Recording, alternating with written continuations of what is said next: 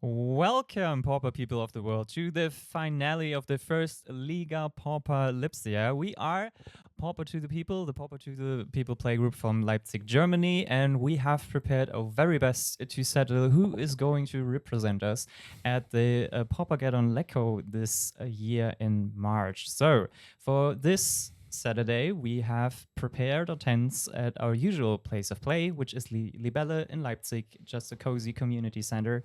We have a lot of technology here to stream for the very first time, so please bear with us. Like, we know there was a delay and such, but we should be ready now to go very soon. We just have a few more things to note, and maybe first of all, hello, welcome. My name is Felix. This is Jakob. Nice to have you here. Yeah, I'm really excited, guys. First time commenting on a stream, so also bear that in mind. Yeah, that's gonna be very interesting. So, hey chat, of course. Anybody at home watching us, very nice for you to tune in. Maybe out of our playgroup. Not around the world. If I was able to say it in Italian, I would. I think something like "Saluti all'Italia" or something, but I can't do the pronunciation. I'm sorry. But greetings to like our folks over at the Lega Pauper Italia, which we are officially affiliated with. So, what have we been doing, Jakob? Yeah, we've had a pretty exciting autumn and winter actually, playing the league for 6 events, 42 players overall, 58 unique decks. So it's like a brewer's paradise basically. Oh yeah. And we got 796 ranking points basically throughout the whole thing. I'm not 100% sure what does it mean. Yeah, Um, it does. It's just a big number and feels nice to say it. No, but we started from like bi-weekly casual popper nights, and now we have like this. We had the urge to do something a little more competitive. I mean, popper in itself is like a competitive format, so it was just right to try to set up like a regular event and to kind of go more into a tournament structure.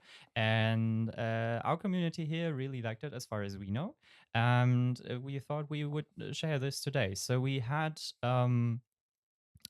interestingly enough, we have one weird quirk in our system, which is now the, I guess we can call it now the Lipsia special. it's a twist.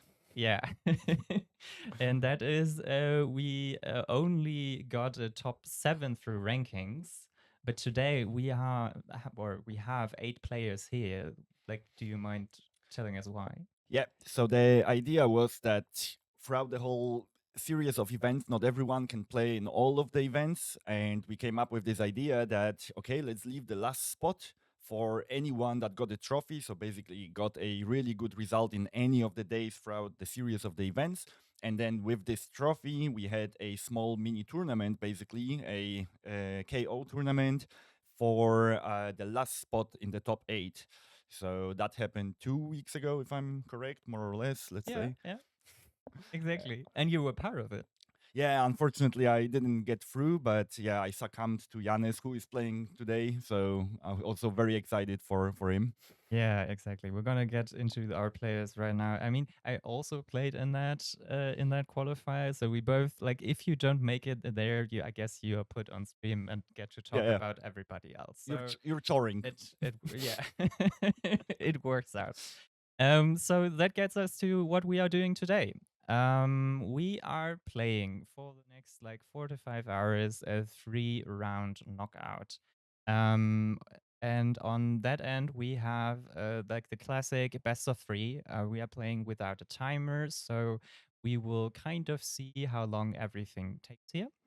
And yeah, other than that, I think we'll just look at what our players are bringing to the table. So we have Marcel versus Janis. That is very interesting. Yeah. So we have a grindy matchup. Grixis Affinity from Yanis versus Marcel's Is It Scred Control. So yeah, that's going to be grindy as hell. Yes, and it's kind of David versus Goliath, right? So Marcel's been around for a while and he's like tournament ready, definitely. He has also like the pick into the meta here, like Is It Scred is probably one of the favorites for today. And then we have on the other side Janus, who had a really, really good run with slivers at the start of the league. You see the 5-0 there, the 4-0 there. And from there on, he qualified by getting a trophy at that day and playing through the wildcard qualifier. So he has more tournament games, won in the end, maybe, or not won, but played definitely.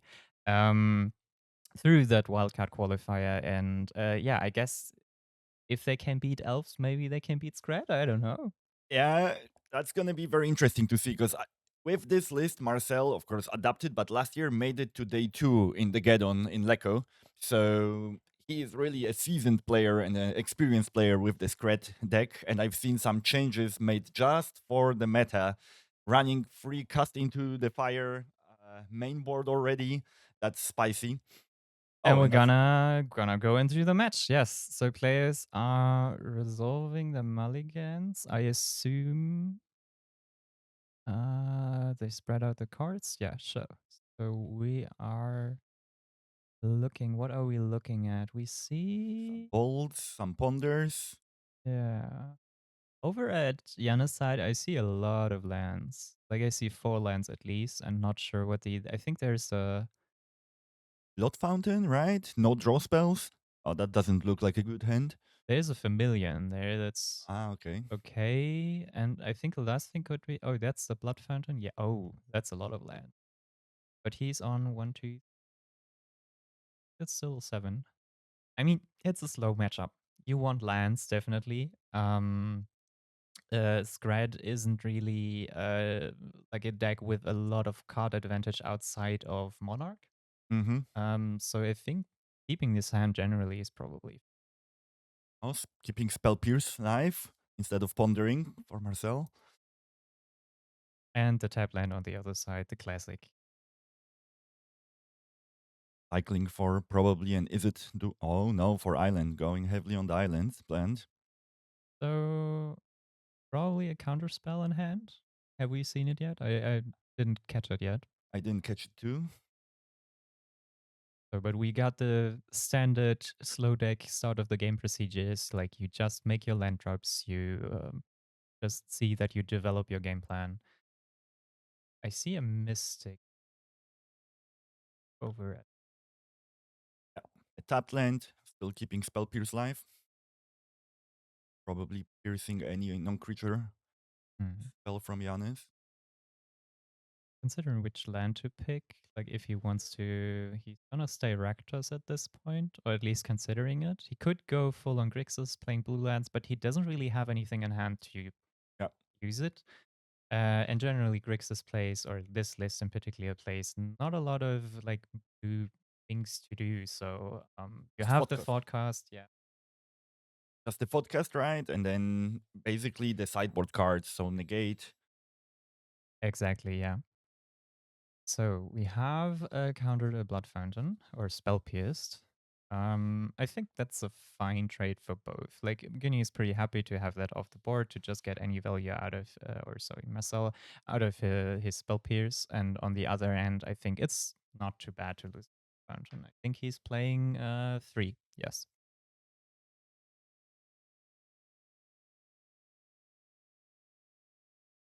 So we are still pondering on that side.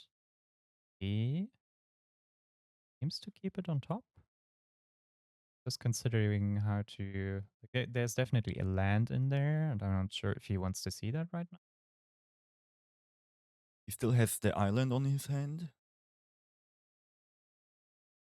And he also has his colors already, so he's not like sure, maybe you want a second red source or like a double lightning bolt turn at some point, but on the other hand, Giannis isn't doing anything either, so we're gonna be here for a while, folks. I hope so. Please grab yourself your beverage of choice if you're just coming in. We're gonna have a little bit of time before something's really important is happening here. But for now, we're just gonna have blue mana open on the one side and playing lands on the other. Island go. Yes, that is magic. So we probably want to resolve in. Is that a wellspring? No, it's a it's a mirror enforced. That's still a little bit off. You would definitely like to get that refurbished onto the battlefield, but you can't just play it into a counterspell. So, gonna do the thing. We play the island and pass.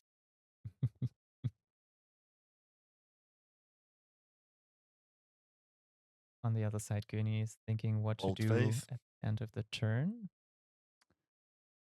That's interesting. So they are not considering, like, they really don't need extra interaction for, like, the creatures that Janus is playing. Yeah, I think with Marcel's deck actually running Breath Weapon main board and casting to the fire main board, good from the mass removal side of things. Exactly. Oh, That's a good ponder. yeah. Definitely, like, there was Cast into the Fire there, which is a 2-mana spell that exiles an artifact, and that hits the lands of Janus, specifically like the tapped lands that for 2 colors, which are indestructible. So the usual destroy an artifact acts don't affect it, but you can exile it. So that's probably. Understandably up. Yeah. I mean, on the other hand, your Grixis would know also. I think there's no odd copy of, like, I'm blanking on the name, but that 3 mana, tap 2 artifacts. yes, exactly. Because it's not played anymore. Metallic Rebuke, that's the card. Yeah.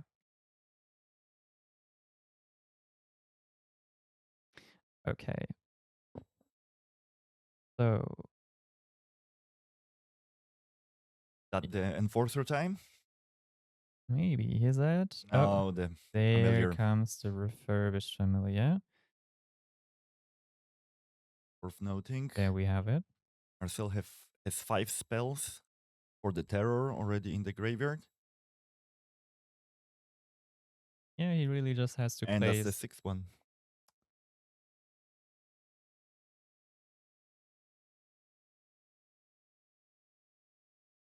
Where did it go though?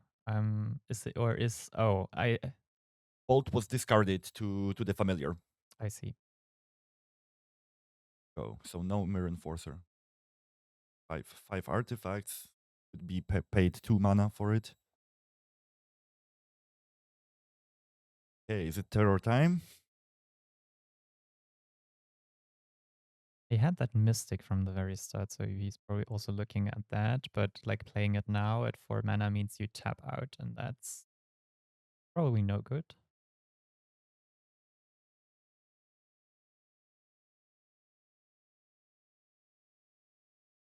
Arranging his mana, so he's really thinking about it. He's really Yeah, turn 5. yeah. Finally, something is really happening.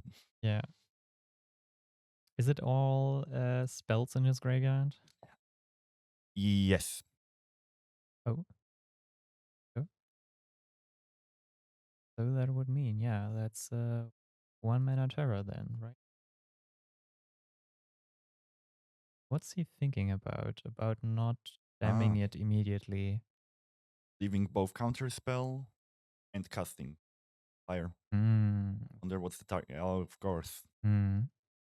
That cuts Janus off red mana. That is kind of awkward. He might have a dispute or some sort of artifact sack effect in hand, but he does not. That is very unfortunate. And That hurts. that's probably also why Marcel kept the 2 mana for the counter spell to counter that Yeah. sacrifice effect to deny the draw. Yeah. That lined really lined up really well for Marcel there. So Janus still thinking at the end of Marcel's turn what to do, I assume.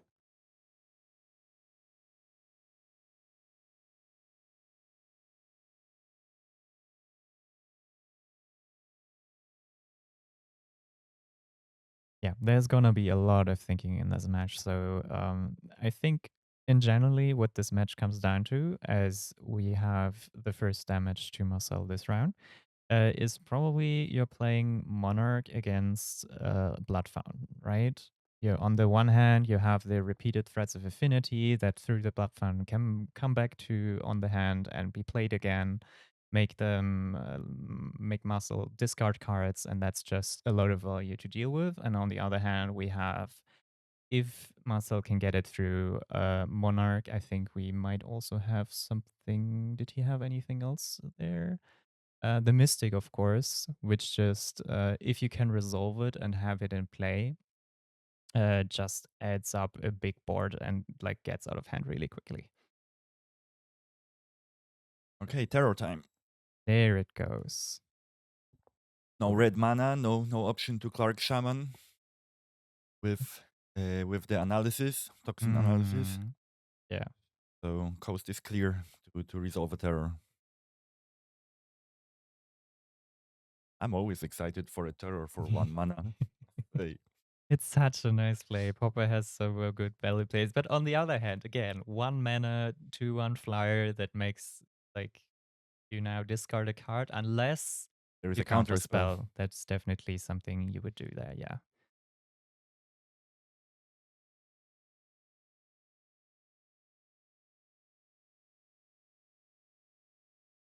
Are thinking again. Janos is cut off red mana, and I think did he have a Gulf Blast in hand? I'm not quite. But I'm seeing a red land definitely. Yeah, there is a furnace, and now we can see also an is it duo. Yeah. So he's back on red if he needs it. Apparently winning the race. Oh, and the Kenku. That is very important. Yes. Right, we didn't mention this card. So Kenko Artificer animates an artifact, and if that is an indestructible land, that is now an indestructible creature with a +3/+3 and flying. Like 3 counters are put onto it. If it didn't come into play right now, it could attack also, but he just played it and is hoping that Marcel does not find the next copy of Cast into the Fire. Oh, interesting. Taking 5. So really racing. Yeah. And now Mystic with a Spell Pierce to defend it. A classic play. Yeah. Marcel's reading the room, like if the other party is going for a face, like or like taking the damage into the face, you're probably okay to gem this down.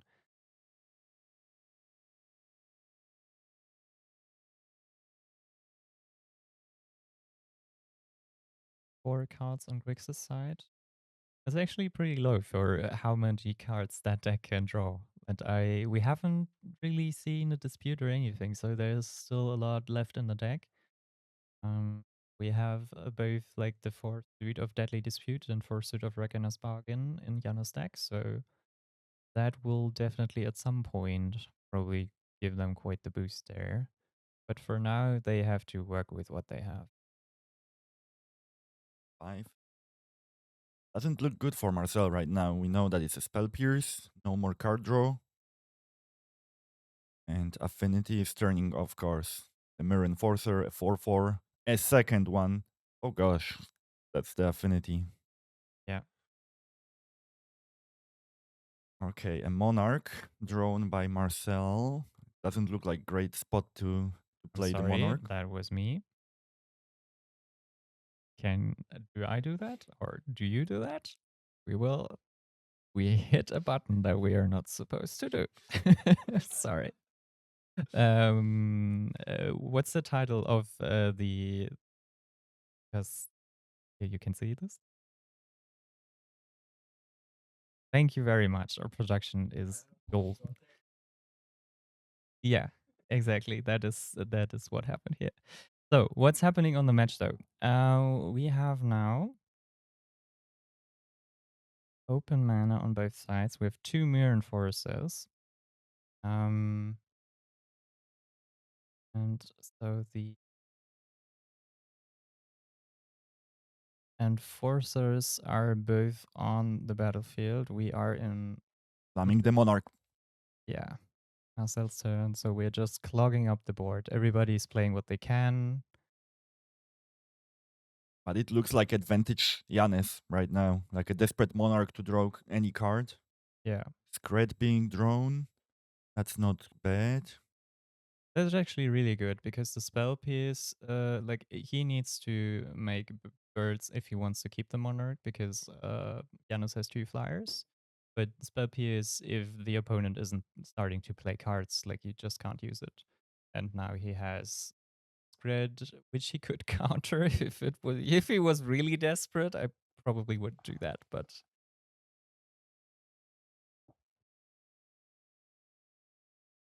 On upkeep scredding the familiar, yes. making a bird.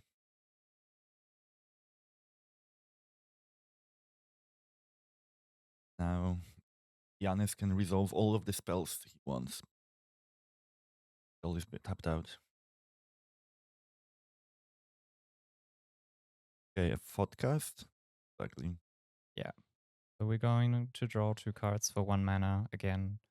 Another cost reduction spell. I think he drew another one. I think the middle, another thought card.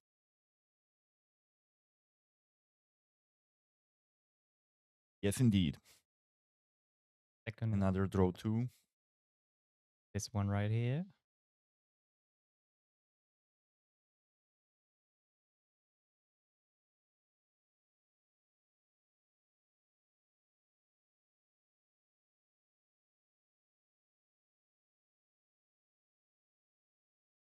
This combat step is going to be really interesting to see how hard will Yanis go in. What are you doing in this? Like it's so tough to like figure out what is safe to attack and what not, right? So you can like, you'd probably attack with the flyer, but it's really not doing anything. While if you keep it as a blocker, since it's indestructible, you can just save a lot of life. But you can't you can't have Marcel get away with like keeping the monarch because that just slowly loses. So that's quite a conundrum. He has more cards though, and he gets to draw. Because other side, while Marcel has with monarch a steady flow of cards, there's not really any. I think he's jazz hands right now, right? The Is he? spell pierce. The spell pierce. The spell place he still has? Okay. So if something, like if there is an opportunity for a non-creature spell that is not backed up by extra 2 untapped mana, playing land. Cards in the hand. Attacking for free, trading with the bird. Basically taxing that one that was still gonna attack because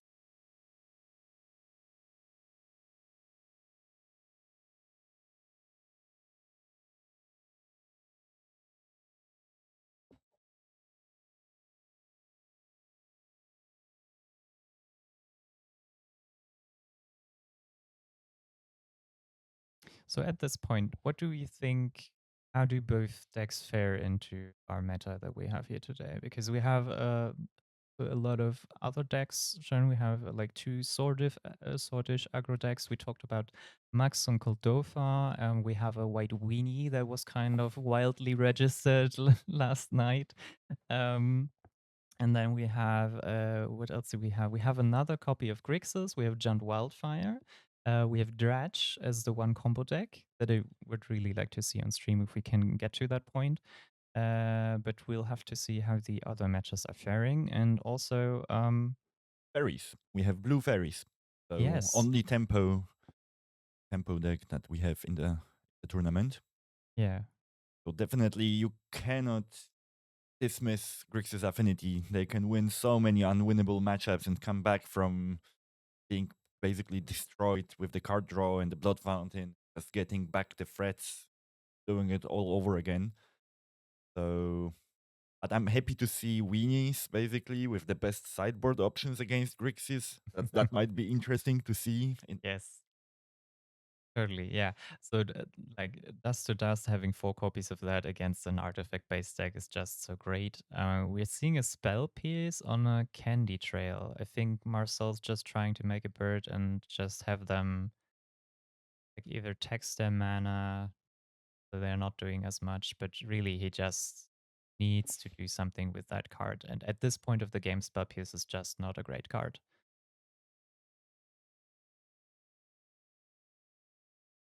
And yeah, Giannis is sitting very pretty. He has the cards, he has stuff to sack. He's just gonna scry on the enter the battlefield effect of Candy Trail, deciding whether they keep cards on top or put them bottom. Can't see Maybe that's good for the suspenseful feeling. them. He puts them under. It's not what. So what do you think? What's the card he wants to see here? Like he is in a good position. Yeah, I think like the Clark Shaman with Toxin Analysis that can really clear the board of Marcel's and kind of enable the swing for the win. Because we have a little bit of a stalemate right now, right? Like Mm, Marcel just piercing anything to get a bird. yeah, that's fair. And then we have another Wellspring. Just draws a card on ETB and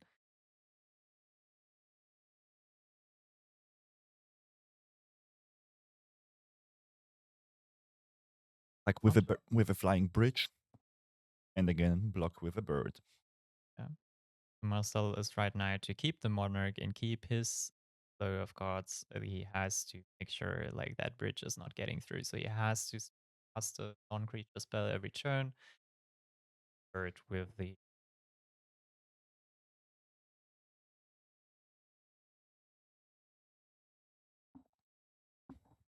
So it's 2 cards for Marcel.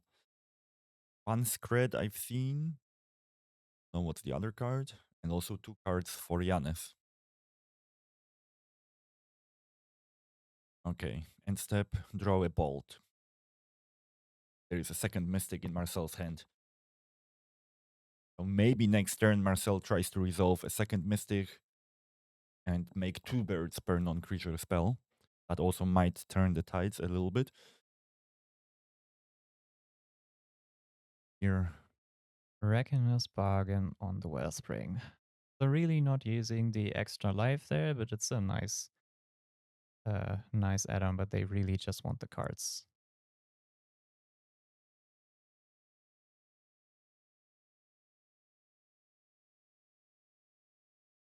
But yeah, it really shows you how strong Grixis is because Marcel has a very good suit of like control spells. He has the Valerian Terror. He has the main deck, 3 copies of Pass into the Fire that could help a lot against Grixis, like in the early game at least. But then just the card draw, the pure value that like, Grixis has. Just see like at this point, like Uni has is cantrips and Monarch, and while he still has that. okay. About to lose one of the cards. mm, There's Lightning Bolt Scred and another Mystic. He's thinking about how is he getting out of this? What are his outs? Because he has to start getting rid of stuff. Like right now, there is this sort of window where there's no blood fountain on the table. And I think help with that. Have it like also not where you, if you have a counter spell. Keeping a Scred and the Mystic.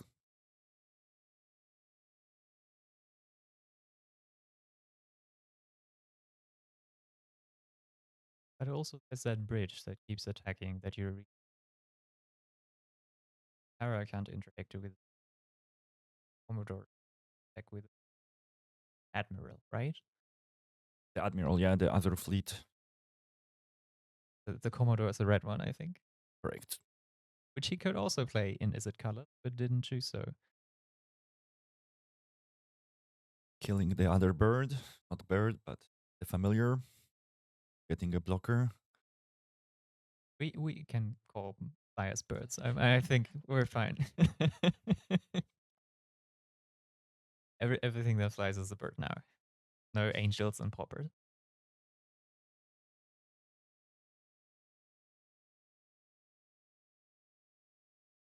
Okay, munitions in Yanis's hand.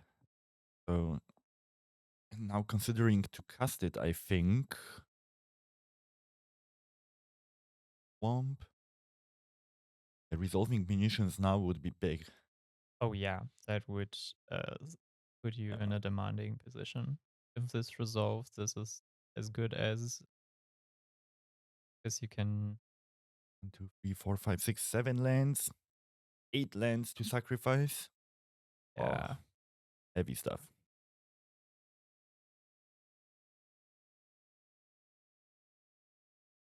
That doesn't look good for Marcel. Oh, and that top deck is also not the best.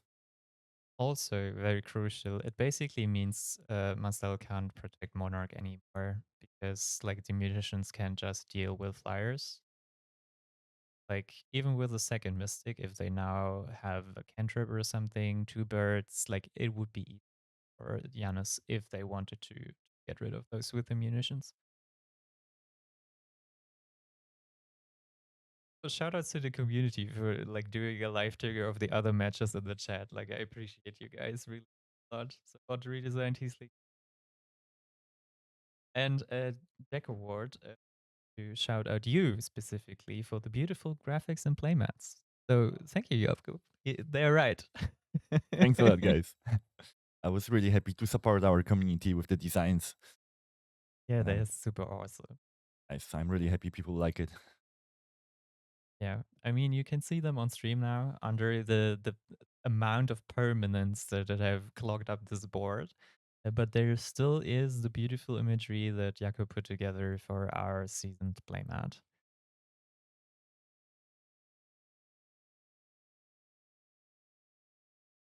So we are resolving Oh, that card draw? exactly. That was Deadly Dispute on the Wellspring, so the pay 1 mana, draw 3 of Pauper. I love it. I would like please let us start a band that's named the Disputables or something. I would love that. Like I just want to play a deck with just dispute. Can we make like a black treasure storm deck or something that just plays cost reducer plus a bunch of disputes and such? Like I would love that. We just balance Felix's claim. I'm gonna say it out loud. Ban Deadly Dispute, please. Oh, fine either way. But I love the card. I'm fine either way. But back to the stream. Actually, there is a Galvanic Blast, if I've seen correctly, in Yanis's hand with the last draw. So it really looks like there could be lethal if we come together with all of the lands, sacrifice, treasures, the artifacts, plus the blast. Yeah, you can see him counting in his head. He's really just concentrating. Yeah, yeah. There you see Exactly. it. Like he's going through, okay, how much damage do I have? How much do I definitely push here? And like Marcel's only on 11 life, and in Izzet colors, that's not going up. That will only go down over the course of the game.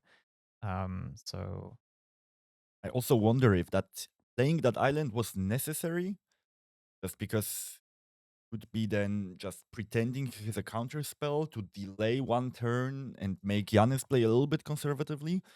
hmm, I mean, I don't want to speculate exactly how he's feeling at the moment, but I assume they're also just they would be fine with losing game one, probably at this. But maybe I'm talking out of my behind. I don't know. Trying not to curse yet. Yeah, that's true. Like when I look at the sideboard of Marcel, there are 3 Annals, 2 Gorilla Shamans, and 3 Relics coming in. So actually, really strong suit to block Affinity from doing their thing. Mm. Strange Blood means just blasting with Galvanic Blast, untapping, and then hitting with munitions. I guess that is the only thing you do. Like, you don't have to play around combat too much. Yeah, and there it It's is. over. Yeah. So that was match one, or like game one. The players get to board now. I don't know if we have a second to up on stream again for you, but let us look into this. So we have on the side of Marcel, 3 null to dispel. Electricity is not going to do anything here, but Gorilla Shaman. Yeah. And then Hydroblasts and Relic of Progenitus. I don't know how many you would slot in. Would you slot in any relics against the Blood Fountain bringing back stuff? Sure. I would like it kind of depends if you would rather have like an nulls to be a bit more flexible or if he really wants to hit the graveyard.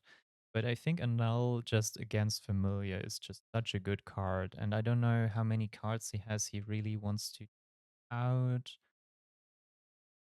Breath weapon isn't really right, so you probably take those out. Oh, yeah. Definitely. Definitely keep the cast into the fires. Long game, probably you definitely cut at least the majority of spell pierces. I don't think you're that. And like probably exchange them for the hydroblast actually, right? Or Annals, exactly. Yeah, Yeah. that makes sense. Being it So efficient, but more targeted. yeah. And And you could see on stream Marcel came prepared. He had his little printout there or like his notes. And yeah, we're playing with open deck lists so that also we can share this with you guys and the players at the same time also have access to this in the sideboarding. While we do see on both sides now, because Janis brought his own sheet as well, that they have some sort of plan for the matchups they are gonna face today. Oh, actually, did we look at the wrong one? Yes, we did. Okay, let me look again. I think though because we have two copies of Affinity, and I think we were looking at the wrong one. But there's really no big difference. Like I think Janis plays a Spellbomb less than Mark, and the other difference was I think he plays the Candy Trails. Well, okay. Yeah. that's most of what's different. Other than that, so he has Blue Elemental Blast. Don't really care about that. About Redbird, right? Don't think so. More actually Red Blast to have efficient removal for the Mystic, for because otherwise it's hard to get 5 life. With Galvanic Blast, you have to do something more. Yeah. So probably Pyros would be better. Negates are fantastic. And there is a Spell Bomb. Yeah. So, what else is on the menu? I think we didn't see the Krark plus Tuxin combo. I don't know if it does a lot. I mean, generally, like the board clocks up and it's just a really efficient way to clear everything. At the same time, it's probably very hard to resolve.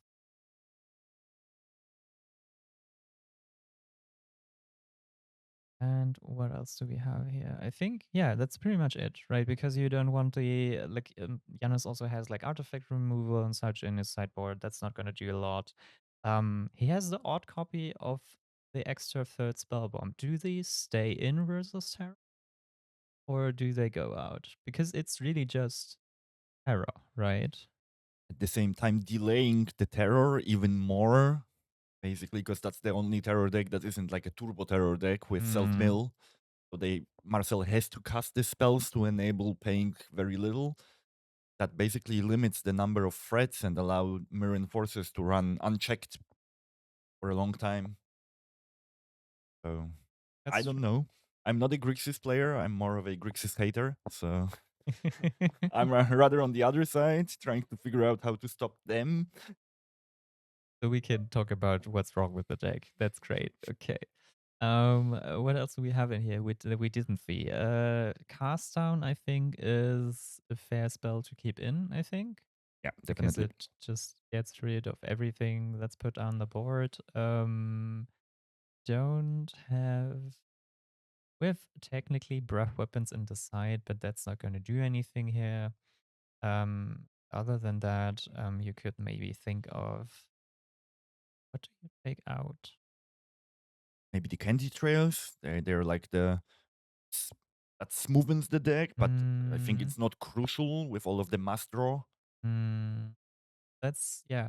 I from my personal experience playing Grixis, like a 19 land deck without cyclers, just and without the usual cantrips. I think that is why the candy traits are in here to kind of Hmm. ensure that you don't have to take as many mulligans for this. And I think it's a good idea to have them here. And I don't know how comfortable they are if they have the main deck to put them out, but it would be definitely a card that, in just general value in the matchup, isn't that strong. But yeah, I would very much like to look into the players' heads right now and know what they are Oh yeah, thinking. definitely, definitely. We can't do that. We can't make them show our hands, so it's only what we get to catch and see. We can tell you. Okay.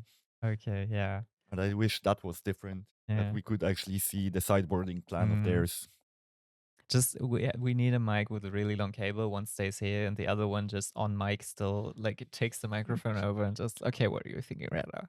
That's not gonna impede the tournament at all. Yeah. They're gonna be like very much in the game still. Sure. So what is happening on the side? We have community reports in the Twitch chat.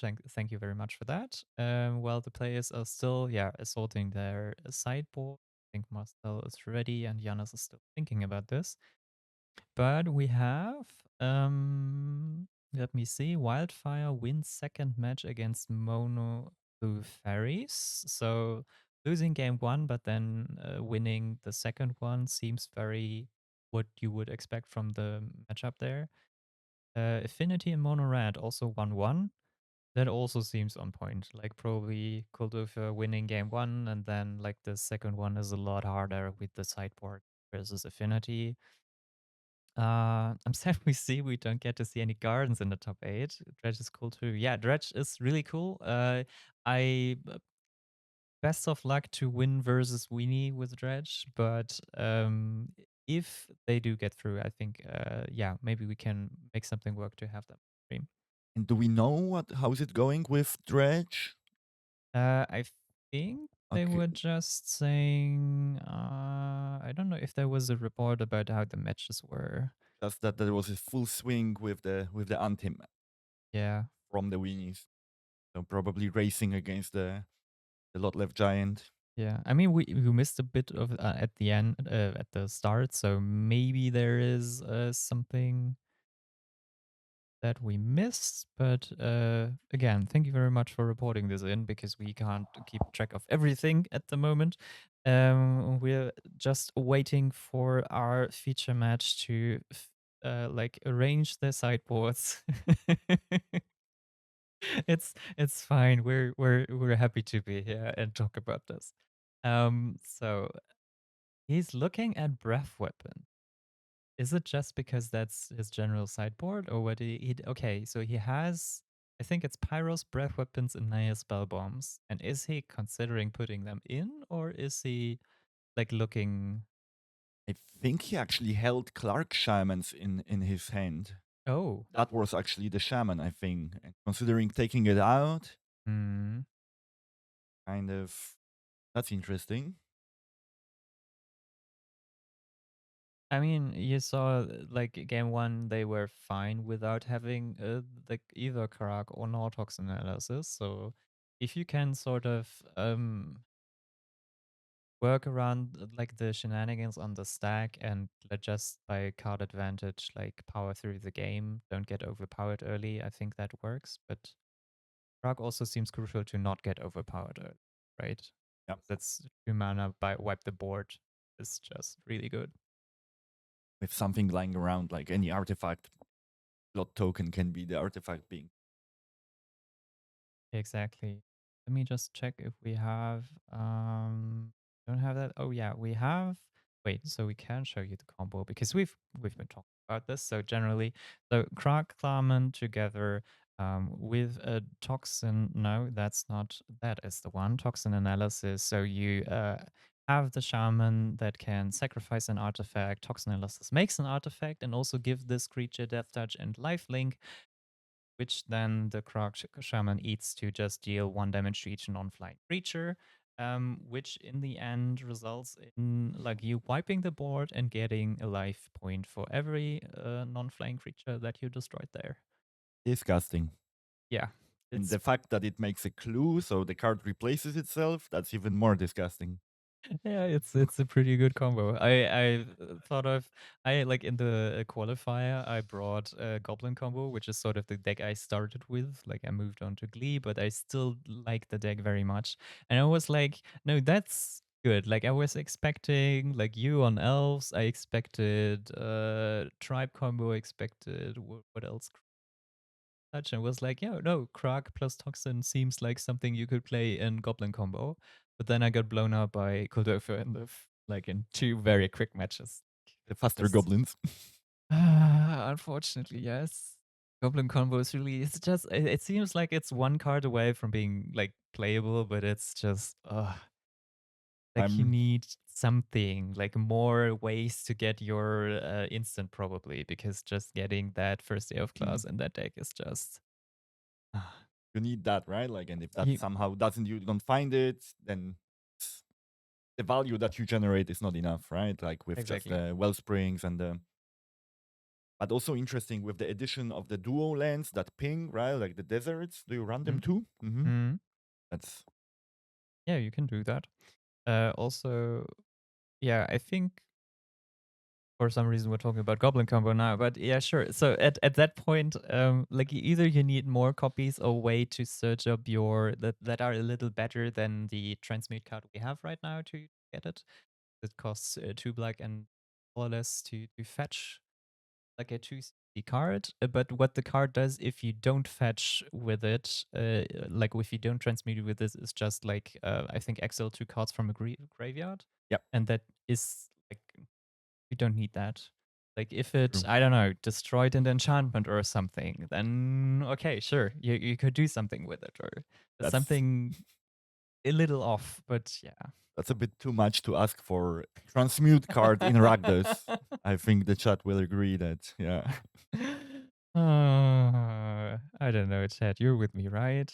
Goblin combo needs some love, like something. We're already playing like more like combo cards that you really want to have in there, so the deck is just also just not quite flexible. Which is what I really like about like playing Golgarically, which I'm on now, because you really just need the 8 cards for the main combo, and then everything around it supports it, protects it, makes sure the opponent doesn't get to faster removal and such. Like you have so much space if you just need 8 cards. Yeah, that's true, right? Like with the Tamio safekeeping or Vines of Vastwood, whatever is being played, and Duress as the defense plan, pretty tight. And also the list with those zombies that you can sacrifice for either treasure or a -1/-1 counter Yeah, or until end of turn. But like yeah. that can control the board early game, get rid of some really, really good deck. Yeah, exactly. And it seems like our players are now really shuffling up the deck. So they made their choices. Masa is already offering their deck up for cutting by Yanis, and Yanis is very slowly also shuffling their deck. Probably maybe still a bit left in thought after having decided what they're gonna run. Yeah. So we'll see what cards will flip on the table and see on and can figure out what they cut. We'll see. Well, on the play, Janes on the draw. Also, will also decide first if they and there enough lands there. There's Two lands, two cards into the fight. It could but no cantrips. a kind of gamble that with like a spell pierce and 2 cards into the fire, you can control the early game. And I think there was a terror in there as well, right? So if you actually are allowed to hit bridges, exile like 2 and turn 2, turn 3, keep up spell pierce. Um, that'd I- be a good start. that would be a good start, but also I wonder if Kenko is still, because it really did a great job for Janes, the Kenko Mm. Artificer animating the bridge, and then I just wonder whether you should keep at least one of the cast into the fires or that bridge that can get animated, or counter spell for Kenku, but you can't have it all the time. So So it seems like Janus did not like the hand. I didn't see all of the cards. There was definitely 4 cost stuff in there, maybe not enough lands, which would be a very typical Grixis Affinity opening hand. yeah, I also didn't see lands, so I think that was an easy mulligan.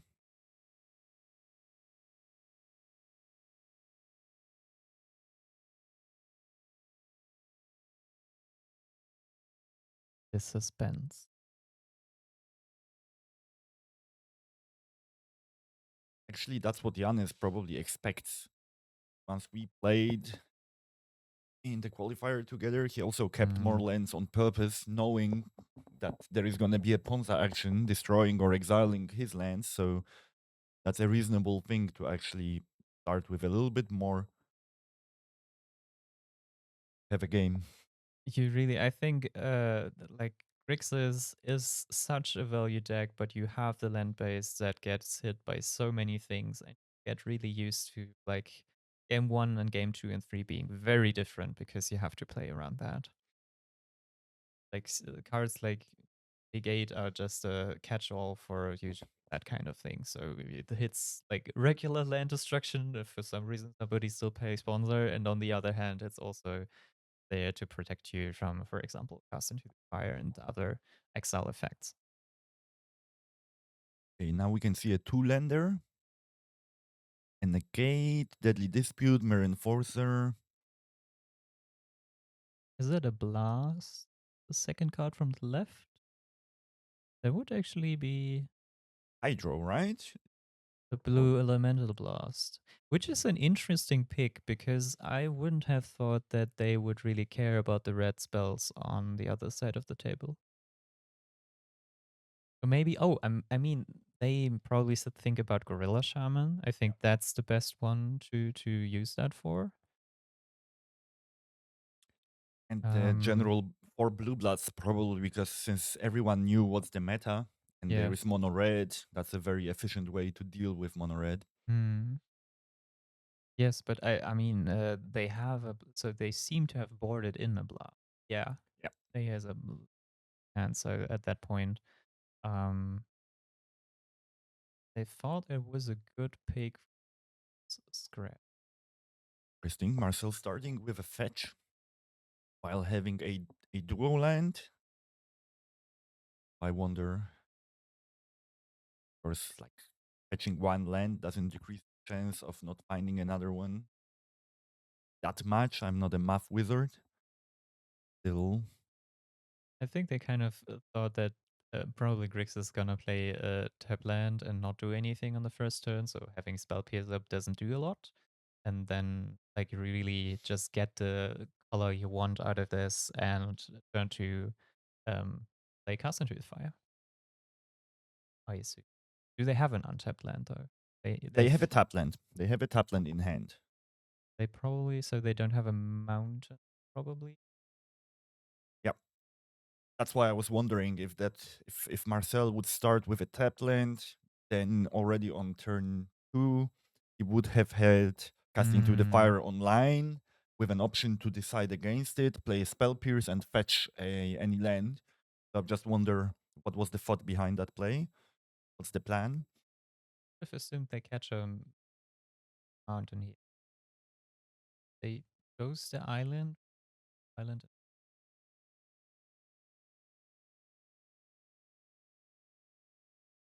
Duo in the hand. Oh, Oh, they so had it. Yeah. Okay. okay. Yeah. Sorry. That Yeah, that makes sense. Yeah. That just yeah. And on the other hand, there's nothing Janus can do there, and you can kind of see it coming. okay. So I misinterpreted that mountain for a duo land, basically. It is kind of bluish. Mm-hmm. Again, like I've seen people like playing specifically like weird like off printings that are legal to just throw people off the color. Like I think there now with Ether Drift like yellow cards. Oh Wow, Ponza, full on Ponza. yeah, that is brutal. So Now a blue land. Keeping open the blue blast.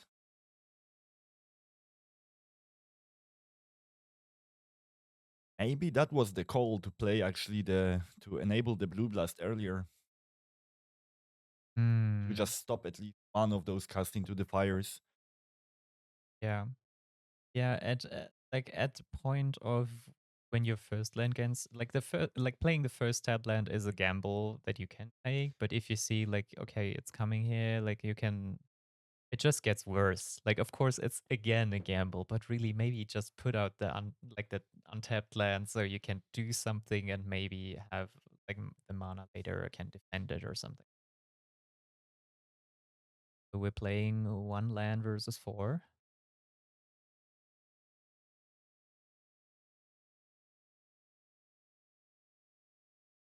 But that puts Marcel in a pretty commanding position. But Grixis isn't really out of it because, like, that is two copies of, in that case, land destruction. There's probably going to be two Gorilla Shamans in there to deal with something like the Seed of Synod, the blue land that you see here on screen. But other than that, if, like, still keeps finding lands, like, they could be okay because nothing has happened on the other side other than land drops.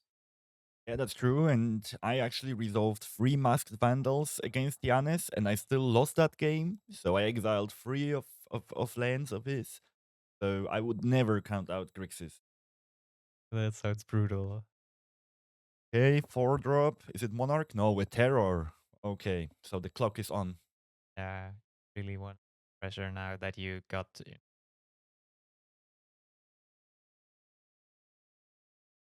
Doesn't look like a land for Giannis. So like a 4-turn clock, basically.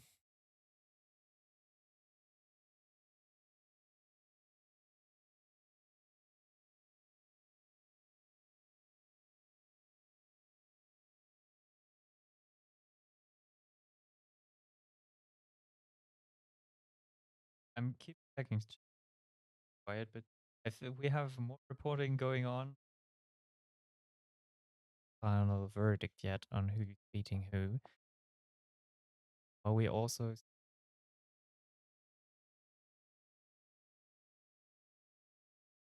have that one blue mana and are staring down a bit. Not a great position to be in. And isn't it that just a discard step right now? 3, 4, 5, 6. Yes, that's a discard Uh, step. Actually, Giannis is choosing what to discard. That's Pretty hardcore. brutal. Yes. And the dispute. That's not going to do anything here. Okay. So it looks like we might have a quick game actually here. Already on upkeep. Marcel is considering fetching. No. Just gonna dump the next Back for 5. turn.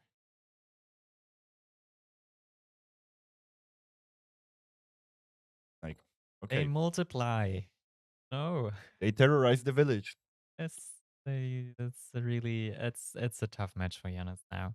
Like it's like Marcel took the gambit of like being able to land destruct and they won. Yep. There is nothing much you can do about that. There's just like how Oh, some third of these snake. matches Okay. go. Just Okay. adding salt to injury with the third snake. Is he like Oh no. is he offering a concede? What was that? I think so. I mean, I have the third snake in hand. Do you want to see it? Should I put it down? Do you want to play this? Yeah. It's And over. they're creeping up. Okay, so Giannis, focus. How like what are we doing there? That was Um, rough. That was really rough to see that. yeah. And I mean, he kind of had the like. I get now what the blue elemental blast would be for, which is cast into the fire. But I guess he didn't really play to that out. Like he could have just put down the blue land to sort of deal with that. Um, I wonder if actually this land would have been destroyed, so exiled by cleansing. With so would that be the choice to hmm, exile that, or would Marcel keep the exile effects just for the duos that are hmm, indestructible? That's just speculation. I don't know, yeah. but I think there is a better chance that that Marcel would have left it on the table because of the gorilla shaman, right? Like you can really use the cast into the fire for things that are otherwise not removable. Yeah, totally. It would have at least like just the presence of the blue land and the chance of having a blue blast there would have just slowed down the game a little bit. So Grixis could have been like doing anything with that land at Yep. that point. We have, I think, some of the first results in the other matches, and I think the other Grixis pilot, which is Mark, moved on. So that is uh, one Grixis locked in for the next round. So 2-1 against Mono Red.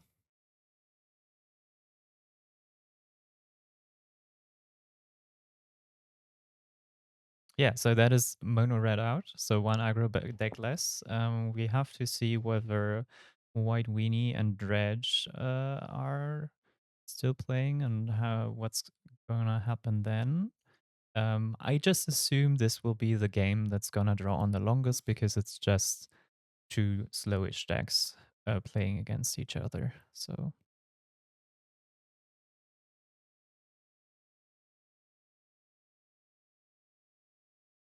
Ayan is making some changes to the sideboarding.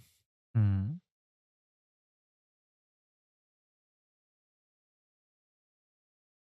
Reconsidering. He has a really nice shirt though. Where did he get that from? And that was the prize for the qualifier. Oh, true. Yeah, it was. So very nice of him to show it off today. Yeah. So, I mean, Yanis really is the wild card in here. He has good chances in this matchup generally. Like we saw, the first game went pretty well, and if he can sort of play all around the land destruction, then we can see uh maybe if he can still push through with all the card advantages that Grixis has over just Monarch on the other side with its Scred. But it's also impressive to see that the sheer card quality on the Scred side allows them to resolve Monarch on turn 4, turn 5, and then before just use the cantrips to actually find the necessary cards. Exactly. And it seems they are, no, they're still considering. What we learned so far that the Dredge Weenies matchup is still going. So we are in game 3. They are 1-1. Also good to see that everyone is basically going to the third game. I'm always excited to see that. Like we have a story there, not just someone blowing someone away with a 2-0 result. Yes, exactly. And since we're playing like knockout today, like losing the first round means you're out for the day for the finale. That kind of sucks, but having like all the time you need to play 3 games and to really see who comes out on top, I think that's still enough for a good experience for everybody. So I think we're still considering sideboard cards. So considering whether to cut Blood Fund, or did they cut that before and considering putting it back in? Deadly It's a dispute cut. Interesting. Spell bombs are cut. Spell bombs are out. A toxin crack is out. So going So strong with the counter magic plan. yeah, probably even putting in all 5 blue elemental blasts, which is a lot, but it could be the key Yep. to like not being land destructed. Find one, resolve one of the blue blasts, and then keep one of the lands. Exactly. That also puts up the value of a blue mana at the start of the turn, at the start of the game. So you would really like to see like the untapped Seed of Synod at the very start. So you have something to immediately respond to. Yep. Still having some discussion with our judge on all over there. It looks like they're having fun. Yanis was laughing just a second ago, so that's good. Yeah. Spirits are up. Fair play. Tight magic. Yeah, that's really what we wanna communicate here, or what this community is about. Let's just playing cards with like friendly people. Like this is a competitive format, but in the end, it's all about the fun and like the friends you make along the way. Is what they say in English, right? Exactly. And these are just opponents, not enemies, which is also really important. Mm.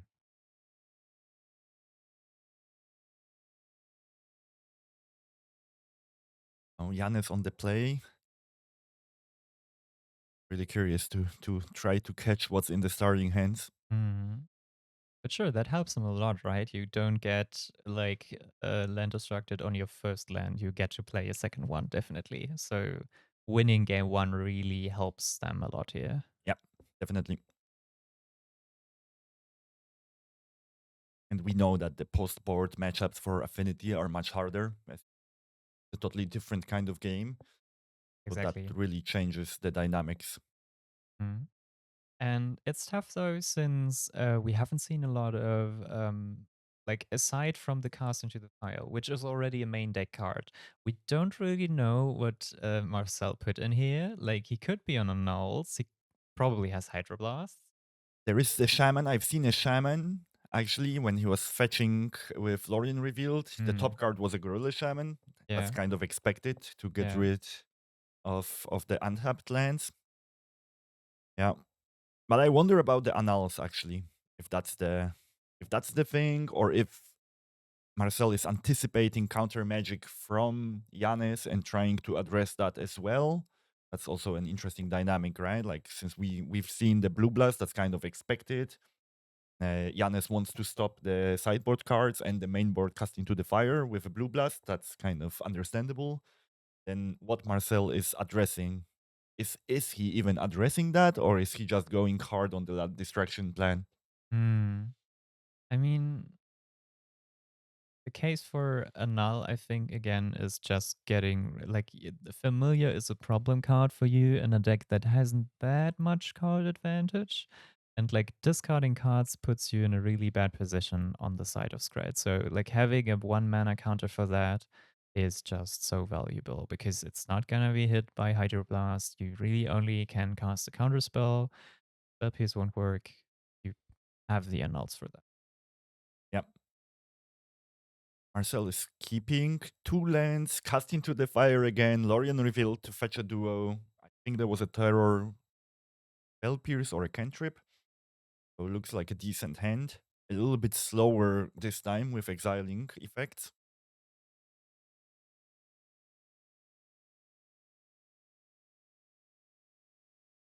I don't know what did Janis do. If it's an instant keep, now pouring some coffee. They didn't really look at their hand, Oh but they're yeah. showing us now. Okay, a duo. Okay, Ah. that's a mulligan, of course. Thanks, Janis. Really appreciate that. Look at this hand. I can't work with this. Do you see what I have to work with here? Okay, but that's also now interesting dynamic. Jan is starting with 6 or even less cards. That makes the fetching a duo and possibly exiling a land on turn 3 much stronger than I Yes. initially thought.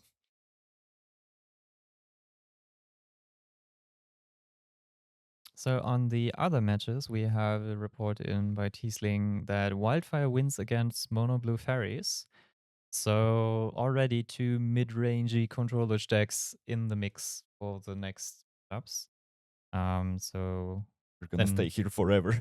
yeah, we have one here, and then the last one will be like top four. We'll have White Winnie, which could also go very grindy, and Branch, which can grind, but I think it makes the game very interesting because there's just like the extra angle around like the combo deck trying to do its thing.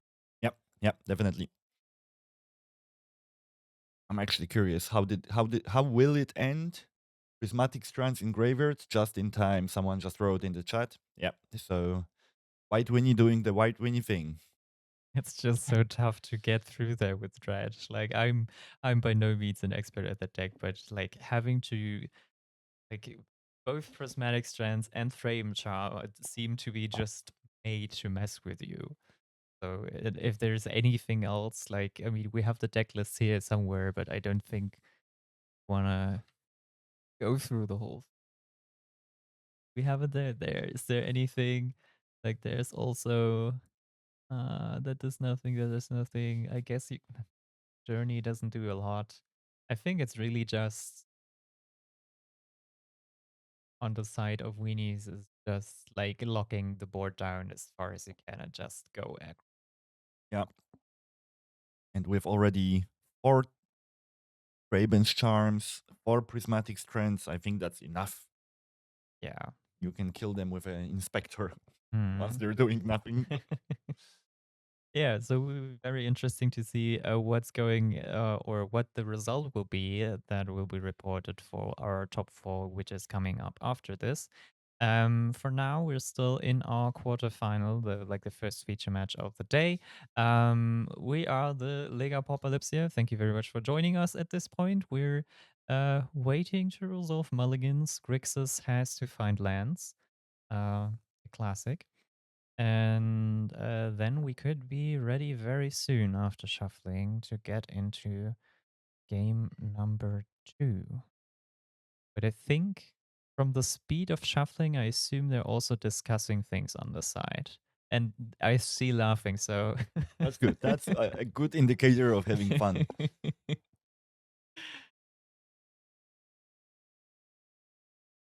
Maybe somebody should ask the players if they need anything in between, if they are already like glued to the table here. I also wonder, right? Like we have 2 games only going on right now. How does the other room look like? We're Yeah, separated. We just see what you guys see. exactly.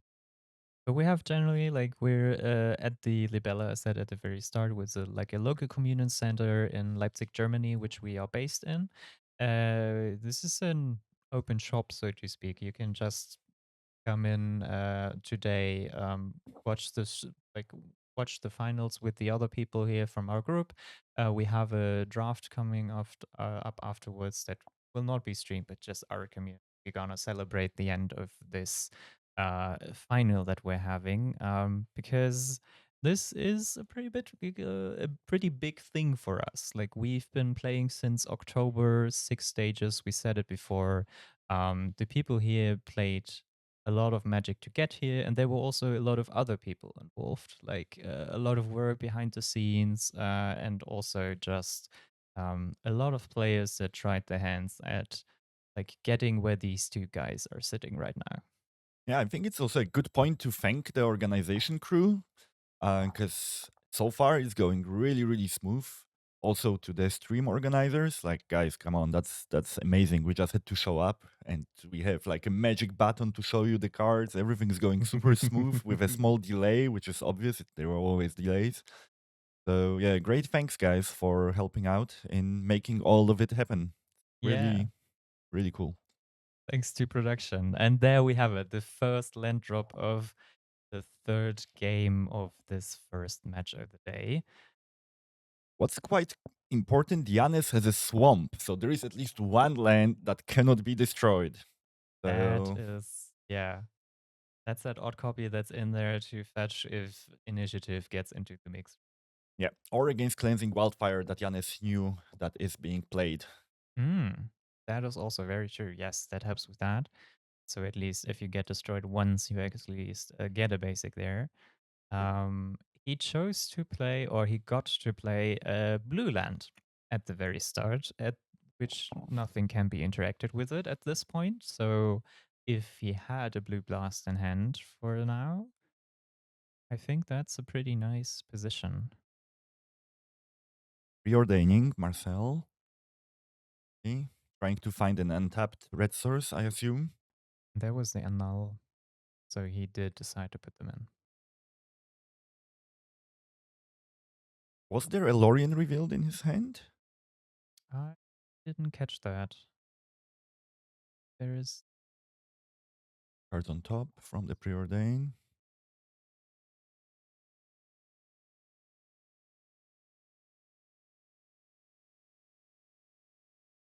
Yeah, a swamp. Playing conservatively, keeping some lands. You- Like PTSD from game 2, basically. yeah. Look, I got that one basic in like 60 cards. I'm just gonna put it here. What are you gonna do about it? Okay, Lorien now. Okay, so I've seen it correctly. But I have to say, Giannis's hand doesn't look that great as of now. So there is Toxin Analysis. There is a Mm, Blue Blast, I want to say. there's a refurb, and that helps a lot, I think, at this point. Just put something on the board, force them to either have a counter or like have them discard a card. Um, but you would very much like some sort of dispute here Mm-hmm. to just get, because they took the mulligans, so they're down on cards. Okay, we have untapped lands in hand for sale. There's the red source, so we are preparing the dreaded land destruction again. Oh, the dispute in hand now for Giannis.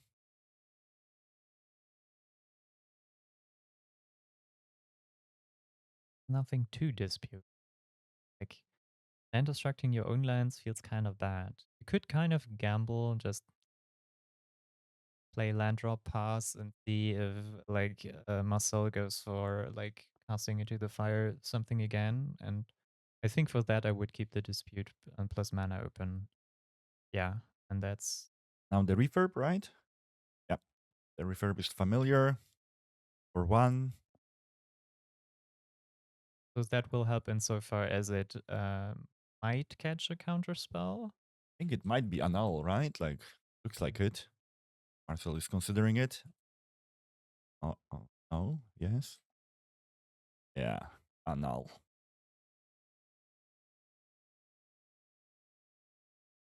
That's Teros Annul, right? Could be. Not quite sure which edition that is, but we're kind of presenting the stack here because technically there could be a red plus hand, maybe, or like a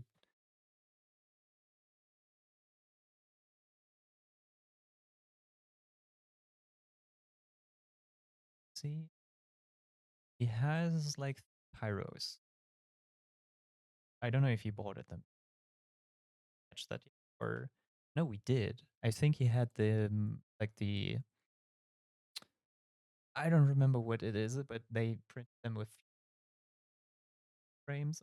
I saw some future side frames and not maybe right now, but when shuffling the deck. Mm-hmm, mm-hmm.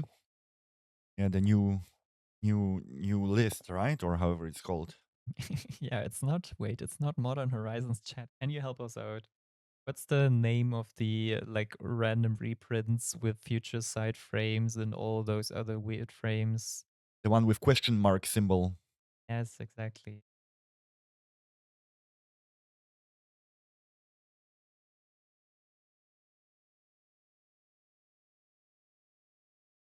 So we missed a little bit of gameplay, but we are now seeing a blood fountain being put down, staring down at Terra.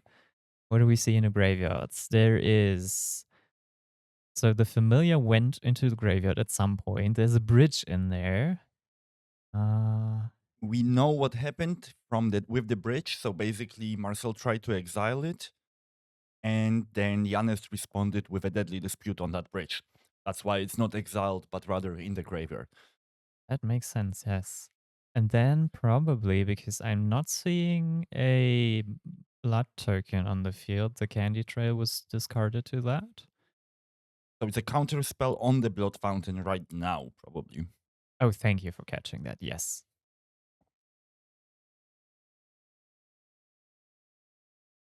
So Janus is considering their options at this point. They have red mana open, so it's sort of there could be a pyro in hand.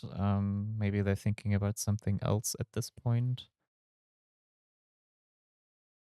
Or whether to use the interaction right on here. On the other hand, I'm seeing, yeah, there's still that cast into the fire, Lorien, that was probably cycled to fetch the fifth land beforehand, and 3 cards in the hand of Janus. Yes. Yes. And sort of an equal amount on the side of Guinea, right? Is that multiple cards on there? We're catching up.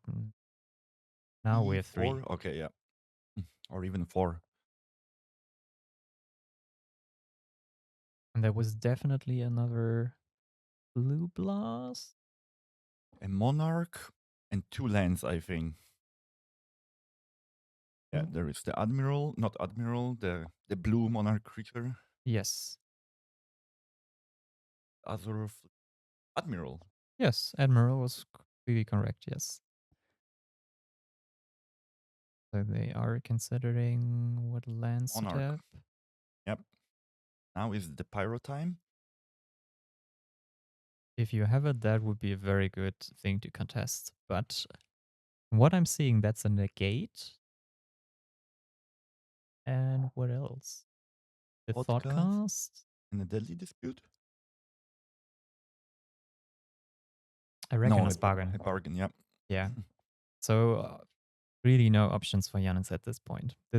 Oh wait, I guess he has the mana, so he can consider I guess drawing cards. But he's not playing Snuff Out, so he can't do anything with 0 mana afterwards.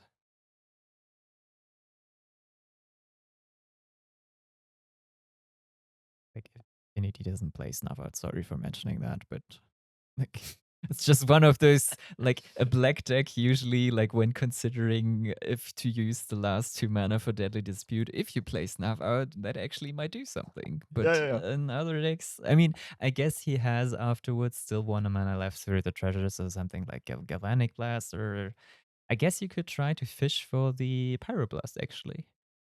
Could be. Oh, okay. Mirror Enforcer in Giannis's hand. Okay, yeah.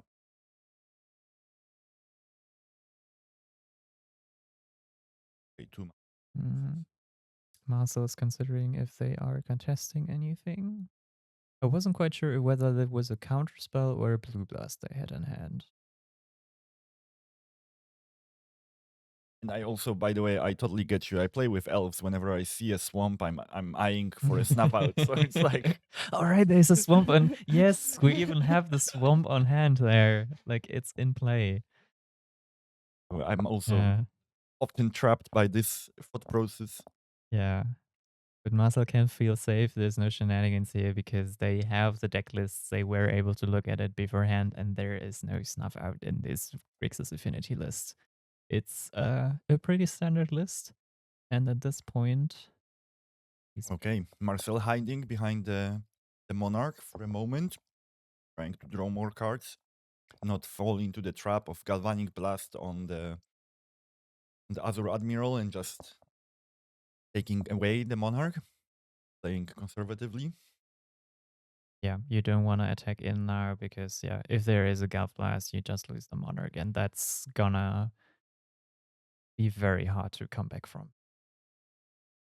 The bargain is coming, just the target is being chosen. Whether there will be 7 life for Yanis for bargaining the Mirror Enforcer. Will he suck a land? Oh, a land, Yeah, okay. yeah. I think at that point, you do want something on the board. You don't want to sack the Enforcer. You're at 18 life. You're fine with that. You really have to fight over the board, and you have some spare lands there to just see. And he would really like some blue mana, I think. And he drew the blue mana now with this. There is a Seed of the Synod in his hand. And then and now a Dimir Bridge. Nice. So Podcast is lining up, not just from the treasure, but sustainable source. Yes. Yeah, exactly. The podcast. Yeah, that's a good one. And he has the extra blue mana through the treasure to like protect it with negate if he has to. But that's unfortunate draw, multiple draws and just lands. Exactly. Yeah, yeah. He's like, oh god, I keep drawing lands. Please stream, help me.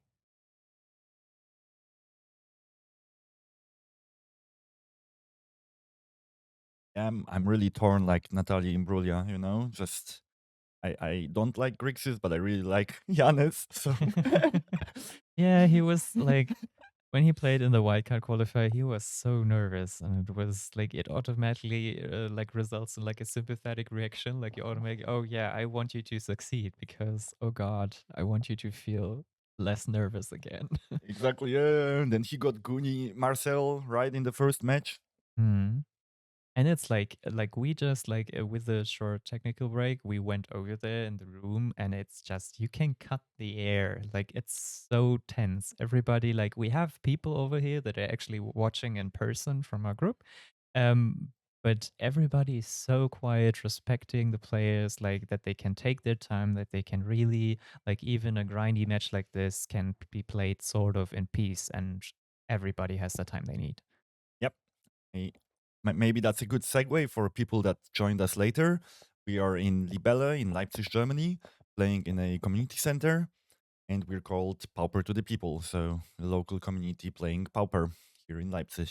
Exactly, and this is the finale of the first season of the Lega Pauper Lipsia. We are sort of an abroad league affiliated with the like probably known Lega Pauper Italia, which is sort of like from a German perspective, it's kind of the Bundesliga of of like Italian pauper, and so they have big tournaments. The next one coming up in Lecco in March, and like the winner of this tournament today gets a bye for the very first round. So these two people are now trying to get into the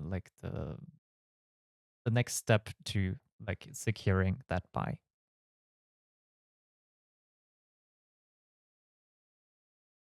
But again, it's a slow matchup, and we have to think about things.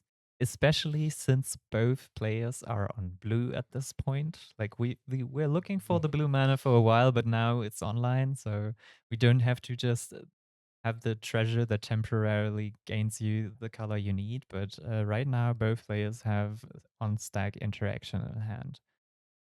Marcel's hand is pretty stacked. I think I've seen a Spell Pierce, a counter spell inside. So, 4 mana. Yanis has to sort of work their way into contesting the monarch, because otherwise they are just falling behind too much. Like Mm. Marcel doesn't have to use his cards at the moment. And that was the 4 mana for the ward of the terror and the counter spell back. Yes. So 2 mana for the cast itself. Then the tarot has a lip up for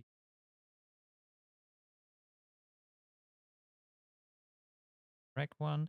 This has War 2, so the spell that targets it is automatically countered unless the owner of the spell like pays extra, which Janus did, and now a counter spell contested by negate. And a Spell Pierce. Oh my, that's tight. 1 treasure. Oh wow. That's a Oh, blowout. yeah, that's backbreaking. That's backbreaking. Yeah, That might be the interaction of this game, actually. most likely, yes. That is most likely like he gets to keep the terror. He like Giannis used so much of the on stack interaction he has. I think he's just sitting on freelance now. Yep. I think he got nothing. And that's a tough spot for game 3. Yep. Definitely. Tapped out by another monarch creature. Oh my. Marcel is cooking now.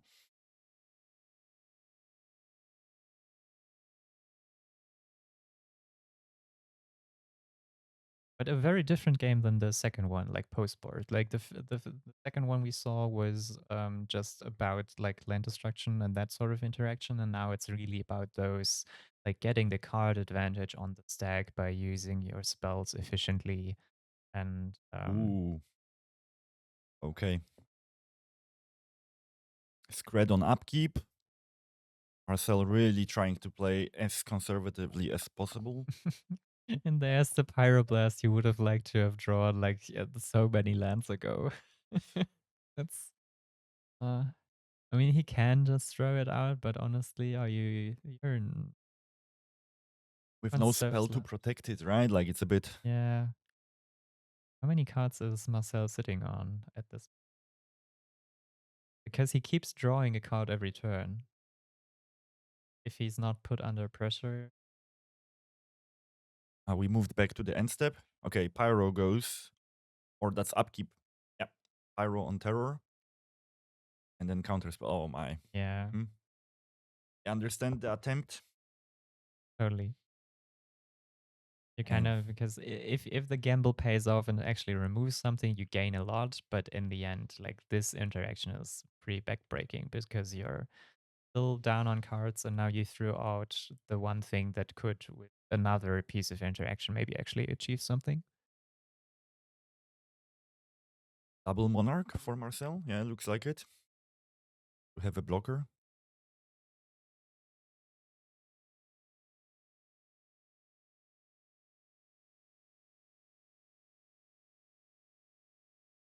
Four mana. Or With a land. Okay. Yeah. Double Monarch. now he has double monarch. Doesn't do anything, but yeah, he has another creature on board, and that is definitely That's lethal. lethal. Yeah. Trying to seal the deal next turn. Very important draw for Yanis. It's a draw spell. Which is good for us and for the stream. What are you looking for? You're looking draw spell into. No, he put out the Krog and Toxin. Like, Yep. that's not gonna save them. But at least a blocker or a Gallblast. There's a Deadly Dispute. But if that gets countered, Yanis is cooked. I mean, like a Blood Fountain would be kind of nice, but that is a lot of mana to activate it and get the Enforcer and refurbished again. He has currently the mana to do that. Gets a second treasure. Oh, there was a land and something. Oh no, Yanis drawing all the lands. Mirror Enforcer, okay. 1, 2, 3, Yeah. 4, 5, 6, 7 artifacts. So Mirror Enforcer is free. So if there will be no Scred, no counterspell, Yanis has one more turn.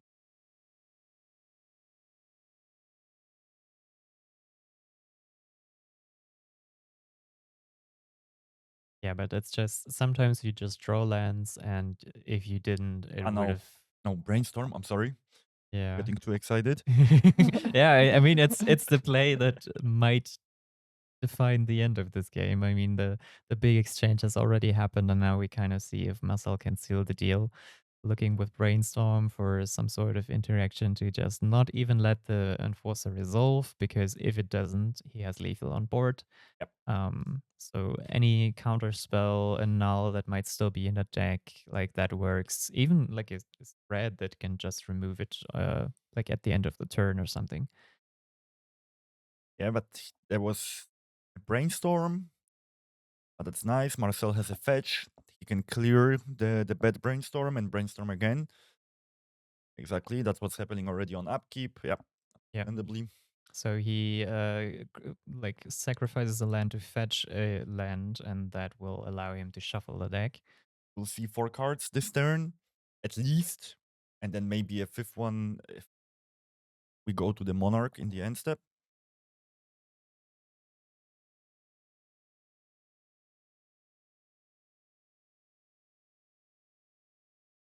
But at this point, the game is pretty much like Janos is just staring down whether like there is any sign of like weakness in Marcel's play. But oh, that's my. no.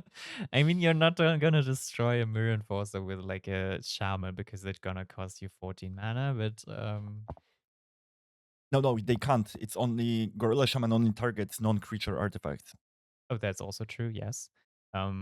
So like the Gorilla Shaman doesn't do a lot other than destroying the treasure, and that one like it taxes you additional mana.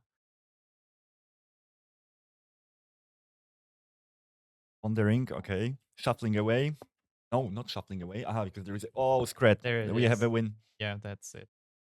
So congratulations probably to Marcel. Yeah, he draws a Scred, he taps the red mana, he points the Scred, and then Janus. There's nothing you can do, is there? Oh no. The wild card is out of the tournament. But still, congratulations to Marcel. Very, very grindy, but very well played match. Like, very good exchange at the very end. They're like countering the cast down and having the backup there against the negate. Like, that really was the last And straw. both had the backup actually for this interaction. So it was like a proper counter magic battle. For the folks that don't play Pauper, you should play Pauper. We don't need free spells. We have a foil, but still the counter magic battles are pretty intense. Yes. And you can see, like, that was also what Janis was thinking about. He wants to have something for those exchanges, putting in all the blasts, the pyros, the negates. He might have left one. I think there is still one pyro or something, or blast that he left on the side. I'm not sure. So But when yeah. I get home, I need to buy those pyros, actually. They I kind of forgot they look were. nice. Yeah, they were reprinted. I totally forgot. And at least in Germany, where we are based, pyros don't cost a little money. Yeah. And with that, we are gonna go over to a break after this very first match at the Lega Pauper Lipsia finals today. We are gonna cool off for a little bit, so stay tuned. We're gonna be right back with the second match of the day. Don't go anywhere, or grab a beverage and then come back. See you soon. And welcome back to the season finale of the first Lega Pauper Lipsia here in Leipzig, Germany. I have exchanged Jakub for one of our players who, I can spoil this so much, didn't quite make it through the first round, but I think you're gonna have a very interesting insights into the deck that we will see on stream in a second. And also, welcome, Moritz. How are you doing?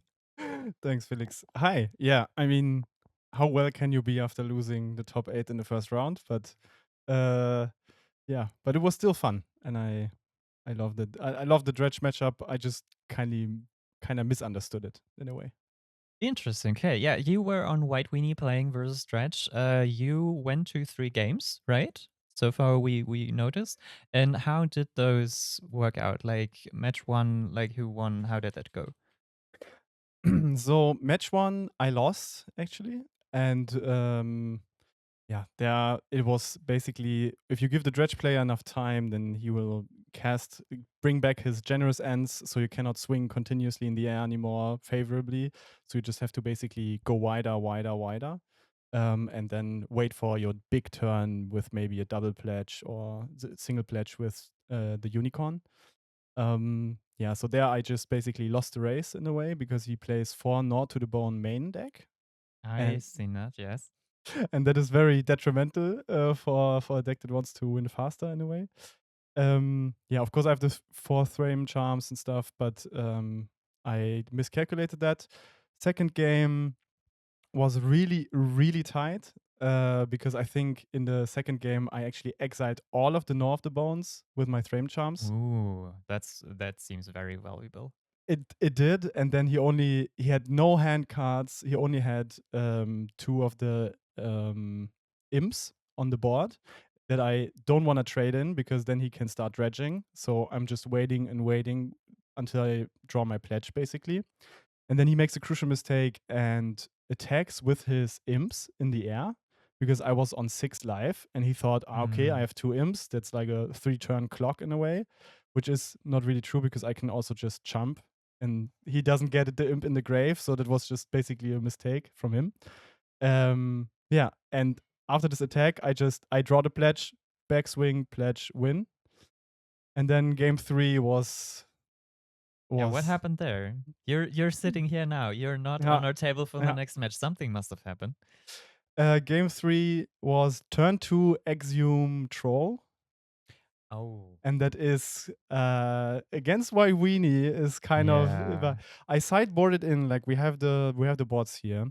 I sideboarded in a lot of destroy evils for that matter. So I had I think 1 Journey to Nowhere, 2 destroy evils, still all of my Thrame charms. So there are options to deal with that. But when it hits turn 2, I don't have a board, so the Thrame charm doesn't kill it yet basically. Yeah, I then at some point drew the Journey to Nowhere, exiled it, but then I was down to he got only in 1 attack. I was on 14, and then a bunch of stuff happened, and I miscalculated how fast the Scrapwork mud can fill the grave if you have an imp in hand. Oh yeah. And he had basically nothing that deals damage in the graveyard. No giant, no dread return, no imp. So then he flashes back the. I mean, he brings back the first mud, dredges, second mud, dredges, and of course, like I'm there. I have no mana open. I'm like looking at it, and it's like giant, giant, dread return, creature, creature, creature, creature, creature. Um, yeah. So the thing I misunderstood the matchup in a way because I didn't like keep my mana open all the time. Because in the white weenie matchup, you just take the back seat because if we look at the lists, the dredge player doesn't play Drown in Sorrows. So Yeah. there's the only like board removal is the Fang Dragon, which only deals 1 damage. So it can kill my birds, but it cannot kill my inspectors. It cannot kill anything other than the birds, basically. Um, so what the white weenie player has to do is just like sit back, play like 1 or 2 creatures each turn, but always keep interaction open. That is both the Prismatic Strands and the Thram Charm. Yeah, exactly. That's really like there seems to be nothing in the board that really deals with you, but I Yeah. guess then does that mean that generally Dredge is like favored in a matchup versus White No. Weenie? No, no, Because no. honestly, I No. think you have the Prismatic Strands, you have the Flame Yeah. Charms. Like Yes. generally, it looks like a good matchup for White, and not having anything to board in. But I guess just having big guys like maybe get in and exhume early, exactly to kind of put on pressure. I can see. Okay, we'll look out for that in like the upcoming game. That's very nice insight of you. How did you like? How did Lucas take it? I mean, it's so funny. The pairing was hilarious because we rolled the pairing at the very start of the event, and I was basically prepared for. Yeah, so where should I start the story? Like the deck I picked, I don't usually play. Yeah, you kind of decided to play something very wild, and I mean, Yes. you are a local like deck diversity guy. Like we had like a little special award at like the last bit of the season to award our 2 players, and you were one of them. Definitely noted there for like deck diversity, playing a wide range, and then even now coming with a completely different deck. Yeah, I mean, so that was my meta read, and I think the meta read was excellent. Like, I know there was Affinity, I know there's Mono U Fairies, I know Yes. there's like Dredge even, which I'm on paper favored. I just didn't practice it. And as I don't play it usually, I just didn't understand the matchup correctly. But I on paper I'm favored. I have like 4 graveyard interactions, instant speed in my main board. And he has nothing to deal with my board. So it's like honestly, I should just play creatures, wait, pledge, kill. Yeah, it's unfortunate because Yeah. like it would have the coin flipped the other way. You would now sit in a match against Grixis, and like for Oh, that, like that seems definitely a favorite matchup also as well. So yeah. yeah, maybe a little upset the Dredge won against the Weenie. But yeah, I mean Lucas, he's our local dredge player. He's really cracked with the deck. Like he knows what's up. So when I got paired against him, I also got the read on his face, which was like, oh, this is an this is an unfavored matchup for dredge usually, but he didn't know that I barely play this. So he doesn't know I don't know what I'm doing. yeah, Yeah. exactly. Yeah. Uh, Yeah, but I mean Lucas is very dedicated. He definitely he has I mean we're gonna go over to the like the match and look at his deck in whole in a second, but he's been like going to every event with Dredge. He plays Dredge. He's really here to do one thing, and that is Dredge. And we can respect that, and I can like still congratulate you to making it this far. To Thanks. like maybe if he wins the event, you can say you lost against the winner, and that's kind of like being in the finals, right? I'll be rooting for Lucas for today. To restore the your own Uh, honor. Yes. Okay. Is there anybody you want to shout out? Maybe, or before you do that, I want to give a thank personally to you for helping with everything here. A reason you might not have been more prepared with your deck and playing might be because a lot of the things you see on here and what we're doing here was like like the whole stream and such and the technical setup. Like you helped a lot with that. And so thank you very much for that. We appreciate really much. I'm glad to have you here in this community. And if you have anybody else you want to shout out or anything you want to say to the people at home or our community, please do so. Yeah, of course. My brother is sitting at the production table over there, and Yeah. without him, this would look a lot worse. If even this would look like anything.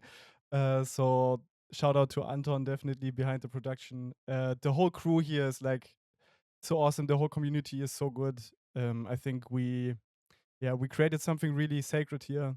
And even though I'm out now, that's totally fine. So just shout out to all of the Orga team and yeah, and Definitely. all the Yeah. players. Like this is competitive.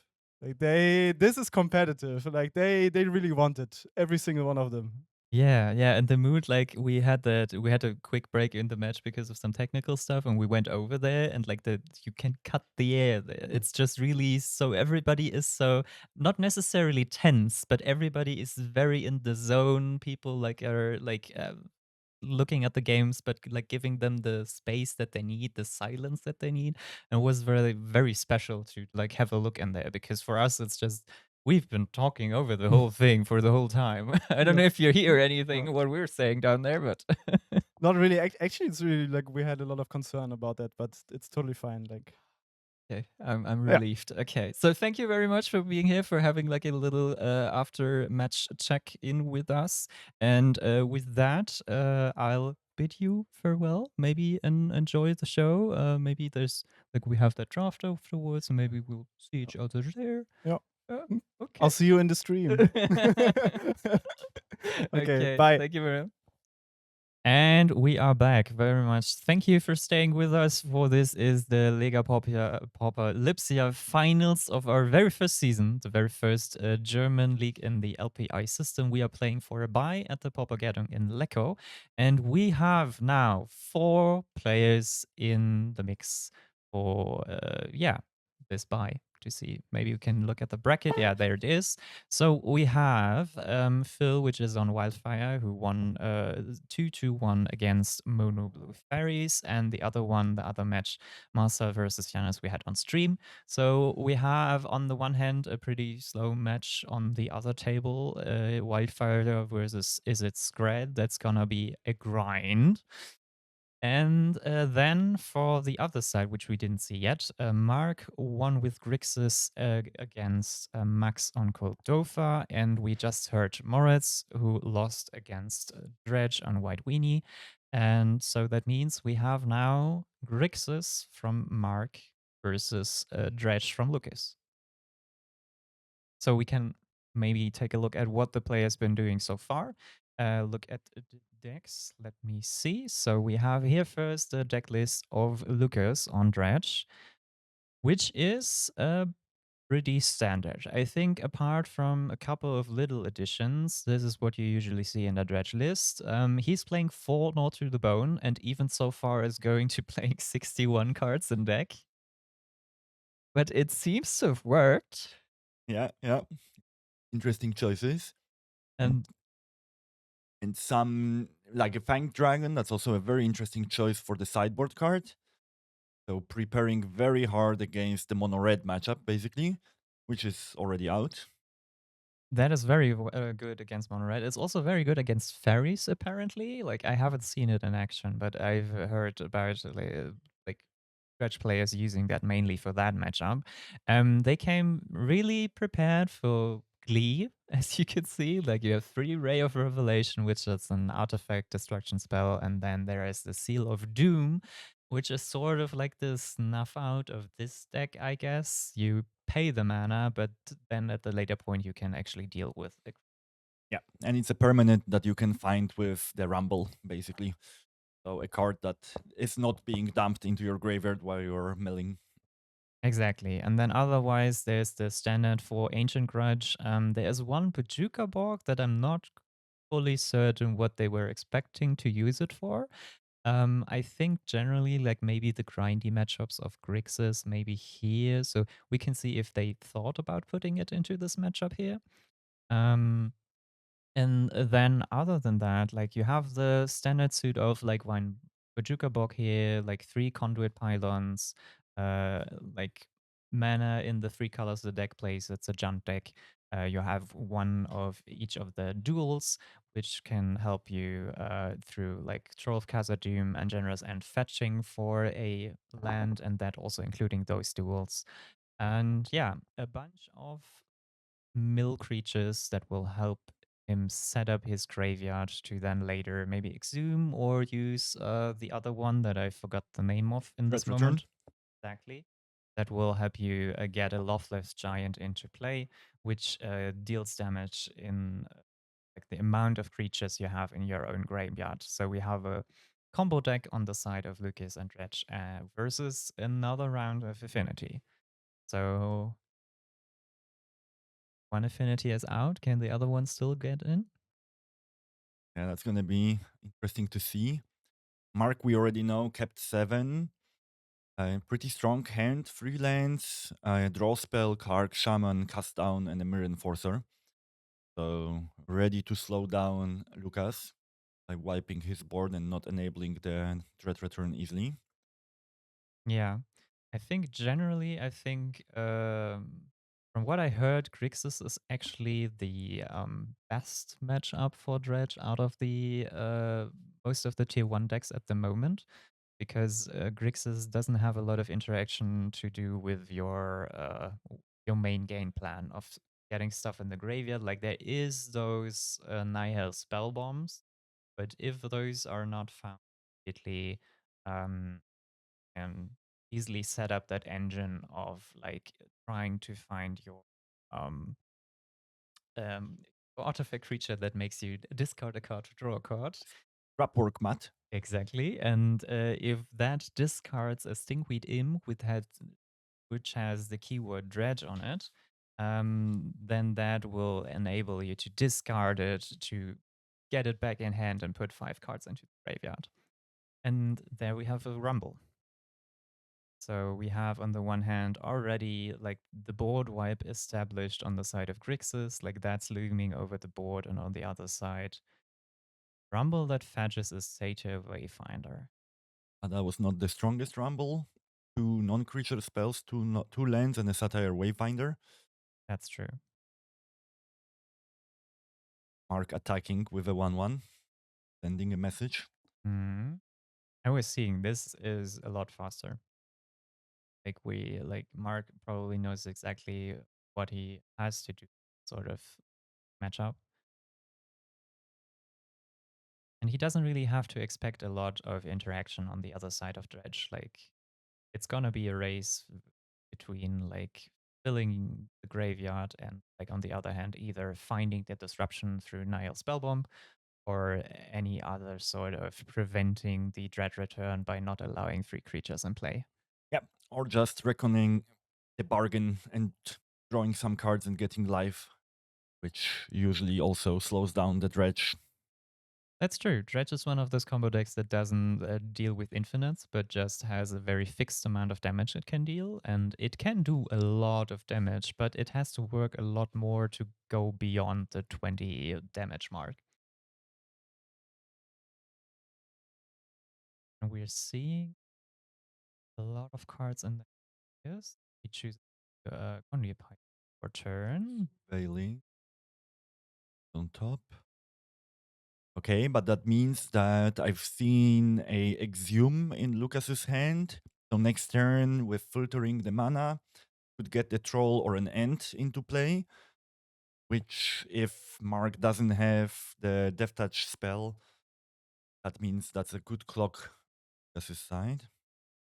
Also, I think Lucas is sitting on a Gnaw to the Bone, and that in this matchup is just like because on the side of Affinity, you could see like Mirror Enforcer quickly, and that puts on a clock that's hard, like that puts Lucas on the back foot, and you kind of try to race as fast as possible. If you have that, at this point, he has a bunch of creatures in the graveyard, Gnaw to the Bone, which gives life of in your graveyard. Let me up for you guys.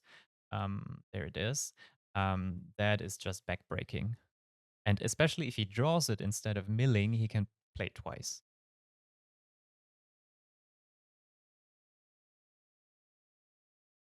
So we are still on Mark's turn. He had played the Blood Fountain and he follows it up. Familiar. Kind of helping Lucas a little bit. It's not really great to play in. He's considering the Scrap Word mod. So that's a creature that you can still like play from the graveyard. With it. Is it actually called also Exhume? I'm not sure, but the Unearth. That's Unearth. what it is, right? It has the name of some card and it is Unearth.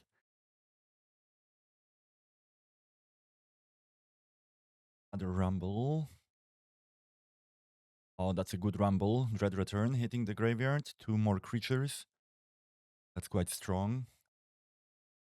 So now I think I understand why the discard familiar was played, just so that the Mirror Enforcer is coming earlier and cheaper.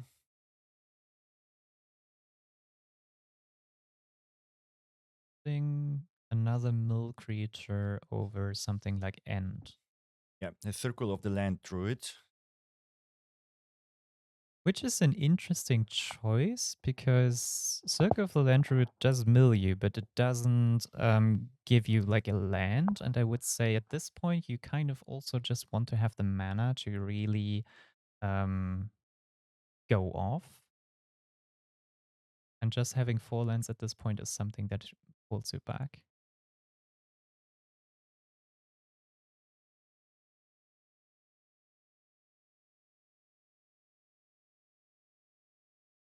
So we are considering what to do with that. Play a Scrapwood mod for 2 mana. We have used one of the Eldrazi Scions. Oh, discarding a giant. Oh, 8 creatures in the graveyard. 9 creatures in the graveyard, actually. Yeah, that's a big threat in the graveyard. Let me pull it up for you. That's the one that deals you the damage that kills. So, and we're putting an Exhume on the stack. I don't know if there's anything Crixus can do about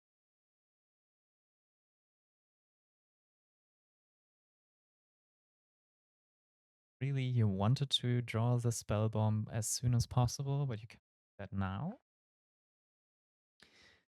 Other than that, maybe he's thinking about wiping the board. Because there is a Dread Return in the graveyard.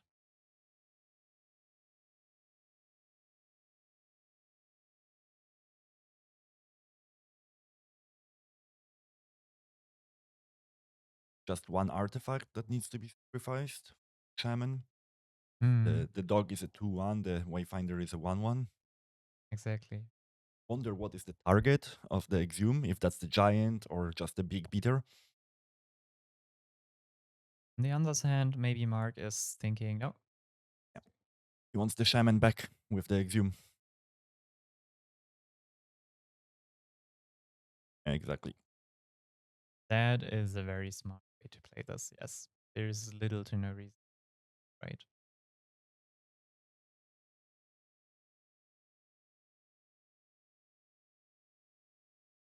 But on the other hand, the 12th life, so the love life, definitely hurt. Having it die and get into play again one.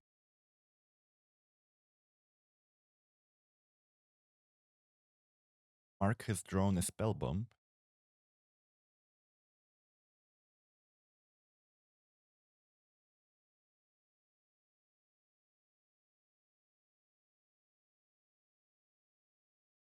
In his hand, 2 Reckoner's Bargains and a spell bomb.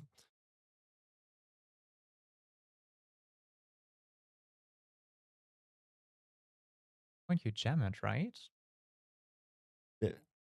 Definitely, I just wonder how will be the sequencing, basically. Well, the giant is what, like a 6/6, 7/7, 7/5? Um, There you have it.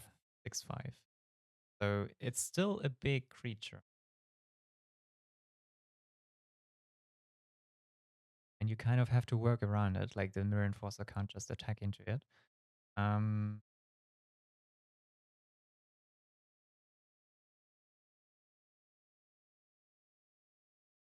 I guess he's thinking whether he could get more value out of the spell bomb.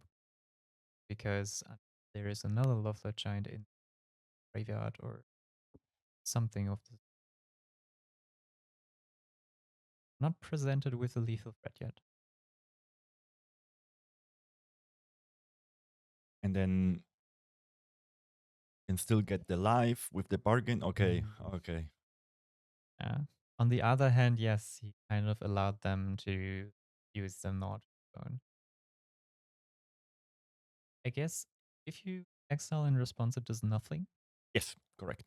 So you're taxing mana. Still a good play. Yeah, like a Spell Pierce on steroids.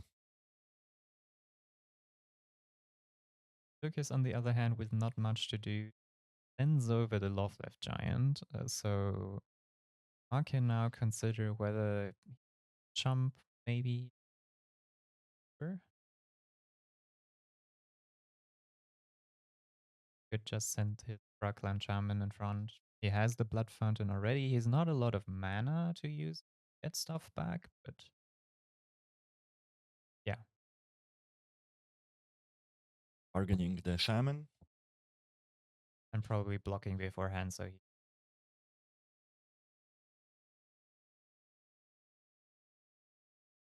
That was a timely spell bomb. yeah, just in time. Because engine looking.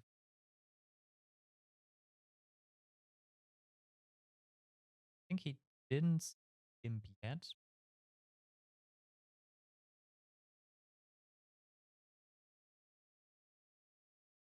Damage. Arc.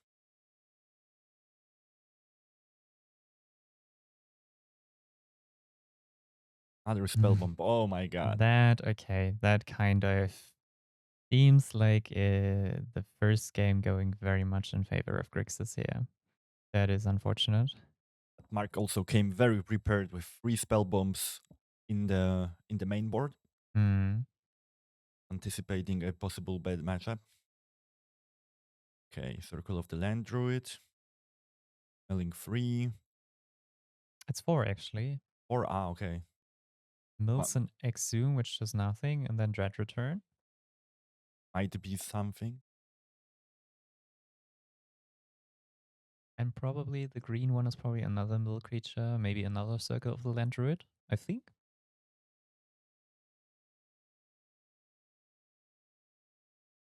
Plays the land and passes. Mark probably considering if they want to dispute. They should still have one of those Reckoner's Bargain in hand. Mana base. They could actually crack the fountain, get 2 back, and a Blackberry. Those affinity players. You mean dispute the familiar now to then next turn get it back and play it? Yeah, together with the Shaman basically to control the board, never let Dread Return resolve, and that in combination with the Spell Bomb creates a nasty scenario for Lucas. I think you maybe want to hold off on playing another familiar until you can sort of empty the hand, because there's a chance Lucas is holding on to some card that they really want to keep. And that's probably the last card they keep. So you want to play multiple familiars here. And otherwise, you're just helping them for the most part, right? Fetch one's cards in their graveyard. So Mark chose to do nothing, untapped, drew a card for the turn, and now staring down a Loveless Giant and a Circle of the Land Druid. Tapping black and red. For the Reckoners? No. No, cast down. Oh, okay. Aggressive. That means they can attack, but it also means they Buffalo Giant in the graveyard of Lucas again. Um, there is a spell bomb still on the table, but that means they could be.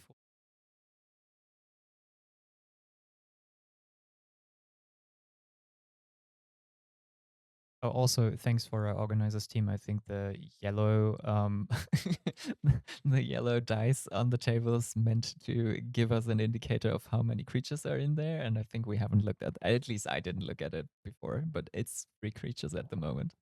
Yeah, it's directly at the place where there is a bright light on it. So Yeah, I mean you can still read it. Fine, we're professionals. Don't question us, please. But yeah, this is the finals, the semifinals of the Lega Pauper Lipsia. We are playing top 8 today. We have been at work since October, playing through 6 stages, and now we're here at the Libelle in Leipzig, Germany. We're the Pauper to the People playgroup, and we've created this Liga in affiliation with the Lega Pauper Italia. So the players here are fighting for a bye at the Pauper Gaddon Lecco in March, and that is juicy. That is, what is that? There's a Lothless Giant and Generous, and was it also an Imp? We might have to. yes, a Stinkweed Imp and another land druid. We have Dredge.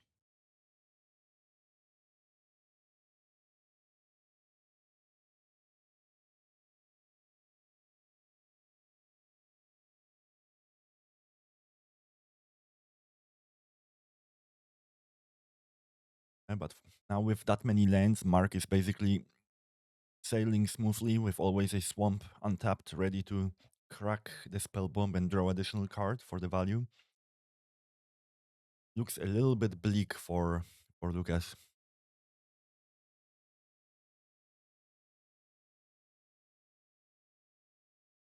He's taking another 6.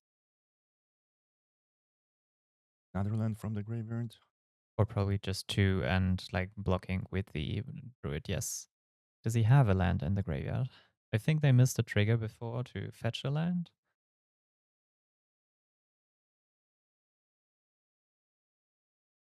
Doesn't seem so. Because Circle of the Land Druid is one of those that mills for when it enters, and when it dies, you may return a land. That's kind of a spin on the Sato Wayfinder, which is kind of the bread and butter. Jesus, English today. The bread and butter is butter. No, what? Bread and butter. Thank you. Thank you for saying it for me. Sato Wayfinder is a card that mills for and returns a land. And this is kind of the same with extra steps. So slightly worse, but still does the job that Dredge wants. We're back at Vanic Blast Phase. Sure. And another one. Yeah, that's it. The not. We have the bomb. So there should be no life gained here. Lucas is still seeing if there is any crack in the play, but no, there isn't. So game 1 goes to Mark on Grixis Affinity. That seems like a tough matchup there in game 1. Yeah, 2 spell bombs right away. Always on the table when needed. And then just 2 are creatures to seal the deal and attack. 1 flyer to go through. Crushing for Lucas. Yeah. Like Mark came really prepared with the 3 spell bombs. I think it's pretty standard to play 2 at least, but he chose the extra one there. So that helps him out in this matchup as well. And looking at the sideboards, let me see what we have here. I think, to be honest, I'm kind of lost at what you would play in this matchup. Negate seems okay-ish because it can counter something like Gnaw to the Bone. It can counter maybe a Rumble or so. I think a lot of the things you have don't do a lot. Like you probably take out a Kenku because that's just way too slow. You want to aggro them down and maybe control the game. Yeah, looks like it. And then for Lucas, 4 Ancient Grudges coming in. Kind of a no-brainer. Yeah, definitely. To control those spell bombs and be able to pop it when necessary to develop your board further and your graveyard. Yeah, totally. You just want to destroy artifact. It's the same thing we saw earlier with the affinity. Like game two, the artifact destruction comes in. And I think that makes the matchup probably also looking at the limited options Grixis has here in the sideboard a lot better for Lucas. So I'd expect game two to go a lot better for them. Yeah. And I think you were right that Negate will come in from Mark's side. So he kind of went all in on the Spell Bomb main board and then Negate to support that plan. I don't think Duress is there for the reanimation spells. Doesn't look like it. Yeah. It really only hits Exhume, but something like a Dread Return like is cast through the graveyard most of the time anyways. But here we have again the player stats right now. You can see Lucas really going through the whole thing with Dredge, like through thick and thin. Um, on a good day, on a bad day, he's there to dredge.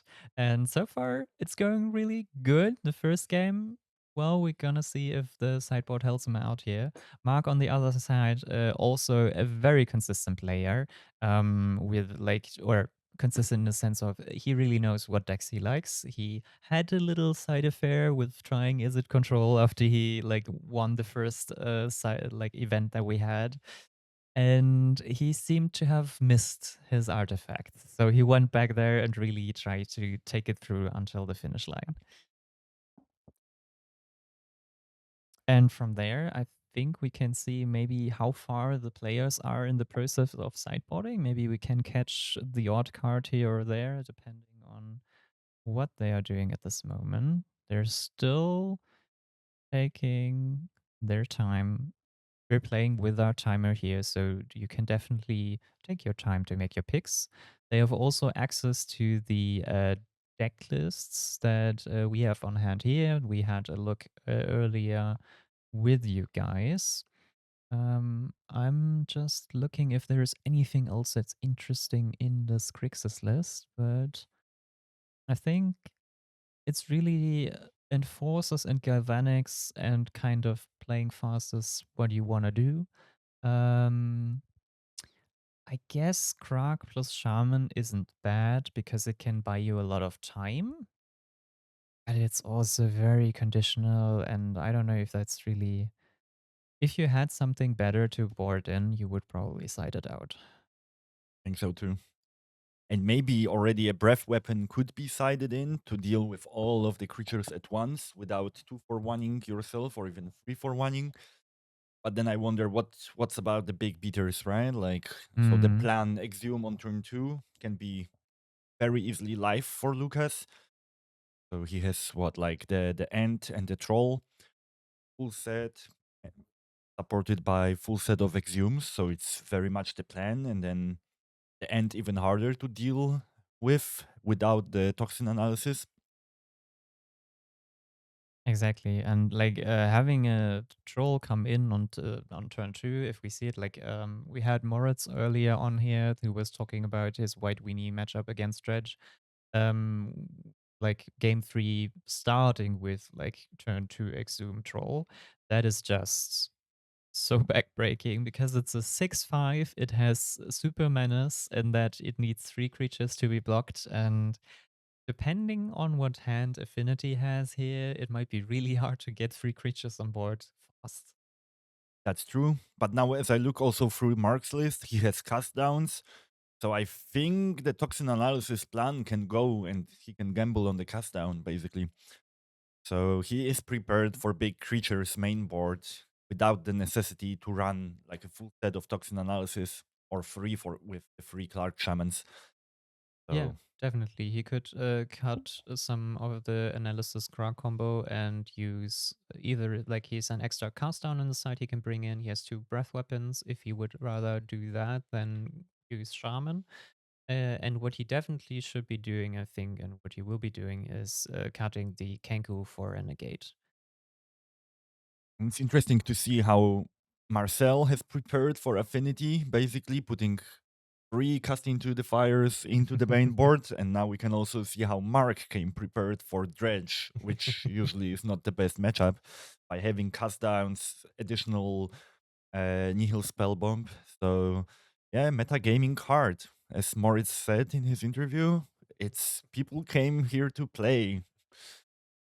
Yeah, damn. Lucas showed us his hand, but we didn't really take a good look there. I think I see a Rumble, a Seder Wayfinder. There's Who lands? uh, Is- what's the? It's the last one. Is that a? I wish That's a good question. I think it's a land druid. Yeah. I'm not 100% sure. Yeah, we're gonna see in a moment.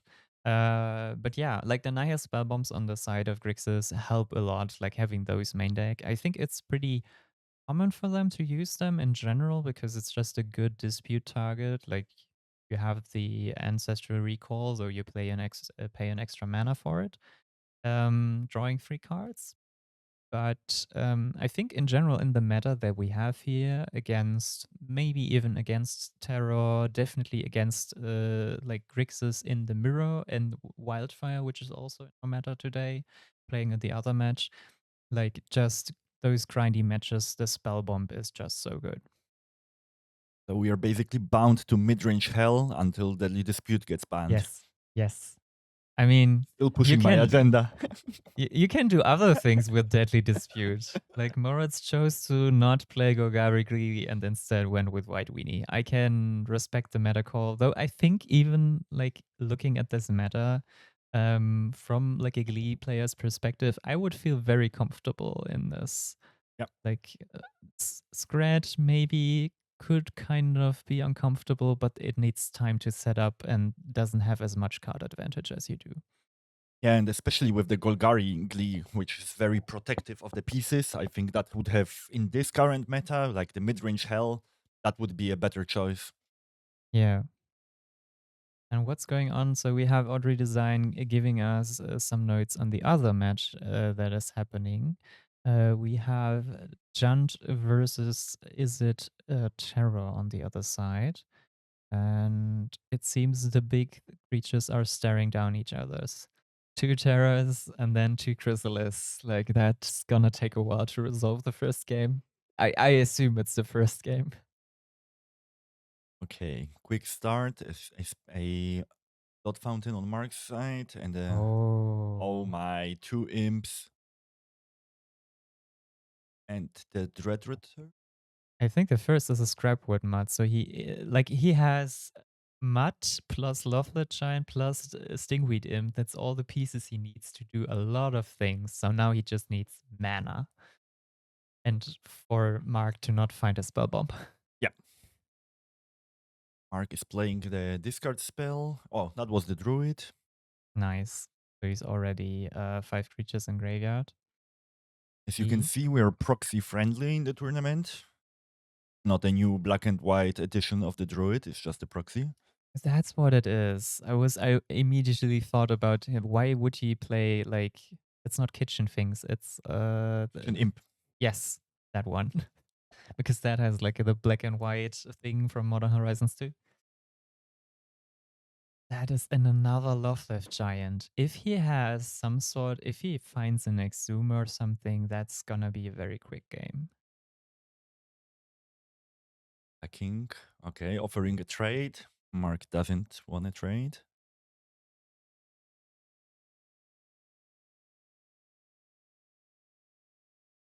That's interesting on their side if there is, because in general, like keeping dredge of like keeping the amount of creature count low is kind of nice, but it seems they're sitting on a galvanic blast, so they are not worried about not being able to handle creatures without the attack step.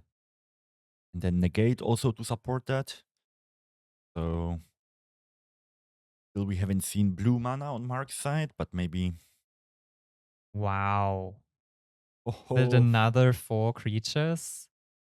it's spell bomb or die kind of situation. Yeah.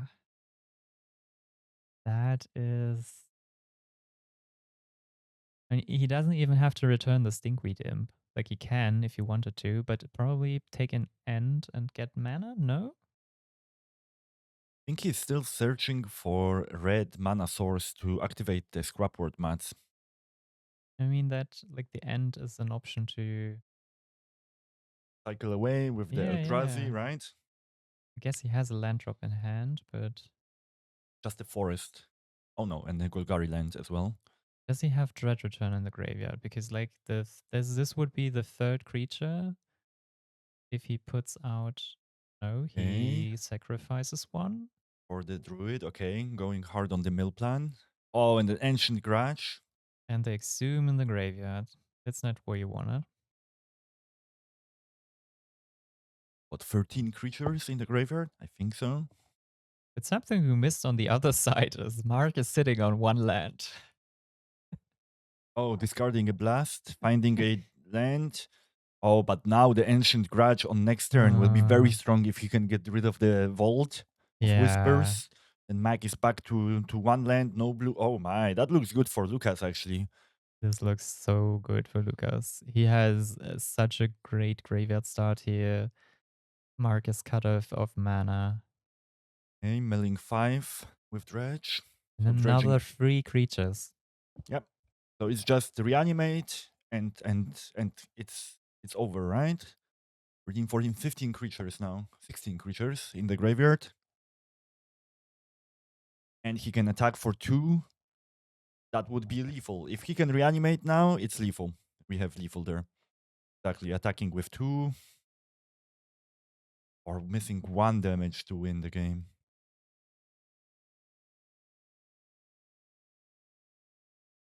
Has an imp in hand that he could, I guess, just play if he wanted to. Flashback, destroying the land, I assume. Yep. Yes. So it's just the spell bomb or die kind of situation. Really dire for Mark. Hmm.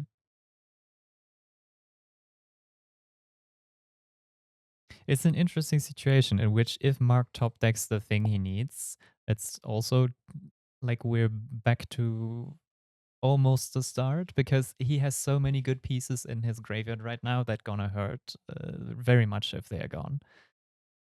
On the other hand, if Lucas gets to untap and uses resources again, it's really easy for them to just win there. They don't have to dredge anymore, right? Like they can just draw to find that reanimation spell. Exactly. I don't think you want to attack here. Because you want to preserve your life as much as you can. You're gonna... I mean, it's 1 life point, but still it might matter. It mattered last turn, right? There are already 2 exhumes in the graveyard, so it really narrows down the top decks from Lucas. They need to top deck now Red Return, dredging again.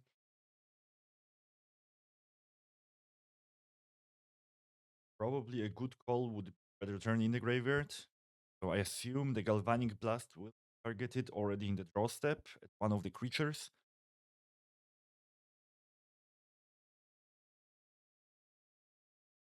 The exhumes are in the graveyard now. But that's not important anymore with the Dread Return. Imp, exactly. Blast on a creature. Which one? To make a better choice. Appreciate that, Lucas. Yeah. Okay. Then there is no 1-drops. Okay. Okay. Fascinating. So Mark is having 1 more turn. No spell bomb, no land. Done.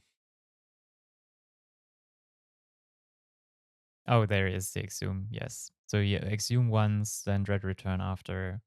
I think he has 2 Lothleth Giants in the graveyard at this point. I think we saw one turn 1 or something, and or turn 2, and then very closely afterwards another one. So this should be game. Let's see if he has it. He exhumes. And I think Mark has nothing in graveyard that matters. 16 damage. Then he can go to combat last damage. With 2 hasty, not hasty, but non-summoning sick. You can also just use, I think there was a Dread Return in the graveyard, right? So you sacrifice 3 creatures to animate another Lothleth Giant. Oh yeah, okay. That's what he's doing. Yep. That is what he's doing. Game And he's 3. showing the line and there. Congratulations, Lucas. Taking back game 2. Good. Good. I expect the stream games to be 3 games, not 2. It's sticking to the script. Very good. Yep. Yeah. Yeah, yeah. How we drew it up. Yes. And yeah, you could see, I mean, the Ancient Grudge, like the sideboard cards, like they played a role in there to keep Grixis even further down, but it seemed like an unfortunate hand to keep on the side of Grixis. It's just one of those things. You play 19 lands, no land cyclers. We had Janus on stream earlier that has the addition of the extra 2 Candy Trail that can help you out to have that one, like one lander plus cantrip thing that maybe fixes you the game. But like them sitting on just that Vault of Whispers, even if you can play a Blood Fountain into a refurbished familiar, like that can go south really quickly. We've seen it go south actually.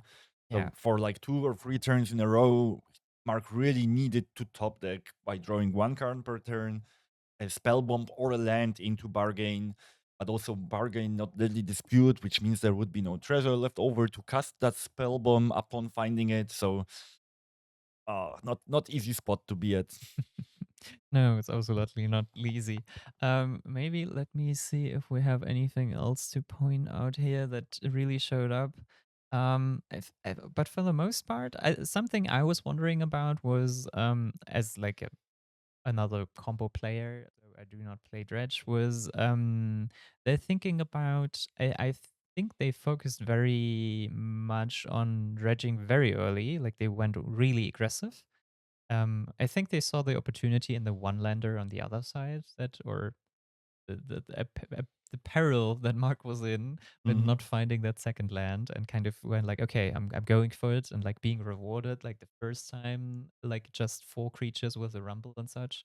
Um, but you can also choose to like try to get a little more lands into.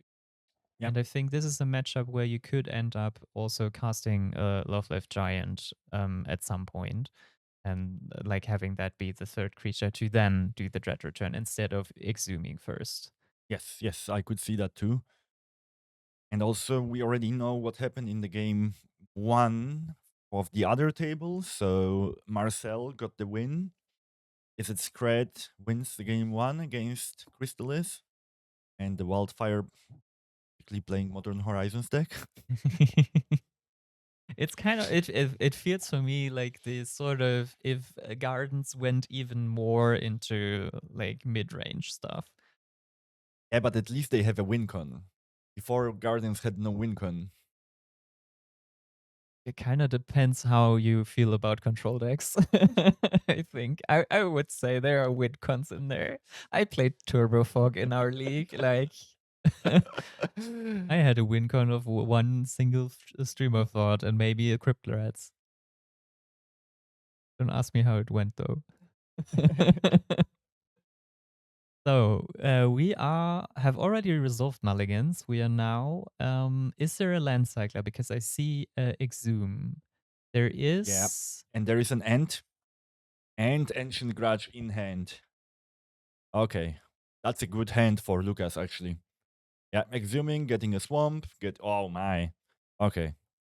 The problem though is you played you had to play the green land turn 1, so now you are going to have a tapped black source. So No. Oh yes, you're right. yeah, you can't fetch. You would have to get if you had a troll that would work, but with this one, doesn't quite work out. But it's still a strong play to do it, or to threaten to do it turn 3 at a moment where Grixis has no creatures in the graveyard. For now, Mark decided to not play the spell bomb, which he has in hand. Yeah, he really wants to develop, and just putting an Icar out and maybe then disputing it later is like the most or the fastest you can get through your deck and get all the other pieces you need, because they have to apply pressure next to like just putting out the spell bomb. On the other hand, playing the spell bomb and then actually Lucas playing around it. So he played a duo with red to be able to Ancient Grudge the spell bomb with only Ent in the exactly, as we can see, which means Lucas can get rid of the spell bomb.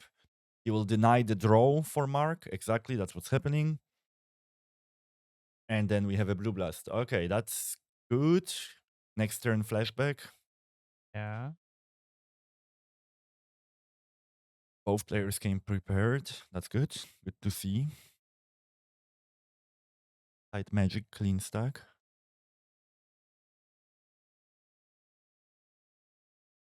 There's also an imp in Lucas' hand and a Lovelove Giant, I think. So Lovelove Giant is kind of awkward since you kind of want to get it into the graveyard somehow. So they have to find a much to be able to discard a card. But maybe the scenario you described of hard casting it is also an option. Yeah. Especially if you see there's a spell bomb on deck and it might be contested when you cast a spell.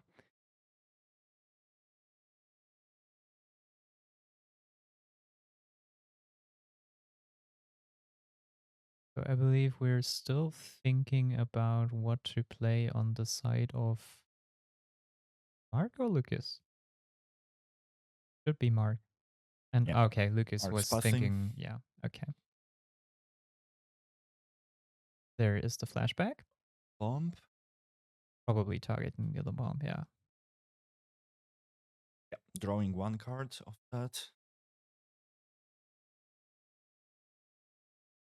Actually, the Ancient Grudge. Oh wait, it exiles itself if you cast it from the graveyard. Yes. Yeah, it's a Never flashback. mind what I was thinking. Okay, So- another Lovelove Giant enter the graveyard. Yes. And another Generous Ant for next turn reanimation, possibly. Mark has a lot of black spells in his hand, but not that many black sources.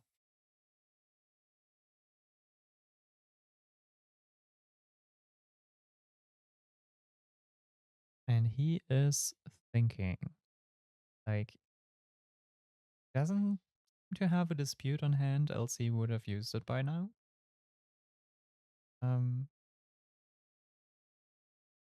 He Might be that he has a cast down, right? And then he wants to keep the black mana up. that Just a bargain to draw, but not make a treasure. would be a that would Okay. explain the hesitation. Yeah, but yeah, there it is. Dispute Wellspring, draw 3, 1 for the Wellspring, 2 for the dispute, and get a treasure. And that should enable him to find an land for turn. There it is. And now you have open another Blue Blast, maybe. Turn. Okay. Rid of the treasure, discarding a card.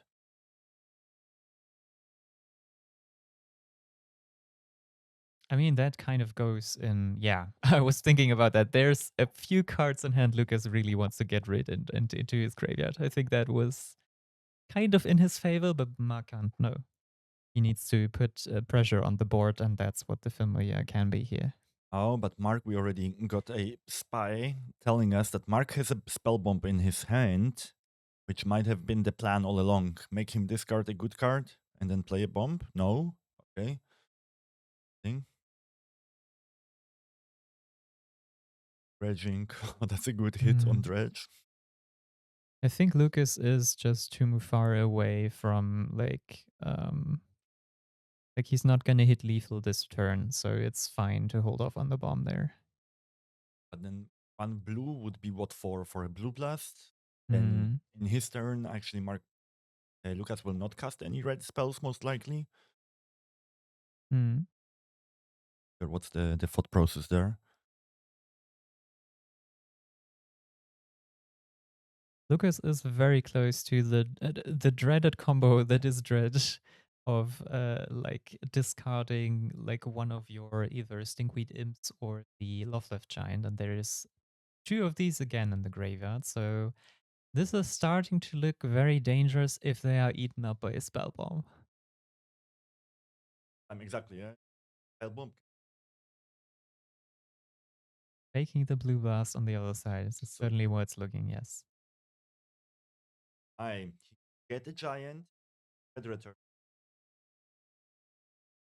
Exactly. Oh, wow. Count? Should not, I think it's 6 if the 6 or 8 on the die. So if that is still up to date, it's 8. Combat. Oh, is that no? It's 3 extra because you. No, it's 2 extra because you sacrifice 3 creatures and then put 1 back into play. So it would be just 1 damage of lethal right now. Also, we don't know for certain whether Dread Return is in the graveyard, but there's certainly one in hand. Ready for next turn, Yeah. basically. Yeah, So it's a spell bomb time for Mark. you need to put it out. And I think at this point, like you drop down to 11, you see the graveyard, you see the scrapwood mud, especially. Herb. Yeah, forcing him Lucas. to put something else in the graveyard as well to exile in a second. Now, okay, yeah. Useless card for now. Mark is not applying pressure on life totals yet. Now using 2 mana too. But that's the wrong colors. Wrong colors. That cast down with is it? That's not how it works. Oh, that's a good point, yes. Oh no. Okay, it didn't matter in the end. Yeah, it's the wrong way to tap it, but it should be fine. It's not consequential in the thing they wanted to achieve. Yep. Yeah.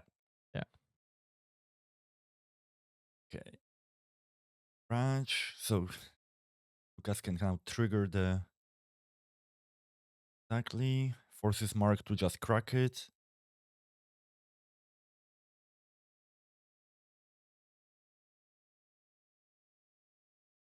And Ignore. So still on the stack, getting plenty of life to restart the game for himself. Yeah, I was wondering why Mark was holding off on that.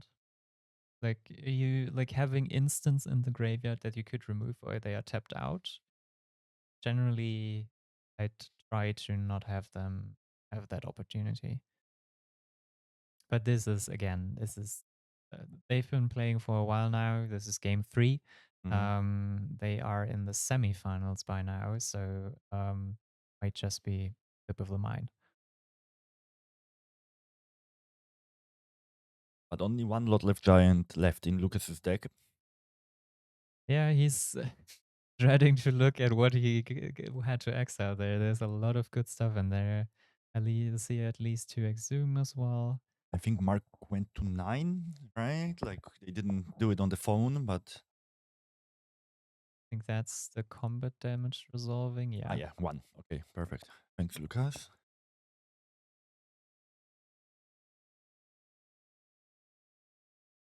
It looks good for Lucas with the hand.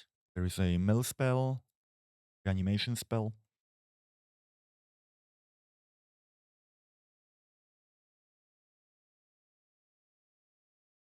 Also, he's at 4 cards, so he's not super susceptible to like Blood Fountain into double familiar. So, because that's something that can still happen. You still want to have some cards, but like getting put into forced top deck mode is really bad, even for Dredge, I assume.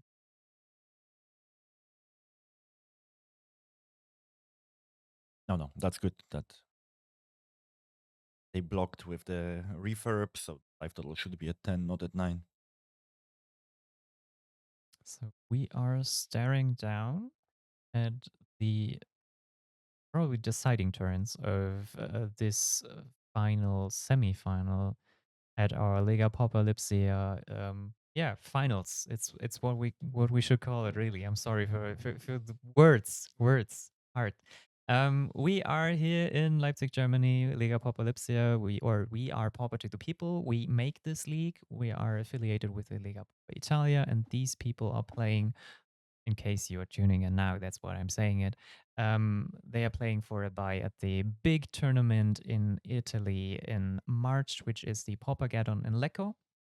We're expecting about 600 people, which was what the last turnouts out of those events were.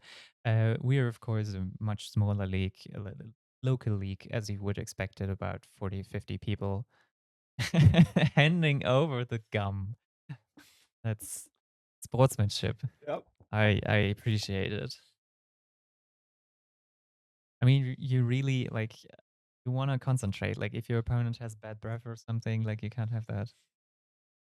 Not, I don't want to imply that, but implied. It is For implied now. everyone I'm on sorry. internet. I'm sorry. The bad breath boys. Hmm. Okay, conduit pile. And another gnaw to the bone. Yeah, kind of a dead draw. Doesn't really do a lot. Yes, you're correct. It's another of those druids which don't fetch a land immediately, but only if they die. That is Loveless Giant number 4, right? Yes, correct. So if that's gone, we are looking at combat damage. Now Dread Return in hand. Yeah.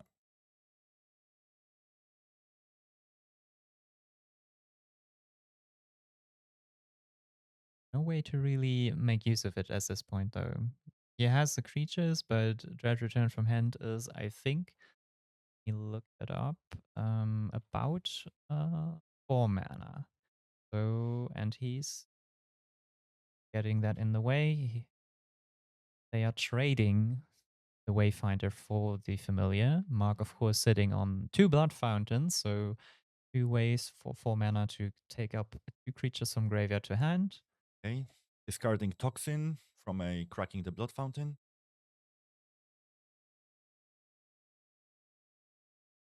That the turn to crack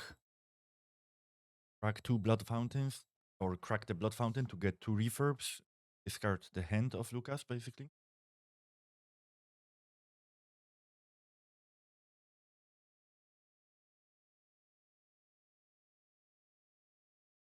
There it is.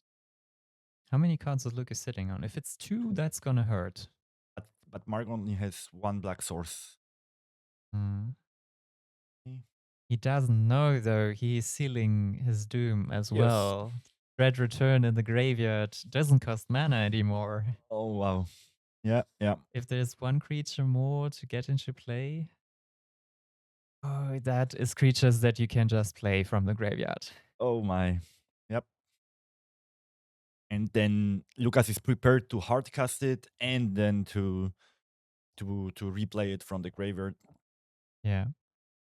We should check. Can we actually read what's on the dice before that amount of creature went into the graveyard? It's Incorrect. now 5. 5-ish? Okay, so 4 with the... Oh my, okay. Yeah, the combo. Discarding a Stink with Imp to draw it right away with the dog. More creatures.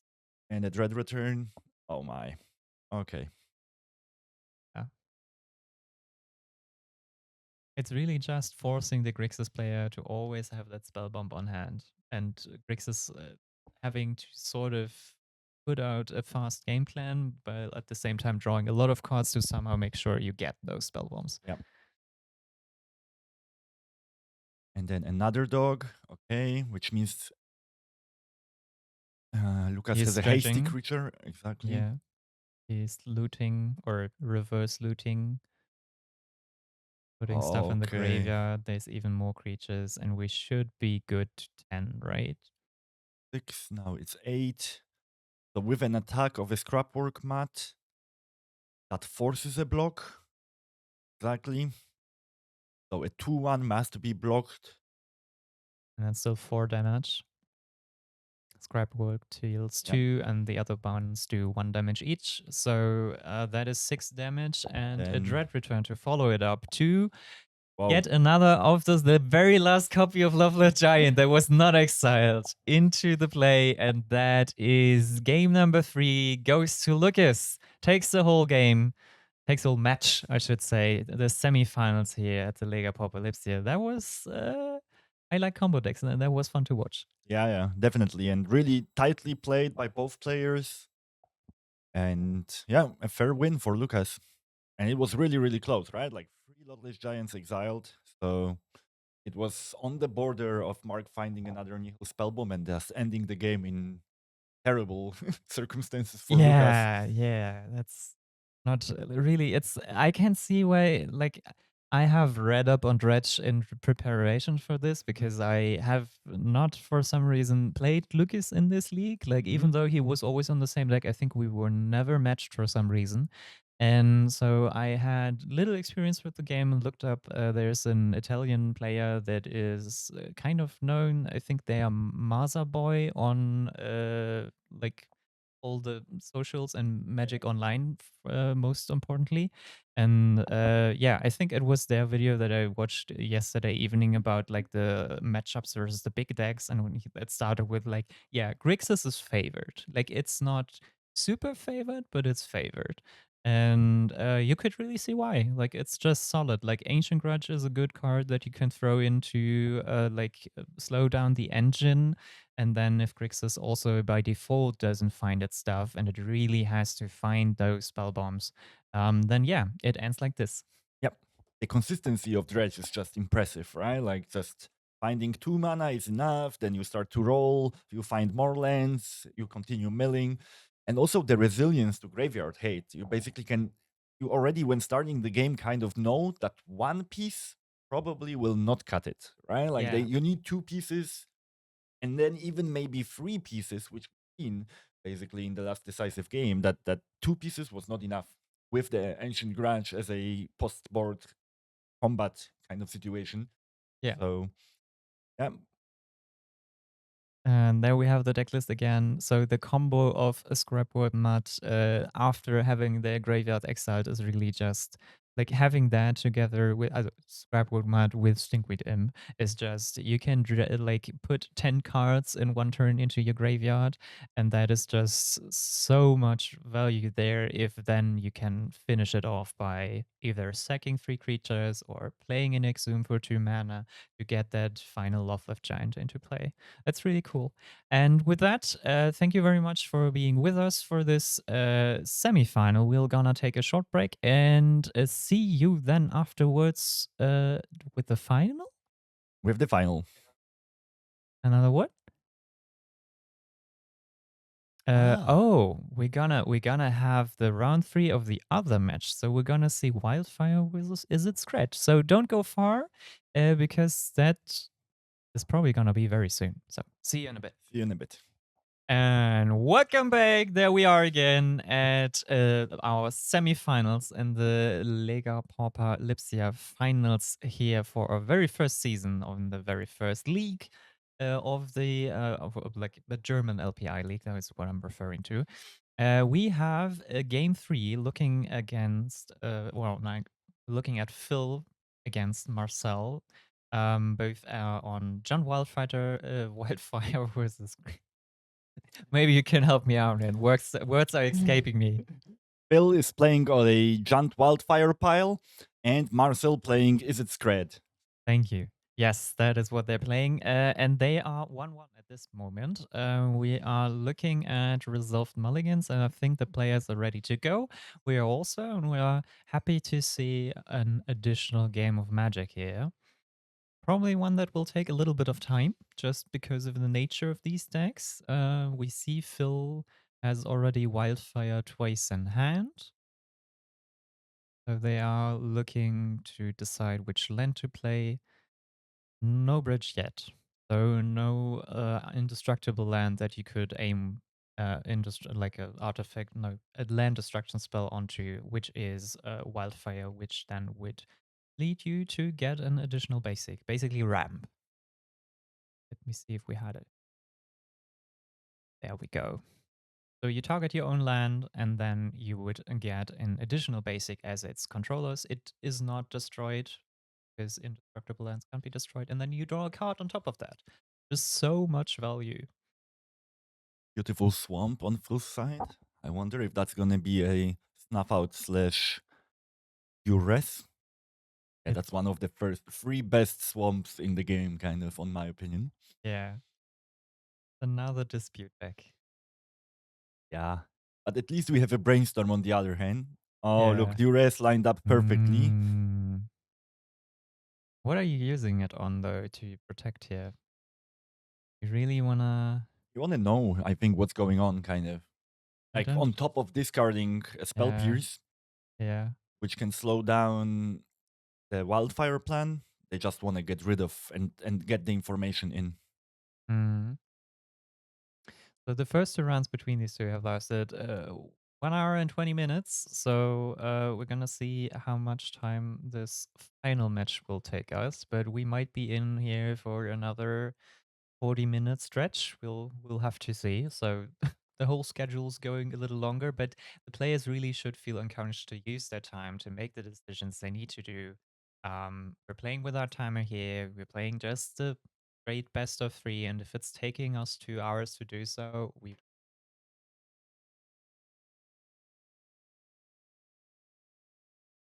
come back and forth between the players, shuffling back.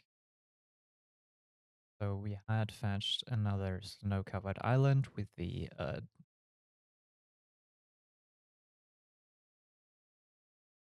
fetched another snow-covered island with the Lorien revealed, and now we are looking to start the turn. So just slowly setting up all those land drops. We're looking to just set up well while not allowing Junt to go too far with their value, and then slam down either a Murmuring Mystic or a Monarch creature to really accelerate your value there to sort of overwhelm them. As far as the first 2 games, which we didn't have on stream because we had the other matchup for you guys here, is that game 1, Scred was really locking down Wildfire and Monarch value and all that sort of things. And game 2, on the other hand, it didn't find its land drops. So it couldn't really create that overwhelming value as first game, and now we have a 1-1 in score. And for now, could be both players. Yeah. Just, Setup turns. yeah, we have Making to go land through drops. this. Sorry, yes, we just have to get through this. Um, Okay, Phil has a bridge now on hand. Still not playing the bridge. A familiar instead.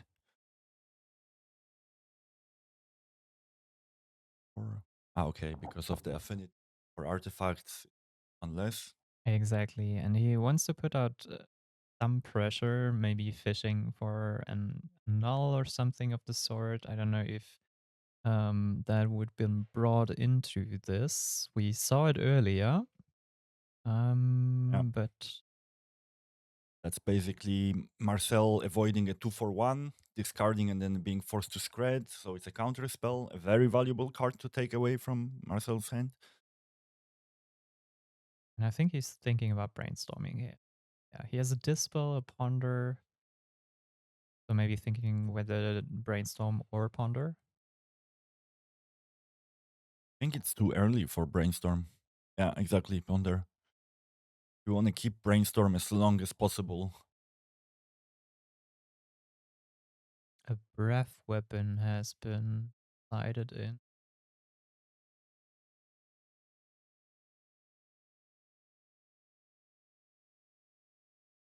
And we've had, like, when we ended the last match and went to break, we had a quick look over there. Like, the last match wasn't quite over yet. And it's really like the atmosphere over there is just intense. It's like, one of our judges called it like walking into like a big chess tournament.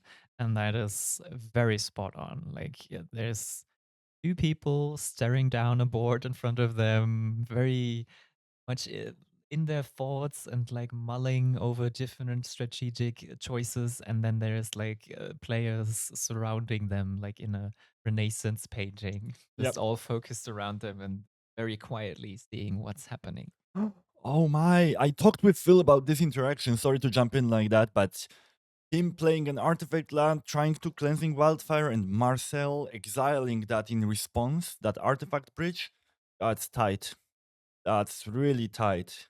That is so brutal, yeah, but that is very much good on Marcel to keep that open, to keep that option there, and really to wait for the moment where that would hit Mm-hmm. Phil the worst, which is when he tries to wildfire that specific bridge.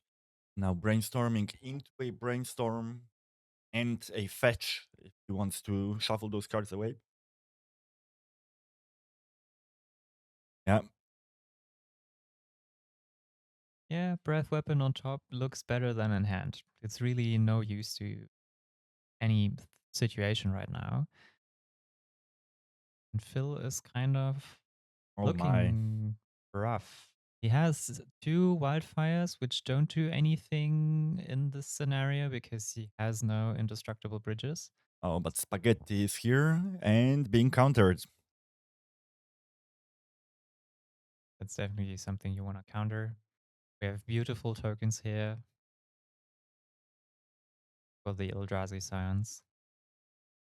Is that SpongeBob? Yeah, right? It is, yes. Yeah, thanks for splitting, Phil.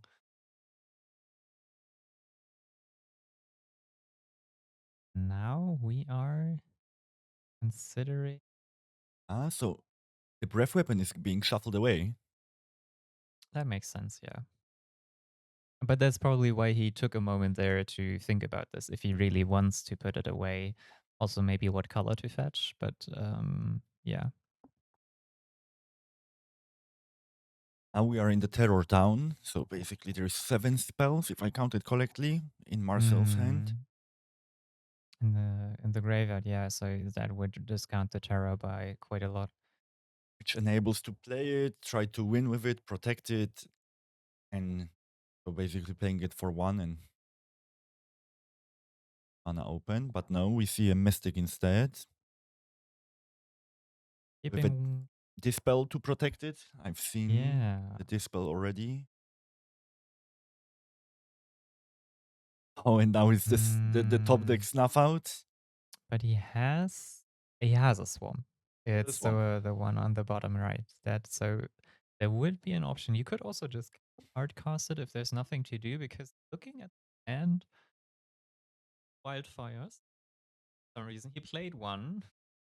There is one more drone. Oh my, that's crushing with that bridge gone. Then like one next dispute. Yeah. Trying to dispute the spawn, yeah, that seems like something you have to do. Yeah, Marcel's not gonna take the bait because he wants to protect the bird pooper. Exactly. He knows like Snuff Out, for example, is a card. It's a card also that could be drawn here with the Deadly Dispute because he doesn't know whether it's in hand yet or not. And at this point, it would be good to have the counter magic available instead of countering the draw. Will find the land. Oh no, didn't. It's a tough support for game 3, very much so. Like Mhm. just not finding the like the lands you need, or in a sort of this combination. I mean, if he didn't find those lands, he still had a few to work with. But then sitting on Wildfire, which is nothing without. But he has a bridge in his hand, so he could. I think he's considering playing the bridge and wildfiring. And we already know that Marcel can't counter it with a dispel. Exactly. Dispel. That's the first time it gets value, and more crucially, it's the time he can use it as a cantrip. Yep. Get it out of hand. Get some other valuable card. Hopefully not a land. And he can even do it again with the treasure with the spawn. Yes, do it right. So And I wonder if that's the call, right? Like, because basically Marcel is saying either I don't want to counter that or I can't counter that. So Phil is good at doing the semi-duress on someone by the choices that the opponent makes. it would definitely be Land. decent way to. He keeps drawing land.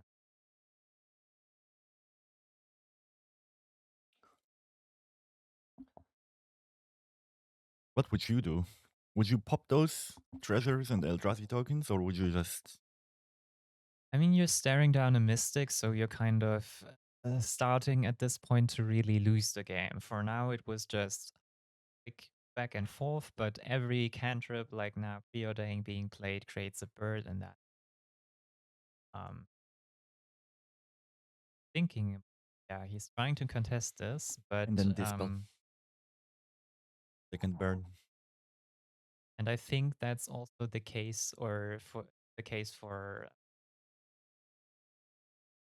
mana for Wildfire earlier to that open for Pierce. Yeah. I don't know if he kept it, and maybe if he'll know in the deck. There is because that's what Marcel responded when Phil cast a duress. Some Oh, turns that's ago. right. Yes. It was pierced.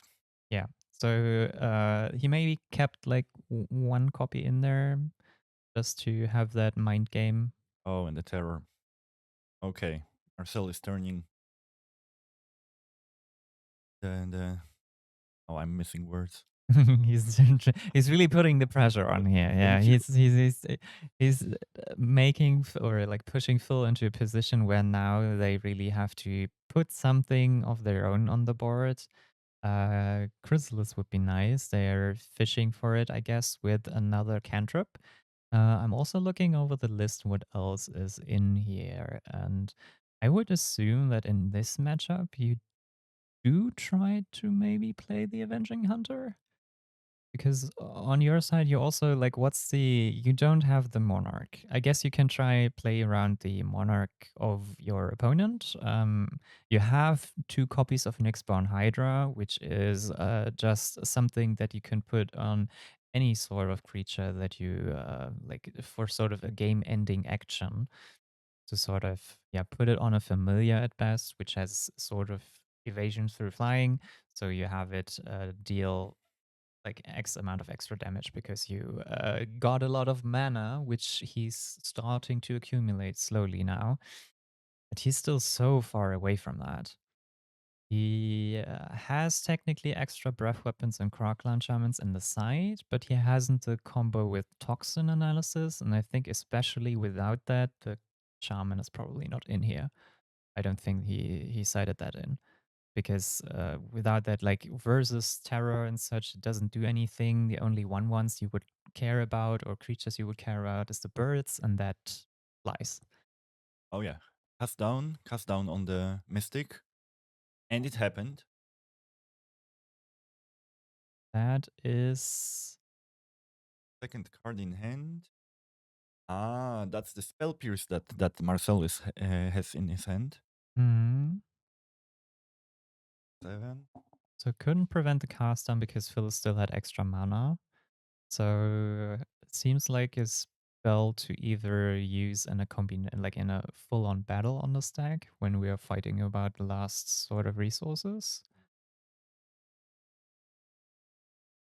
And we are cycling this landscape, A3 or Junt. And I think that was a dispute, right? Either dispute or a cast down. It- Okay, sending dogs, preserving life total for Phil. And then dispute on what? On a land. He probably has a Vault of Whispers or something. Yeah, there it is. Is that a spell pierce time? No. Marcel wants.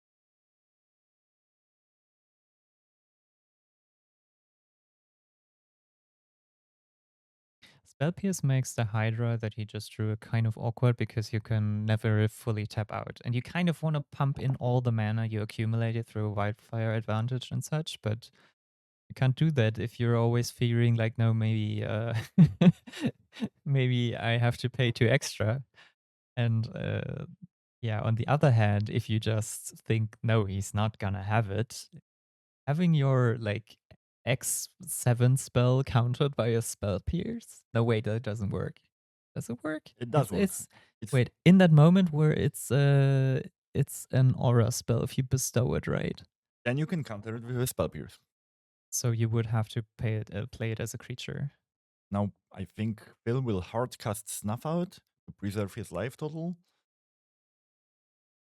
and to pay for the ward. Yeah. Exactly. Yeah. And now it can be pierced.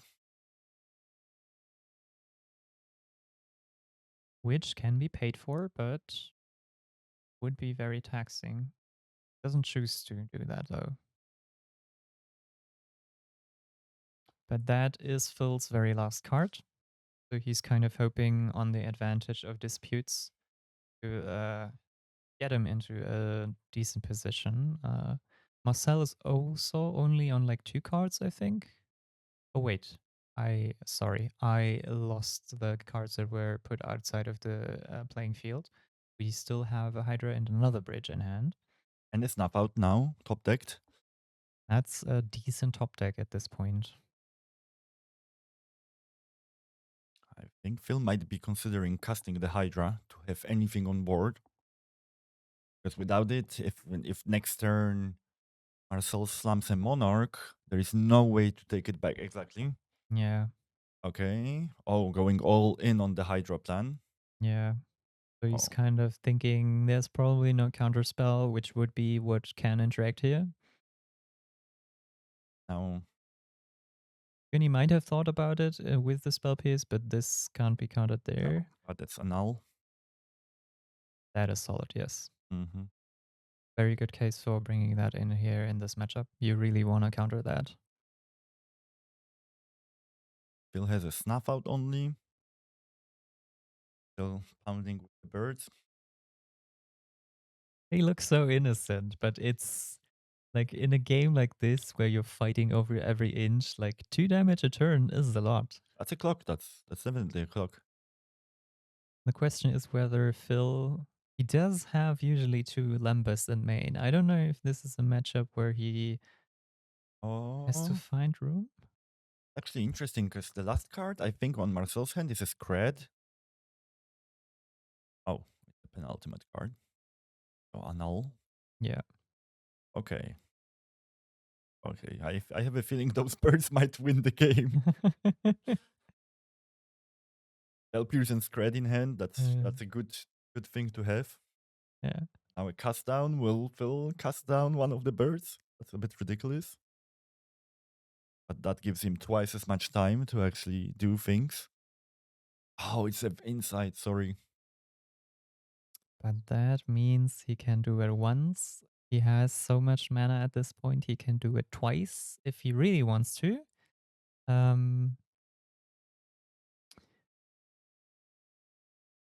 I think there is no point in interacting with this one, yeah, for paying 2 mana. Maybe if it's flashed back and it locks out the turn, you could consider doing something about that. Phil very carefully considering which mana to tap, which is something that I learned from him because the first time we played in like the first play date, that we had the first event, we played in the finals and I lost because I tapped the wrong color of mana. Oh, and he found the spaghetti monster. That is crucial. That is really what you want. If birds keep hitting you in the face, you want that flying spaghetti monster. It's not flying, but it catches everything that flies. Yep. And it's gonna be Scred, right? Like, and then 1, 2, 3, 6 lands, which means even exactly sacrificing the has tokens doesn't do the thing. They're checking it.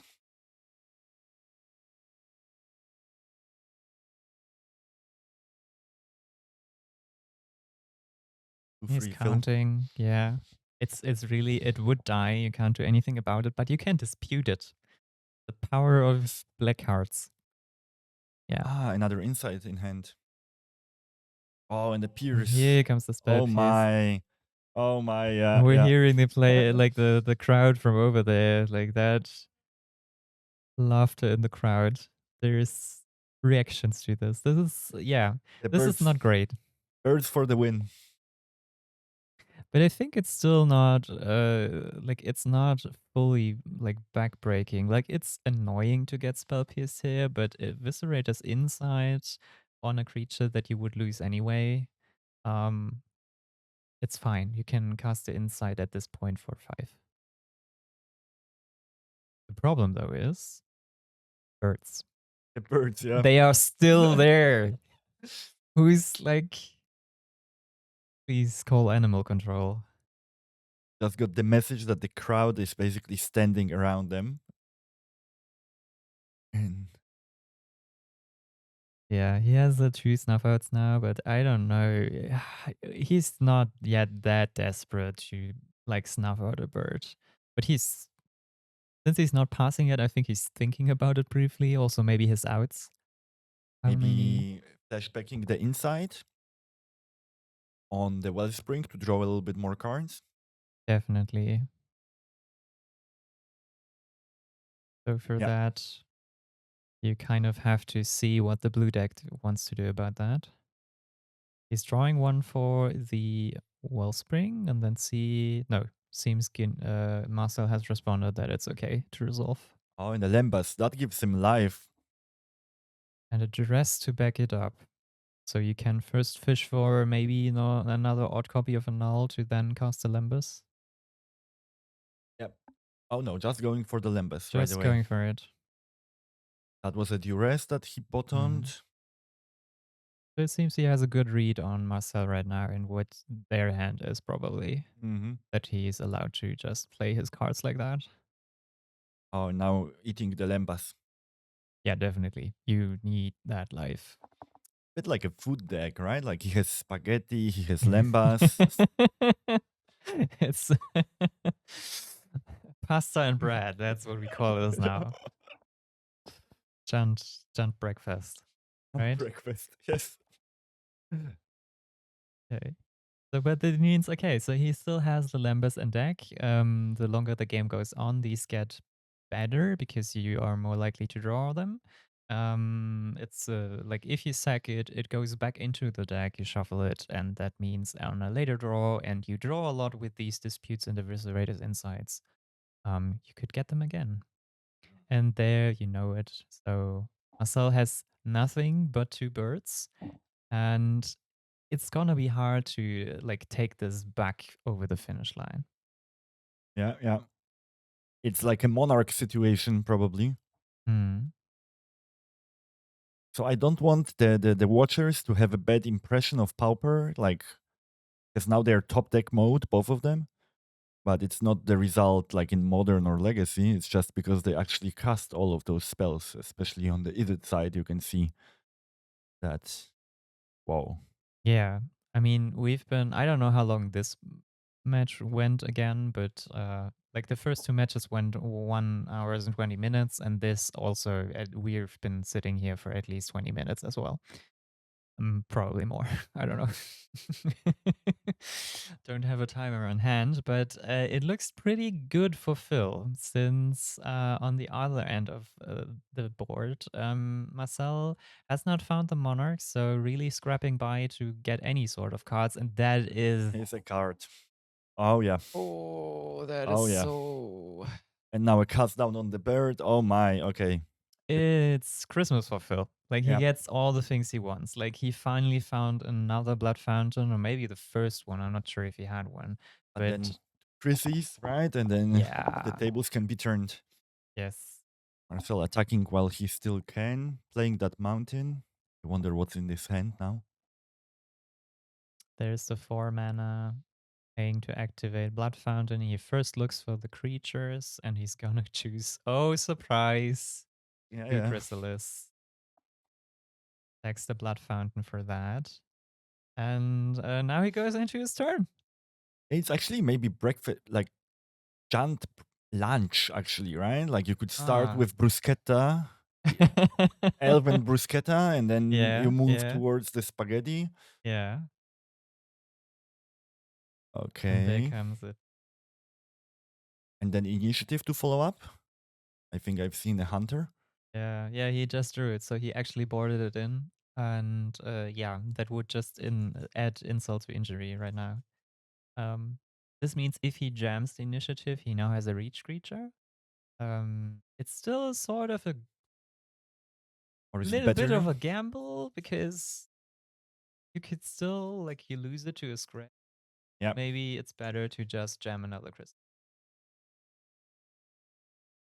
Or oh, interesting, because he could have still cast the hunter if he tapped differently. So by sacrificing the tokens.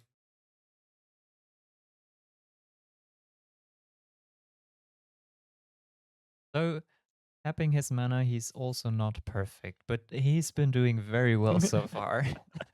And he's in a pretty demanding or commanding position. That's the word I'm searching for. And on the other hand, I think we have an Admiral and Scred in hand, which are two pieces that would have been very appreciated over the last couple of turns, but now it feels a little bit late. Like Scred can take care of. Let me look up again how much as regularly as toughness 3, and we add 4 to it by sacrificing 4 spawns. So we're looking at 7 toughness. And on the other side of the board, we have, we have eight snow-covered Yep. lands, so we should be fine to scratch one of the pillars. That's good. Still, like this, this is a gamble you have to take. Like Yep. Marcel has not much left, and he has to just play he has to play his cards to just sort of maybe rip something from the Monarch trigger at the end of turn, hold up Scred and whatever he draws the next turn, and try to get through there to not be damaged next turn. And if he can do that, great. What he doesn't know is that Phil still has 2 snuff outs in hand, so he, like, if Phil wants to not be attacked, he can also very much make sure of that. But he's also in the bolt range, and Marcel is playing lightning bolt and Scred, not the galvanic discharge. So there is the damage phase possible. I don't think for finding a Lembas, Phil would cast Snuff Out with just life. Yes, no, but in general, you should be able to destroy a creature, and also at this point, I mean, you could probably not attack it. No, you will have to wait on 5 life. You kind of have to sit there and see what Marcel is doing. Yep. Snuff Out. Or Yep. And we are in the mid-range hell. Both have as many lands as they want, so they can hardcast 4 mana removal, right? Like it's a bad murder, pretty much. As far as I understand Pauper in paper specifically, that is what people want. Like you want this sort of like tit for tat sort of little advantages, things getting destroyed, more permanence on board. That's kind of That's why you play combo and I play elves, right? yes. And that's what we are not playing in this tournament. Yeah. Put the comboed players that didn't make top 8 in the booth and see what they have to say about the mid-range players that somehow got through. Yeah.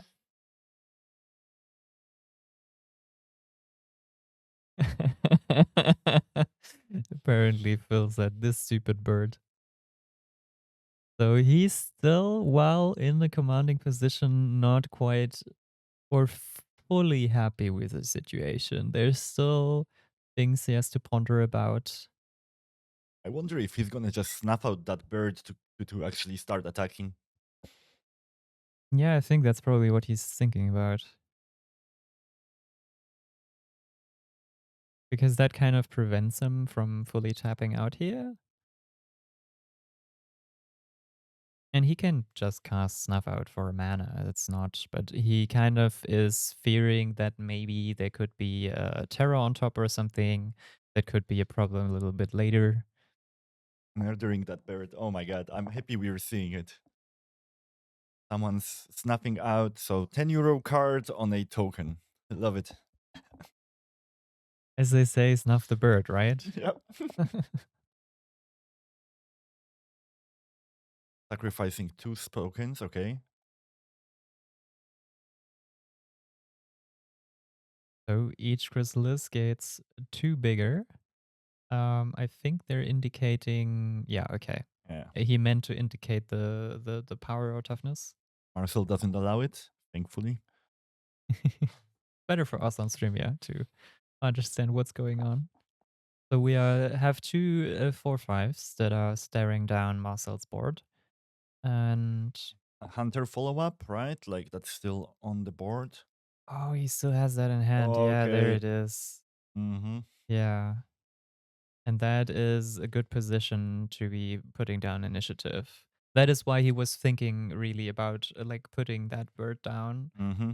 or like cutting that bird down because that just could fly over this Avenging Hunter and take the initiative back. And then you're giving your opponent value that you really don't want. Yep. And try to take the Monarch, maybe Marcel's creds in response. But that in general, a good clock for exactly. Oh, with 2. Okay, so he really wants to turn the tables, serving the life total. Taking one of these down, yeah. We counted that out earlier. That's enough. Has terror in hand. Great. They had shuffled in between to kind of speed up the process. Bill has entered the dungeon with the ETB of the Avenging Hunter, fetching a basic. And yeah, we'll see if Marcel would be able to come back from this and maybe steal it, but it's still looking very good for Phil. Yeah. Another Avenging Hunter drawn now as a Monarch. Oh, that's crushing for Marcel. 2 creds already used, so he only has 2 spells to pretty much deal with it. Yeah. Oh, and that is it. It- Phil takes down Marcel on Is It Scred. Giant Wildfire advances in our finals. So that means we're gonna see 2 black and green decks with a splash of red. Yeah. It's Junt. Junt. It's Junt all the way down, all the Yeah. way up, depending on how you think about it.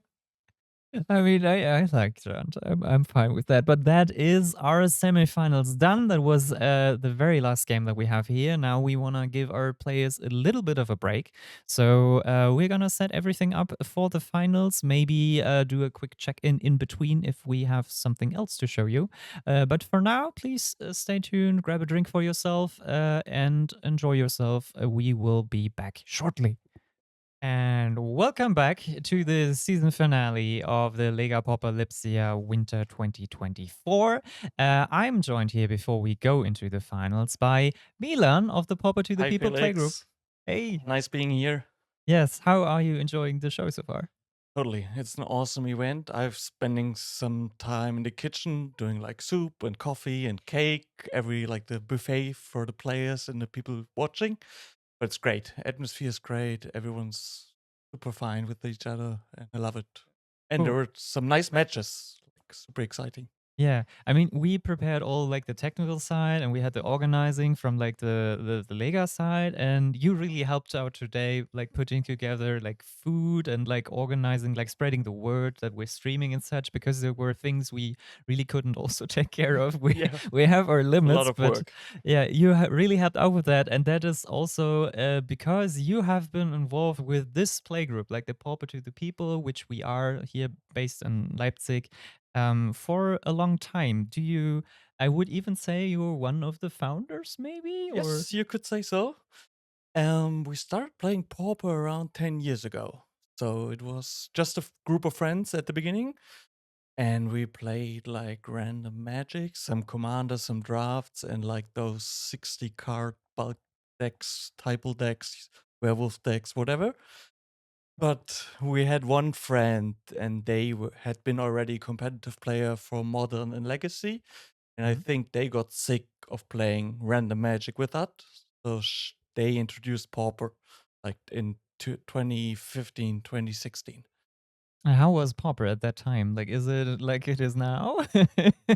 I think it was just around the ban of Peregrine Drake, like the Is It combo, Flicker, Mm-hmm. Fairy, Peregrine Drake.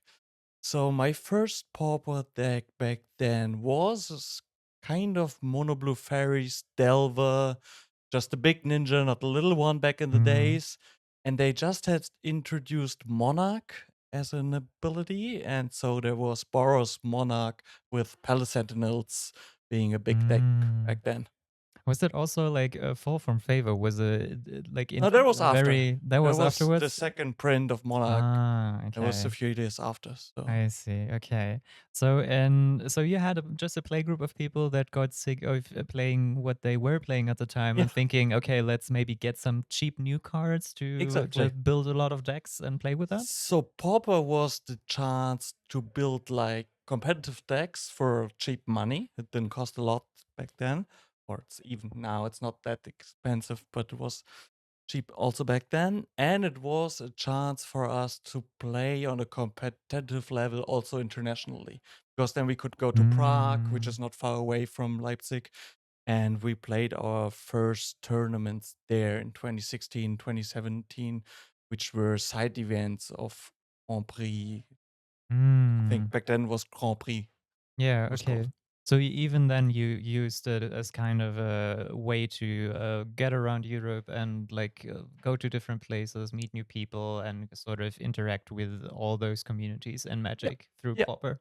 Because that's the thing that I really like about Pauper in general. That's what we are doing. Like we're going to Lega, which we've been talking about whole exactly. stream here. That this was about this also, like the buy for that, and I really enjoy my time here in this community. And I want to say thank you for that That's good because, to hear.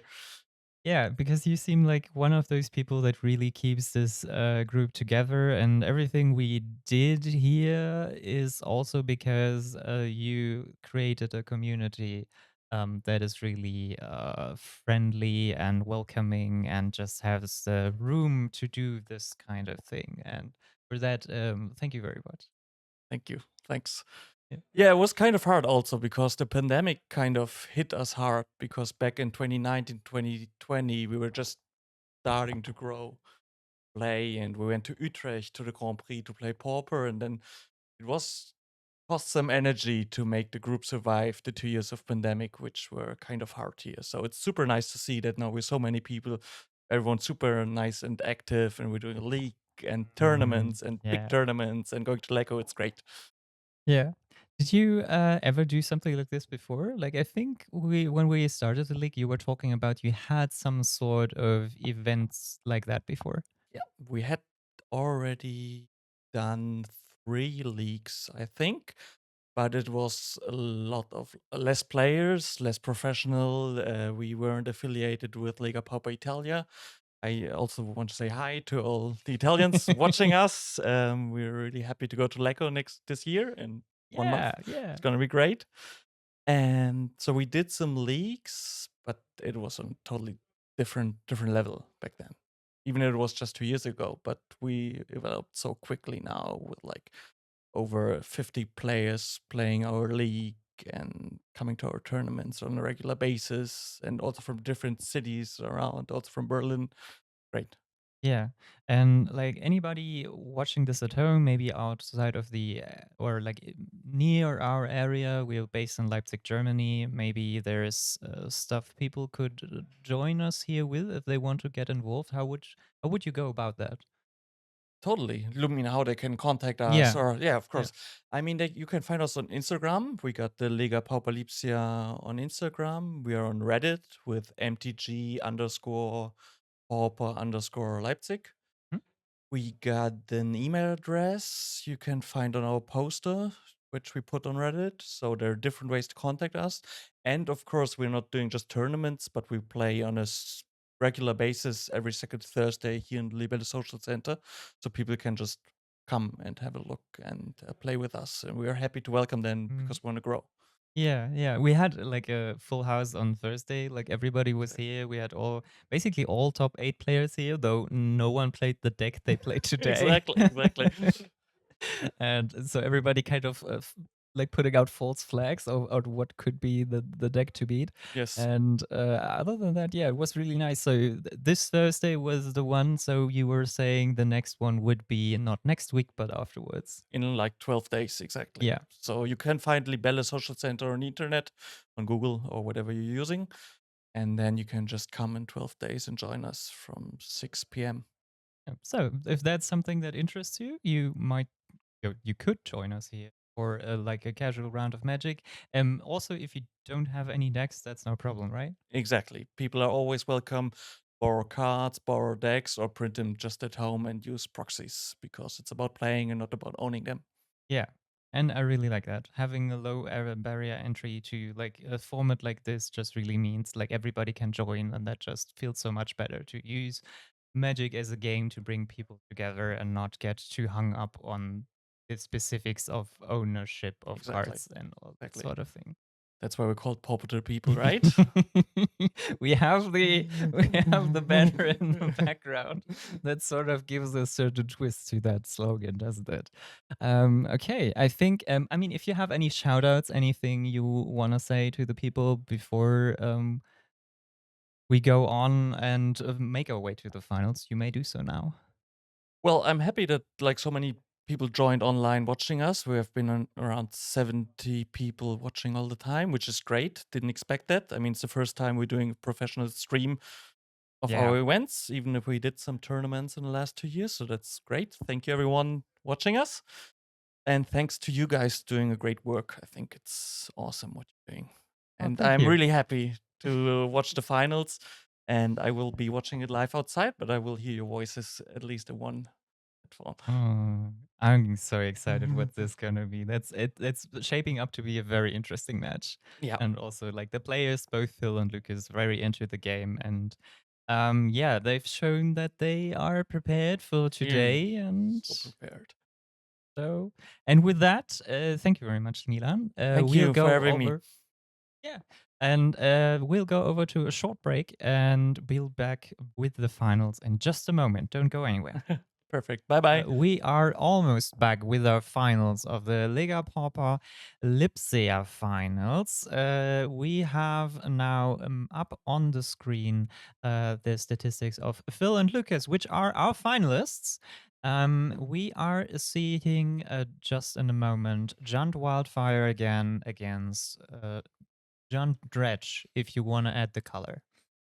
So we have Phil and Lucas both having really solid runs. Lucas really determined to bring Dredge over the final finish line, like barely getting into the top 7 they needed to go into the event, but they've shown here today that they are just really good with the deck. On the other hand, Phil, rank 1 in the whole league, really determined, a control player at heart. He will find the control deck in any meta that he likes, and it seems today he deemed Jund was better than his beloved Dimir control. And that is what he brought for us today. We can take a look at his deck list because we haven't had time yet so far, because that is what he brought to the table. For this matchup, I think in general, I would again say that Dredge is probably favored against this, but it like Junt has better room to play versus like Dredge than Grixis did in the match beforehand that Lucas played. Hydra is just such a big point of pressure if you can get the mana down fast enough. But though it's still without the counter magic. It's still very much you're playing aggro against a deck that kind of wants to like not really play through the combat step. And you have to just really exile the graveyard and find any sort of advantage there to just having them not find the final thing they need. And then we're going over to Phil's second turn, casting a Echo Wellspring, which lays now right next to a Spellbomb that came down turn 1. That is pretty decent for him. That also makes every dredge now that gives you like a lot of creatures a lot more bittersweet. Because everything you put in the graveyard now will probably be exiled at some point.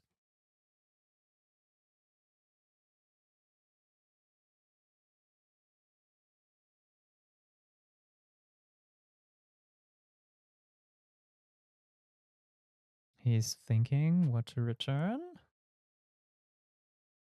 Takes an end. Tapping. No, he still was wondering why he wonder about untapping. Maybe he's a bit nervous. It's the finals. Yeah, I think he might be a little bit nervous given the fact that they are now, there is the Brukerbog that does not much. That they are now sitting in a very quiet room with a lot of people watching. And then there's you guys at home and also watching this. So that feels less present than like people staring you down in person. He has already the scrap luck in play. So he passed a turn at this point to then maybe see if there's anything he has to prepare for here. We have Phil again without a bridge and wildfire in hand. Does Swamp go? So he has to wait out to find his target for the wildfire again. Actually, I think I caught a glimpse of his hand, and he's playing into cracking the spell bomb, and that's why he played the swamp to have the black mana to actually get the additional card of it. So I think I've seen a red-green bridge in his hand. Yeah, exactly. You can see it right there. That is smart. Yeah. Mid-range at heart. So he's preparing to have to crack the spell bomb and keeping the black mana open to draw an additional card if spell bomb goes to the graveyard. Exactly, and then probably fetching a red source with the fetch land.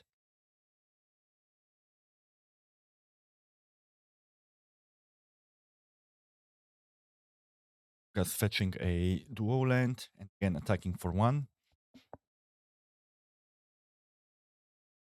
And that's damage that could matter. Like we've seen it before, like Dredge does damage, but it doesn't deal like insane increment, no infinite damage, even when like setting up sort of combo cards. And in this case, like every bit of damage you can get in early before Jund has put down a blocker is just very valuable.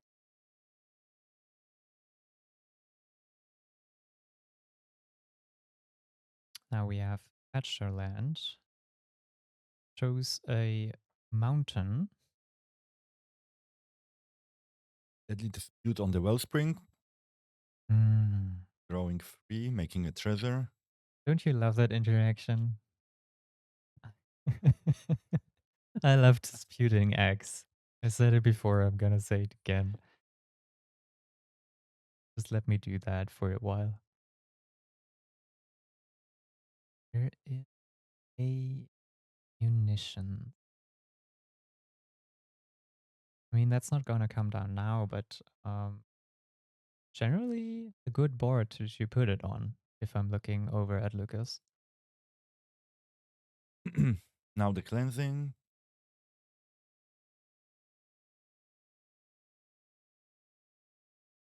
Checking which sort of land to get. Back.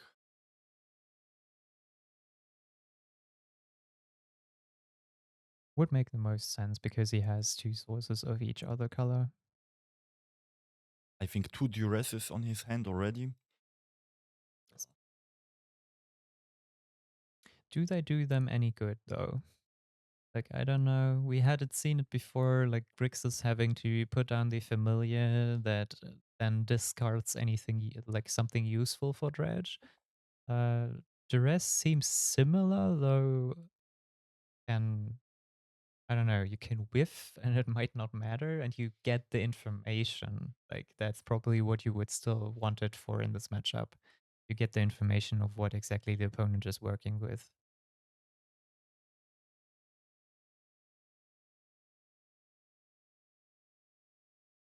Maybe a good reminder while Phil is doing mid-range things that we are in Libelle, a community center where we usually play Magic. And we are Pauper to the People, a community from Leipzig. Which is in Germany, yes. And we have the dress that sees a whole lot of things that it can't target, plus a Malevolent Rumble, which is actually a pretty good target to get out of the hand. Exhume also would be a good target because that kind of incentivizes you to crack the bomb. draw or Yeah, totally.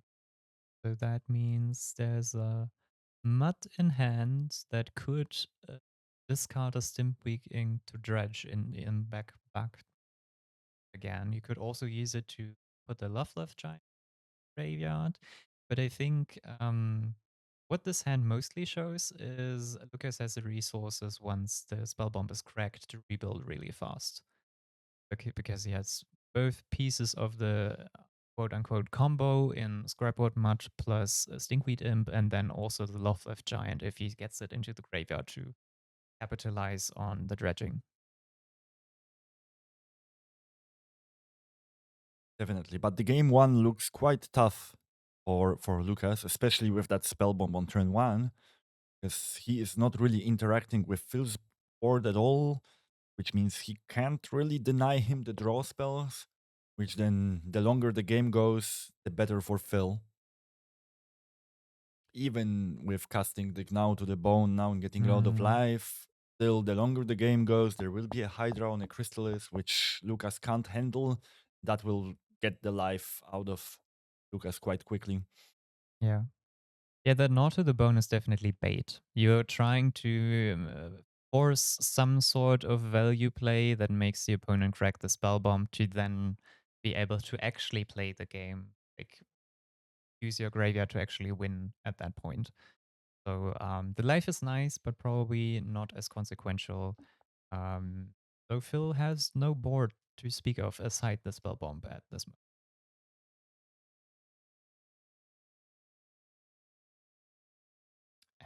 Shuffling again. We have a lot of fetching in these in this matchup. We have like 8 land cyclers on the one hand, and on the other side there is the wildfire bridges and such.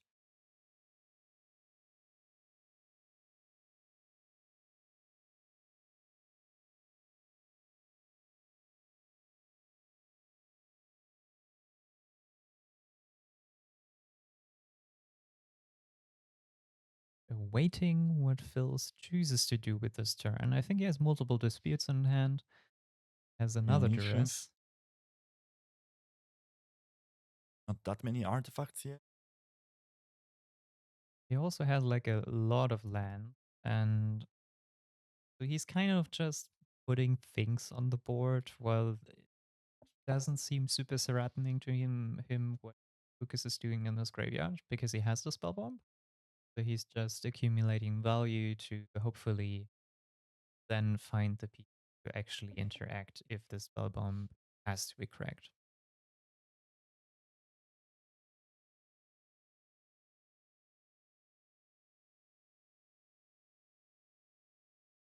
Is this a point where you would maybe consider just playing that Scrapwood Mud to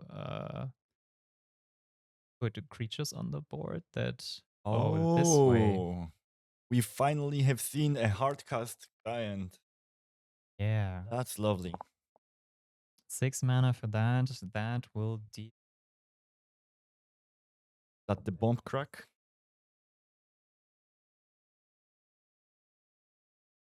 have it. There it is. Love Left Giant. We had a, what is that count? 13? A dispute on a treasure. It is 13 indeed. So that would be a lot of damage. Sort of forcing the interaction unless you want to go down to. Thank you very much. Still probably looking for another spell bomb to decide if that's the time to crack the bomb. Yes. It's not the time to crack the ball. Yeah. Oh, it is. Couldn't control my gush. Yeah, it's really like if the option is go to 4 with the 6/5 board versus like, I don't know, extra. And that's really good on Lucas to finding that play that forces them to have use their resource there.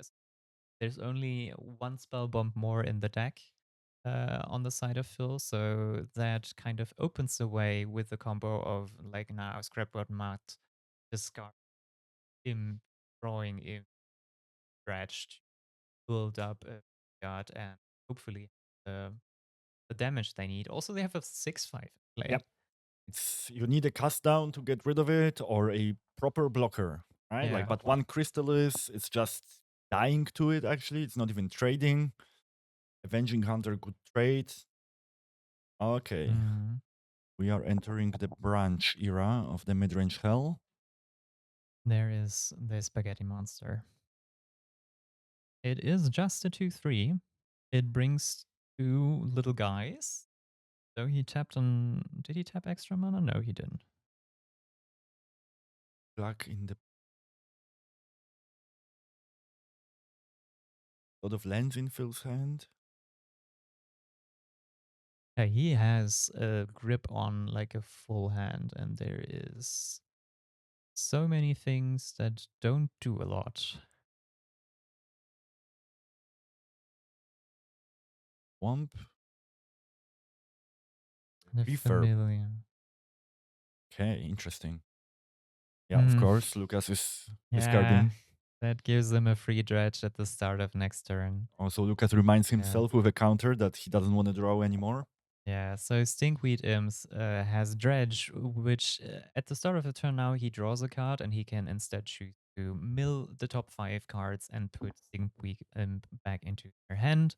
So that means in that case, like playing that familiar sure puts something on, apply some pressure or have a blocker to not be beaten down by the 6/5.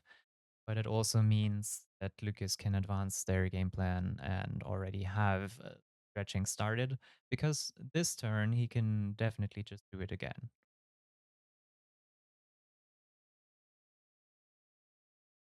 Let's see if he does it. He taps 2, but he chooses to first just straight up mill, no fancy stretch shenanigans. And that's 4 That's a good creatures. mill. Going up to 6 creatures in the graveyard. I feel like the gods of Pauper are watching Lucas today, and like these mill like hits are very good. Though I mean, it's a deck that's built around creatures, so you're bound to get a lot of hits. 100% is pretty high up there. The way how tight Lucas plays actually around graveyard hate really shows today that he's very, very skilled, because like he's seen a couple of spell bombs already and they don't seem to bother him that much. They delay, they're uninevitable, but still it's just a delay. It's not like a game over kind of scenario.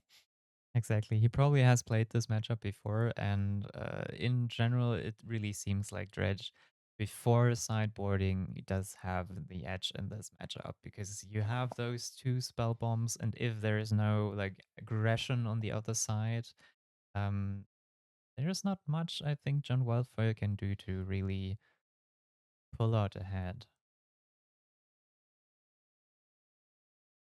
So Lucas is still on their turn, I think, mulling over whether to do anything else. They have the option to also scrapboard mud plus then bridge, but they're going to combat. And swinging both the big 6/5, just the big 6/5, the face of the spaghetti monster. And we're putting an Eldrazi spawn right in front of it. Yeah, there's can chump this. Sending 1 damage to a creature. Exactly. And still putting a counter on the Crystallis. Nice interaction. Yeah, so that will put a little bit of pressure on Lucas. Like they can't have like freely 3 creatures in there for just a random dread return that enters the graveyard with a mill. And that is something that Phil can continuously hold over their heads. Dread using the munitions to get rid of any 1/1s, which is probably why like Dread Return will be very hard to execute here. And there it is. 5. We got Scrapwood Mud here. Be more creatures.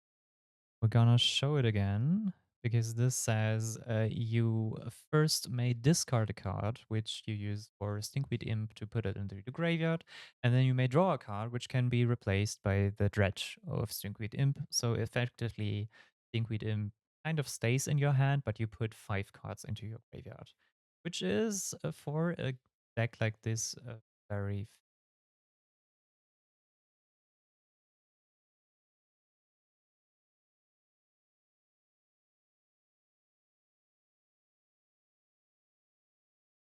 And with that, I think they probably announced they passed the turn, and Phil is thinking about, well, he's black mana, 2 mana open. What's he gonna do?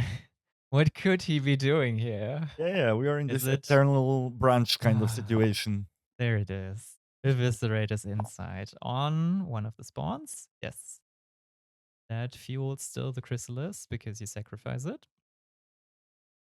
And that will draw him an additional 2 cards. So the controller stack gets more fuel.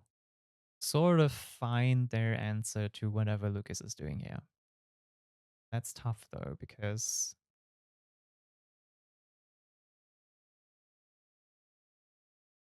I think I saw a cast down being drawn there, and I think that is very much needed here, because that takes care of the Love Giant. Exactly, or a Exhumed Troll. And then with the munitions, actually, there is a way for Phil to establish already a clock. He get rid of some creatures, get rid of the giant, and start attacking himself.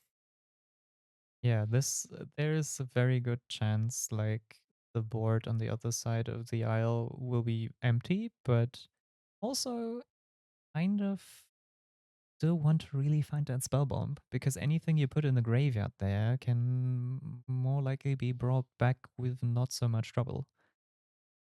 True, but also Phil knowing the deck of Lucas, the Bojuka Bog was cast. It was played one of the first lands, so he has a Blood Fountain and an option to basically return his Chrysalis after it dies.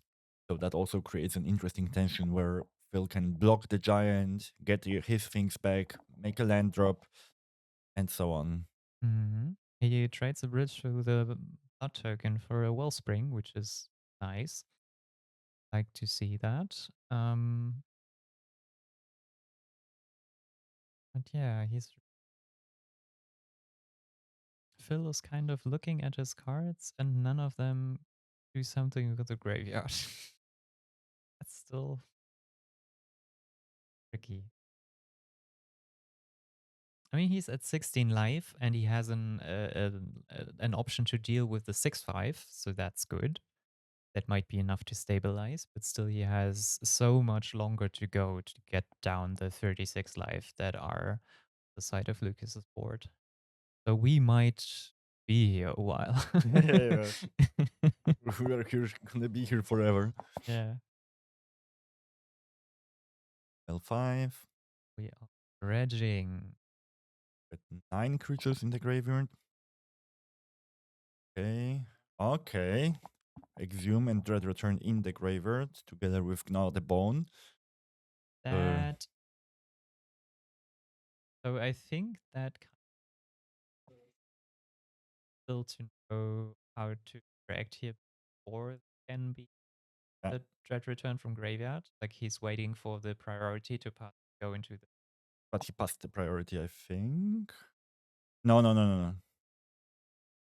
Asking if he's moving on from the draw step to Mm-hmm.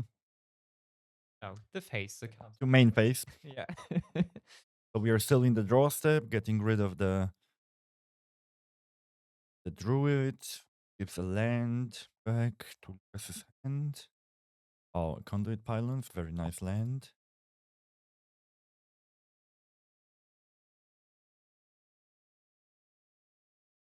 Okay, so that took care of the third creature, which means the dread return that just entered the graveyard can't be just a flashback. That's the card we were talking about. Lucas had just milled this, and while you can cast it for 4 mana, it's much more efficient to just have 3 creatures you can sacrifice to do it from the graveyard.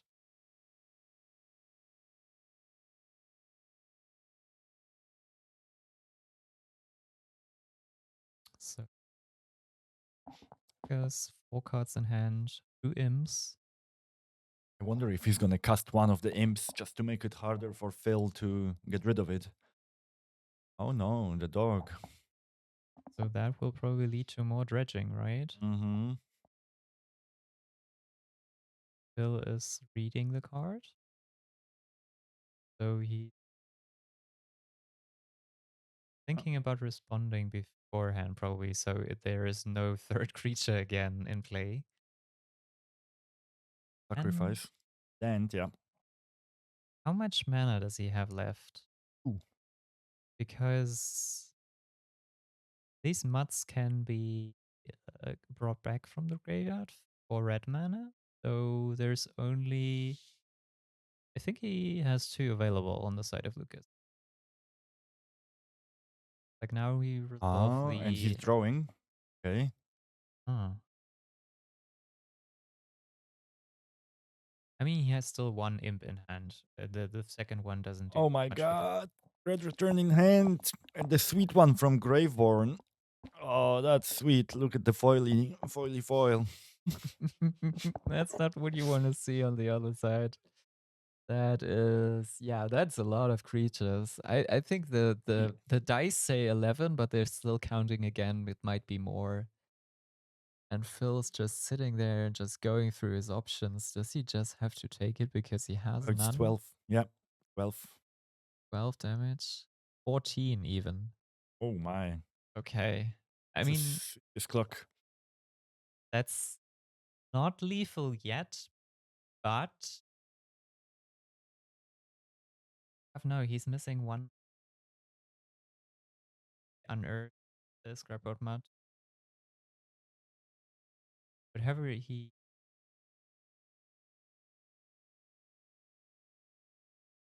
I mean,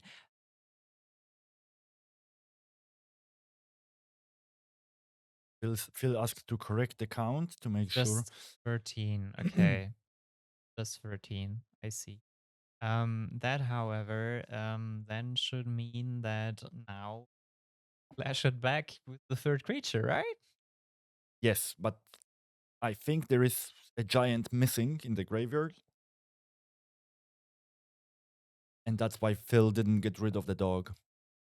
Basically, knowing that there is no, you cannot sacrifice to flash back the same card you're flashing back, basically. So, yeah. That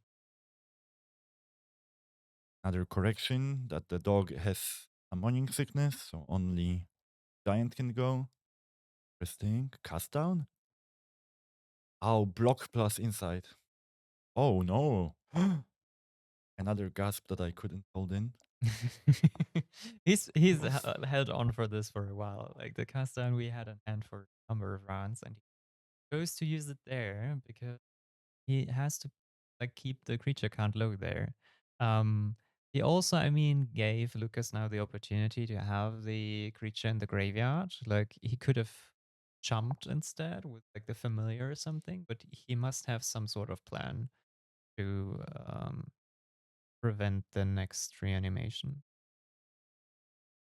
Is another cast down in hand, and still so many lands. I think he should have like an eviscerated in the graveyard because he definitely used.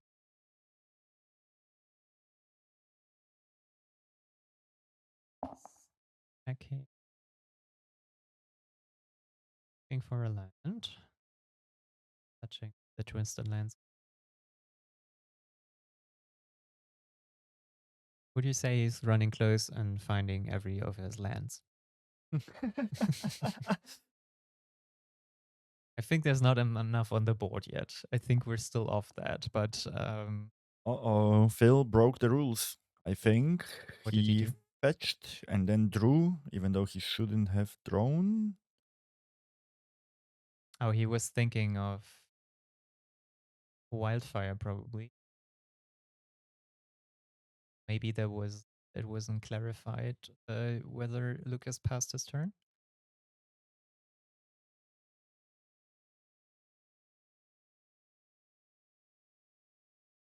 They seem to be still discussing about that. I don't know if they are. touch called Wells. So something actually went not in the right direction. I think the Wellspring. So Phil is desperate for a Nihil Spellbomb. Exactly.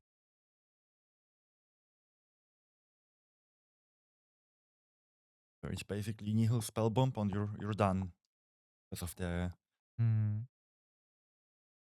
It's such a tough matchup. And Lucas is still sitting at 36 life because Phil just doesn't get to attack here because it's just a 6-5 staring them down each time. Because Lucas just keeps reanimating them. They just don't die. And also Phil is not running that many threats, right? It's just the Crystallis, the Refurb, and the Hydra's main board. So it's just 10 cards that can actually deal damage to the opponent beyond the munitions, which come with a cost. And yeah, not an easy first game for sure. Even with a spell bomb on turn 1, right? Like that was just a delay. And still, Lucas, since a long, long time, is in a commanding position, just basically requiring Phil to just trade off resources in a not the best way, sacrificing lands to kill 1/1s, right? Like that's not where a control deck which tries so heavily to make every land drop, that's not what they wanna be. Yeah, totally. Like, it really seems like, and Oh yeah, Exhume. That's that is the way to win the game. that's a good top deck. Um, so that would probably target a Loveleft Giant Yeah. on the side of Lucas. Phil would also get to put a creature into play. So this is now on the stack. And Phil has the option to respond, but it's probably more of checking whether he's really dead. If there's anything he can draw here. He sacks the refurbished familiar. Then that comes back to discard. And then, yeah, he just wanted to do that game action. Least like an Yeah. honor goal to put one life total less. Because before that, Yeah. actually, he dealt no damage to Lucas. That was the only Yeah. damage he dealt. So, like an honor goal in soccer. Yeah, it seems like a really tough matchup, right? Like what are you gonna do there in game 1? Like game 2 you can sort of, like we talked about this, you could maybe bring in like the Avenging Hunter because that can put pressure on the thing, and the Weather the Storms, of course. We talked about those being like very, very crucial, that what you see to happen there, like the life difference of 30 or something, like that doesn't happen. That you kind of keep up with what Dredge is doing, like the damage Dredge is doing. Yep. And I'm pretty sure Clark Clan Shaman will come into play to help Felix control the board and get rid of all of those 1/1s. Like it came with a big cost to sacrifice continuously, and he had to find his only copy of munitions. So now getting also 2 shamans can delay the Dread Return a little bit more. So I would assume that's going to be the case with the Weather the Storm to kind of keep Lucas from ever having 3 creatures. Yeah, and I think you really want to get rid of your snuff outs. Yeah, oh, definitely. That is such a. I think Wildfire really works around snuff out. Like Wildfire also being a way to on turn 2 snuff out. Definitely, if you hit a bridge first and like any untapped land, because fetch the basic, you don't need mana, you just pay the life. But if every creature that would be worth a snuff out is black, Yep. does nothing. So you want to side those out. You definitely want Weather the Storms in. The spell bombs are much needed.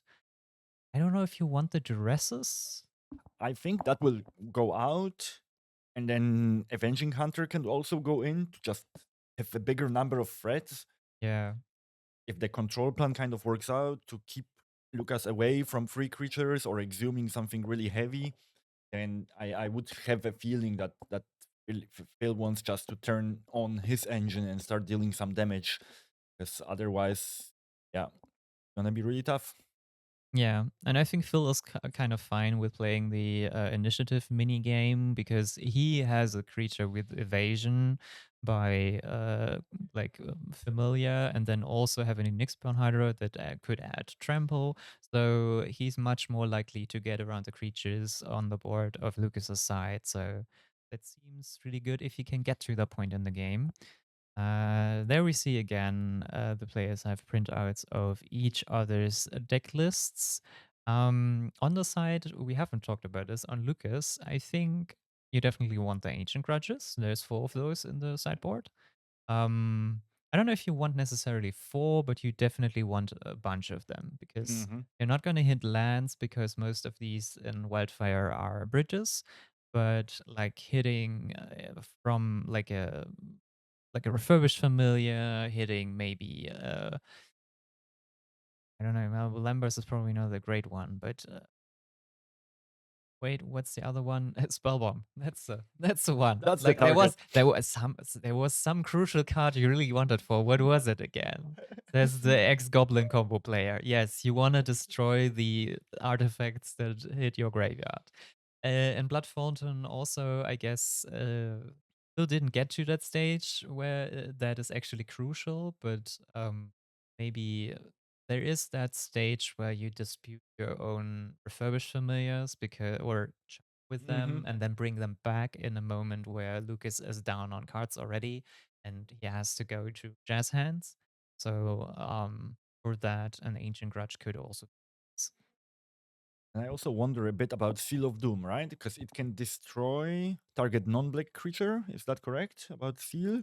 Yes, it destroys a non-black creature. I don't know. I don't think we have it on here to show you guys, but it's a 3 mana seal, so it's one of those enchantments to just sit there and you can sacrifice it for free, and then it will destroy a target non-black creature. It can't be regenerated, I think, Oh, that's nice. but I Sprinkle on top. been been a while since I saw regeneration on Pauper. And then I also wonder about the Bojuka bug, because now I realize with the Bojuka bug, that was probably a call to stop the Weenie deck from having all of the prismatic strands flashback kind of situation. Ooh, yes. For Now, Weenie, that makes a lot of sense, yes. and I also wonder, once Phil has just so little threats, would that be a nice answer to just bog his crystal? This is Crystal Eye. I want to say Crystal Eye. I don't care if it's correct. And get rid of them so that the blood fountain is kind of dead. Yeah, I mean, so after sideboarding, I'm expecting like 10 creatures out of it, Phil's deck. Or no, he has 10 creatures. It will probably be 12 then. But that's not a lot. And that's certainly, if you can get into a sort of stage of the game where you can play that out, and it's a good hit off, like a rumble if you whiff for some reason, Yep. or nothing useful comes to mind. Yeah, I think a Seal of Doom probably goes in a number of times. Ancient Grudge probably like 3-ish. I don't know if he goes to full 4. Because you don't want to, like you saw the first game was sort of favored in his side, and you don't want to like mess too much with the deck. I think Dredge has only so much room to cut. Like you can probably put down some Circle of the Land Roots because that's like the worst of the mill creatures. Is it mill dorks? I don't know. Or are dorks always creatures that have to tap first? I think you're coining a new term now, and we're just gonna call them the. I mean, the you're elves experts. Mill You're dork. like free green mana dogs in a trench coat, right? So you should know about this. Yeah, technically, if we were like really, picky about the words, that shouldn't be called a dork because dork makes mana. Yeah, I don't know why they're Like- called dork anyway. Like, what makes a dork the creature that makes mana? Like, Oh, I know don't know dork. that too. I mean, that's the thing with like not being not native English speakers. Like, it doesn't it also have a connotation that's sort of like It's a an negative insult? connotation. Yeah, it's an insult. But That they're it's not. They're beautiful. They're beautiful little guys. maybe it's just like an insult that they don't do anything else and they're a weak creature, usually a 1/1. Yeah. Kind of like a dork. But Yeah. it makes the mana. Yeah. So at this point, we'll just see what happens. I mean, they are taking their sweet time. I think they're taking some sort of a short break. It seems we're just gonna talk it over. Whatever else we can find to talk about at this point. But you're seeing already. I think one of our players has put the trophy that we had in the site like on the stream while we were on hold for a second. So you might have seen it before. We have actually a Pauper to the People Pokal is it in German? A trophy. A trophy, yeah. Yeah. So we have Underwhelming. that like a real piece in person that is being passed on to the winner of this. And as far as I know, Milan has it in the group for a while. So it's like we talked to him earlier. They had a couple of tournaments, like even smaller leagues that they were doing over the ages. And I think for the past couple of years, I think it probably went to him before Corona or something. That was the case. That's why he was grabbing it so tightly and didn't want to lose it. But yeah, now he Yeah. lost it for sure, and it's gonna stay with the winner of the league up until the next league is Yeah. decided. Oh, Bill is shuffling without shuffling. Oh, he's counting cards, I guess, but not really. Our local judge has taught me that that's not really shuffling. It's just touching your cards.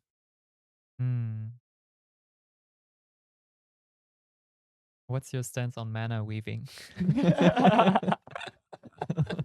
You think Phil is setting up his deck?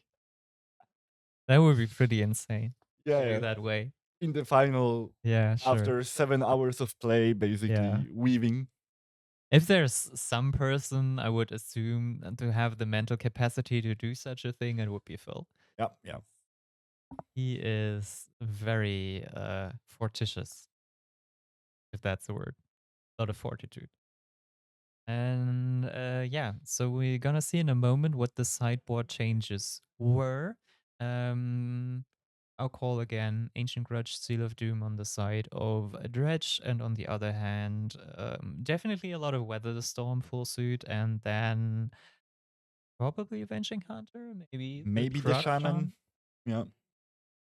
And from there on, I mean, you could also just use Breath Weapon to not clear your board. I don't know if you have to be so fast as like Krug Clan Shaman is really great because you can activate it on turn 2, turn 3 or something.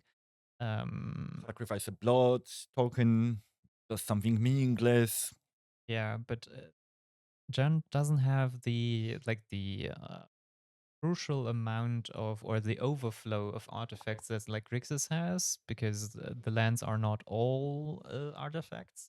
I think Krug hurts the deck a bit more, like playing it in Grixis.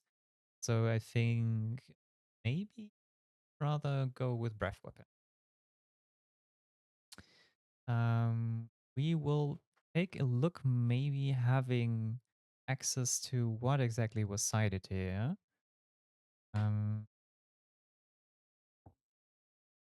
Maybe we can give you some insights. Oh, yeah. There. You have the insights. There is 2 breath weapons missing. So those like 2 went in. We have the Weather the Storm. Yeah, 2 snuff out went out as supposed. Yeah, and the Avenging Hunter also went in. So it's really And all of the familiars are out as well. So Phil decided not to help Lucas discarding heart.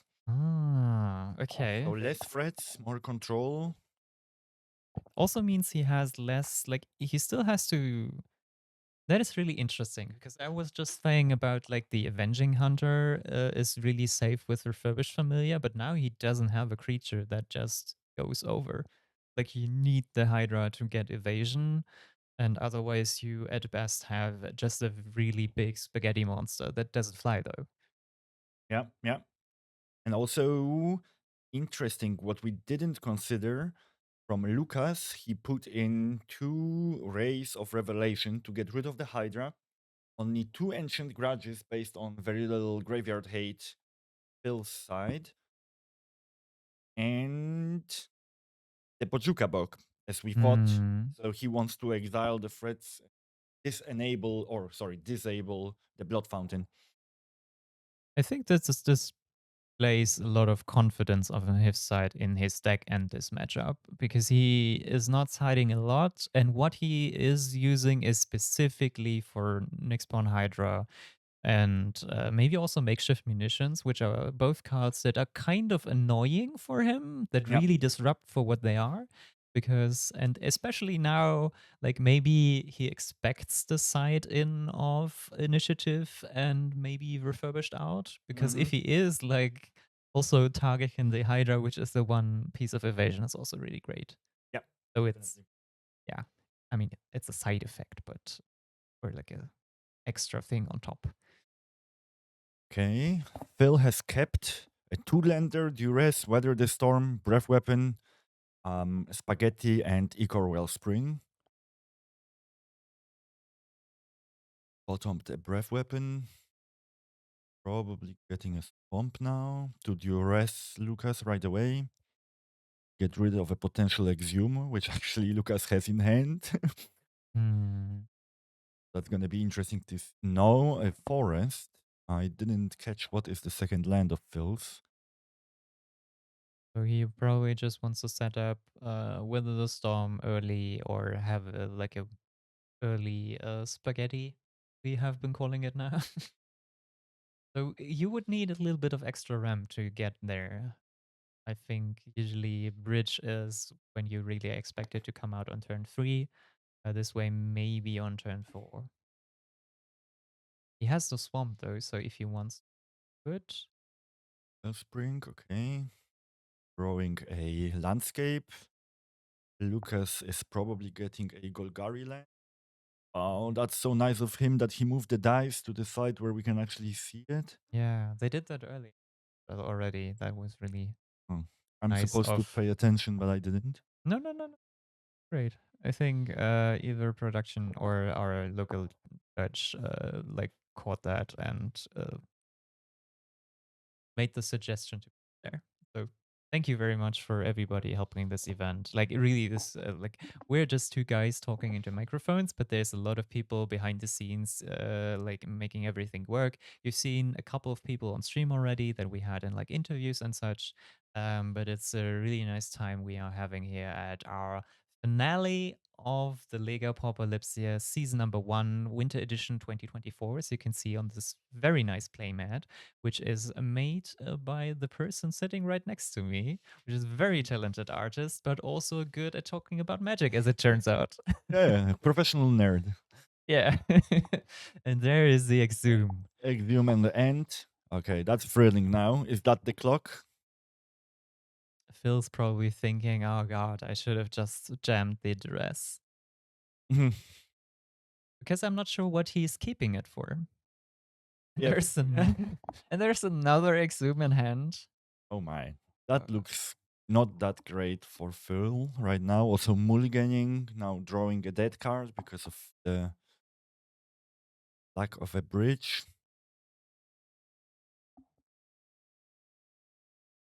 So Okay, attack for 5. that looks very bad for Phil. Conduit is pylons. Bring it on top. probably not a creature that he... Oh, the mat. Oh, and then he can discard the... Next turn, he can discard the giant. Has he already assembled red mana? Yes, the conduit pylons, which he just played, he can filter the mana. Yeah, so he could now unearth the mud to discard, and then he's just 1 mana short of exhuming it. Yeah. Okay, that's a clock. That's a really good hand for Lucas. So Phil's now fetching maybe his 3rd color. I wonder if they are smelling that it would be very beneficial to throw a duress over there. Maybe they're thinking, oh, I missed the exhume, now there's no point. But really, what are you keeping it for? Like, I think you should just... Or maybe he's thinking about Ancient Grudge versus a Spell Bomb or something? But then it can be flashbacked actually, and it's Yeah. cheaper when you flash it back, and easier because it costs only 1 green when you flash it back. So it's then easier to be cast. Yeah. It seems like duress is sort of a value card in this matchup. Like there's no really it is not super interactive. It's just like yeah, you enter like you put something in the graveyard, but it's not necessarily bad for you. Just get like the extra value of knowing what the opponent is doing, and every now and then you hit the card that actually hurts. Oh my! Cycling a troll with Exhume. Oh my! And it's end step, which means there is no spell bomb to be cast. So we will see the troll next turn, most likely, while developing the board to eventually reanimate the giant. So that definitive 7 damage. So now with the 2 Eldrazi spawns, Phil has blockers, so that doesn't look as grim. But the oh, and also an interesting thing, since our league was so successful and we had so many participants every week, we actually have 2 buys. So congratulations to Phil and Lucas. They already earned their buy for Paupergeddon. Now they're just playing for glory and the trophy. That's true. Yes, they. This is the case because we were like the way we arranged it. The first rank in the league gets a buy, and the winner of this event gets a buy. So, and since Phil is place 1 by the ranking, has secured it by the other person by default in the final will get it. But still, we are fighting over the trophy that you might have seen earlier on stream and the honor to call themselves the Lega Pauper Lipsia champion of our very first season here. And we're a competitive bunch, so the glory is actually quite important for us. Yeah, And the bragging rights that comes with the glory. sure. I won't. Exhume the troll. Exhume the troll. Yep. Gonna say I'm a little biased here, or maybe that's both of us, that the combo player might actually take this. Yeah, I always root for Phil, with his mid-range piles, but Mm. Lucas is playing so tight today. He kind of turned me into a fan of the dredge deck and him as a pilot today. I've been like I have these pieces lying around for the longest time since I got Exhume back for the Goblin combo at some point, but I don't see that working out in the long run. So I took it out and then was like, okay, what can I do with this card that is surprisingly expensive for a pauper card? And yeah, this really looks like the deck to put it in. Yeah, I have also affinity towards dredge because I used to play Tortured Existence. So yeah, Mm. that's really good to see that someone's dredging and winning. And that we're doing it in Pauper, basically, where supposedly the threats are not as good, but we can see that it's not really the case. The troll is being played in Legacy Reanimator, so Mm. a really good card. So Phil is using the opportunity to use Wildfire as a way to get rid of colors on the other side of the board. Knowing that Dredge only has a number of duels that are actually fixing color that they can get with the Land Cyclos. So at this moment, they would be off red unless, of course, they hadn't the pylons, which you can use to tap for any mana, though you have to filter it through it. Mm-hmm.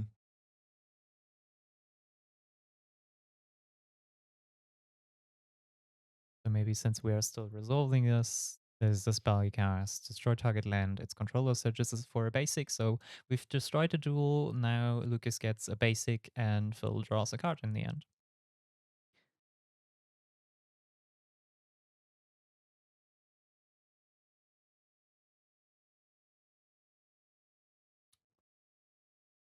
And there is the duress this time.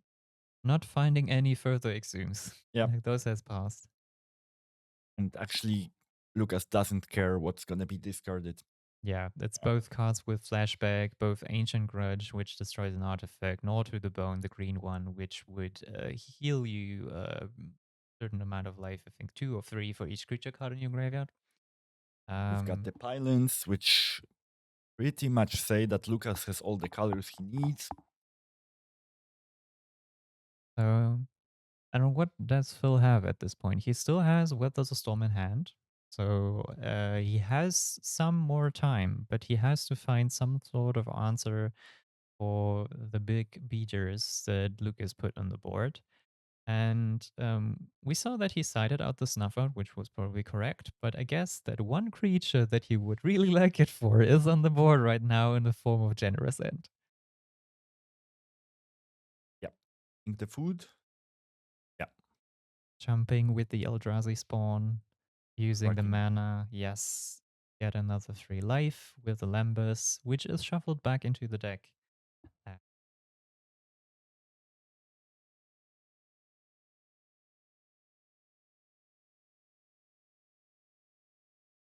We are considering playing a land on the other side.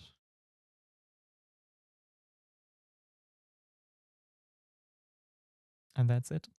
That's the turn. Well, Phil is still shuffling. I think Lucas has a great board. He doesn't need to do anything. Yeah.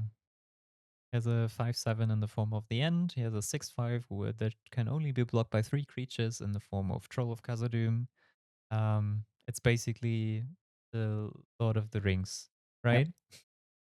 Yes, exactly. Modern Horizons versus Lord of the Rings. That's what we're playing here tonight.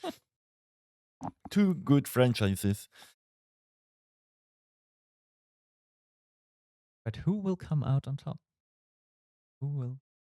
We will find out in a moment. Phil is considering their options. They have used up their duresses. They have the weather in hand that they would have to set up though. Like you can't just gem it. It has storm in that case.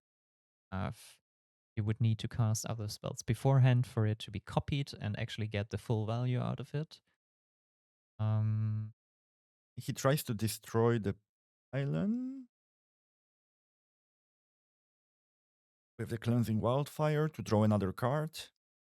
And then Lucas, in response, cracks his food. Oh. Where actually both of the players are having lunch. Yeah, and fighting over those small advantages, like making sure the other player doesn't have the mana he needs. So he has the next pylons in head already. So he should be fine.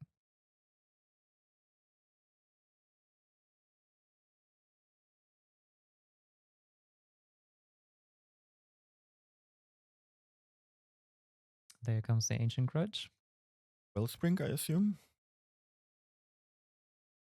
That is a good question. He's targeting. Might be the Lembas, because the Lembas doesn't have, like, it just goes back into the deck and you don't get the. So we're still in Phil's turn. So yeah, we have 2 spells cast beforehand. So it's copied two times. So it goes for 9. 1 life for Phil. Oh, more Was it one? spells? Which spell did we miss?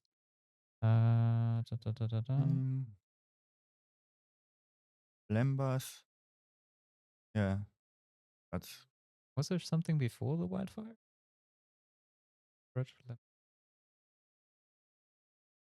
Yeah, I think they miscalculate. Plus Lembas, plus Weather the Storm, right? That's 3 copies, plus the original. 3 times 4 is 12. 12 plus 12 is 24. No, we just miscalculated. Yeah, with 3 spells, you have the 3 copies and the original one. So 4 times 3 is 12, then it's 24. No, you copy it for each spell cast before it, so it shouldn't count. Oh. So I'm not sure. Maybe somebody can clarify. I don't know if we can ask that to the people over there. Oh, there's a second troll and oh my, and the food token. Like that basically made the Weather the Storm insignificant. I mean, in general, like there's Yeah. a very and Phil calls it, and that is it. Right in the corner, he accepts his fate. Phil drops this game, and that makes Lucas our winner of the first Lega Pauper Lipsia season. It was very fun to see this match. Very well played by Lucas, and we're gonna try to have him over here for a quick interview, though that might take a little bit of time. We want everybody to settle in, to like have the players discuss this match. You're already seeing like we're just there's a wave of elation going through the room. Everybody can talk again. Yeah. And now, so let's give the players a little bit of time, and we're gonna be right back with a small interview with the winner. Just give us a bit of time to set that up. Might take a couple more minutes. And welcome back with our winner of the very first Lega Pauper Lipsia Hi. Championship, Lucas. Congratulations! Thank you. How you feel? Pretty good. It was actually my goal through the whole week to go 3-0 and at one point during the days. That never happened, so it needed to happen today. Yeah, I mean, you were really consistently going at it with Dredge and now brought it again today. Like, what kind of pulled you towards that deck? Like, why are you playing it? I really like graveyard interactive decks, and Dredge is the best mechanic for that. So when Lord Left Giant was graded down and it became a deck, it was the most fun for me to play it. Cool. And like knowing that you would play Dredge and like knowing sort of what the other people were probably gonna bring to the table today, like how did you prepare and how did you feel with your deck? When I saw the deck list, I was actually only worried about White Weenie and Fairies. The others are kind of fine matchups for me, at least. So after I beat White Weenie in the first match and Fairies lost the first match, I was fairly confident that it's gonna be favorable matchups for me. Yeah. It was pretty. It kind of an upset. I mean, we didn't have it on stream, so we just had Moritz here to tell the tale from the other side, like on the Yeah. receiving end. But like winning that with Dredge seems like a very like a big achievement. And then also like the matchup here now against John Wildfire. How did you feel about that? I mean, Dredge is kind of set up well against Giant Wildfire. If the opponent doesn't draw their Hydras, you can block the Chrysalis for days with either Stinkweed Imp or the End, for example. And since it doesn't play life gain pre-board, it's kind of just like a race. And if the graveyard is there, you can kind of chill because you have like Gnaw to the Bones. They don't play counter spells. Fairly smooth sailing, I'd say. Yeah. And then after like the post board games, like with 4 Weather Storms, is that a trouble for you? Or because we were wondering in the booth, like how much does that do for the matchup for them? Yeah, I would generally say life gain is hard for Dredge to deal with since you only have 31 creatures, and so kind of the maximum damage throughout your kind of combo is 30, but then you're already milled out kind of. So you're kind of restricted on damage. And so I would say life gain is good against Dredge, and to Weather the Storms would have definitely made the match closer. Yeah. I was also very lucky that there was a mulligan to 5 in game 2.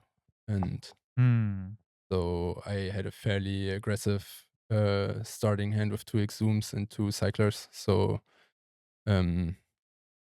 I could apply lots of pressure early. That's usually not what happens with Exhume, with Dredge, unless you have the Exhume. So Yeah, and we could really see the Exhume in play at the very end.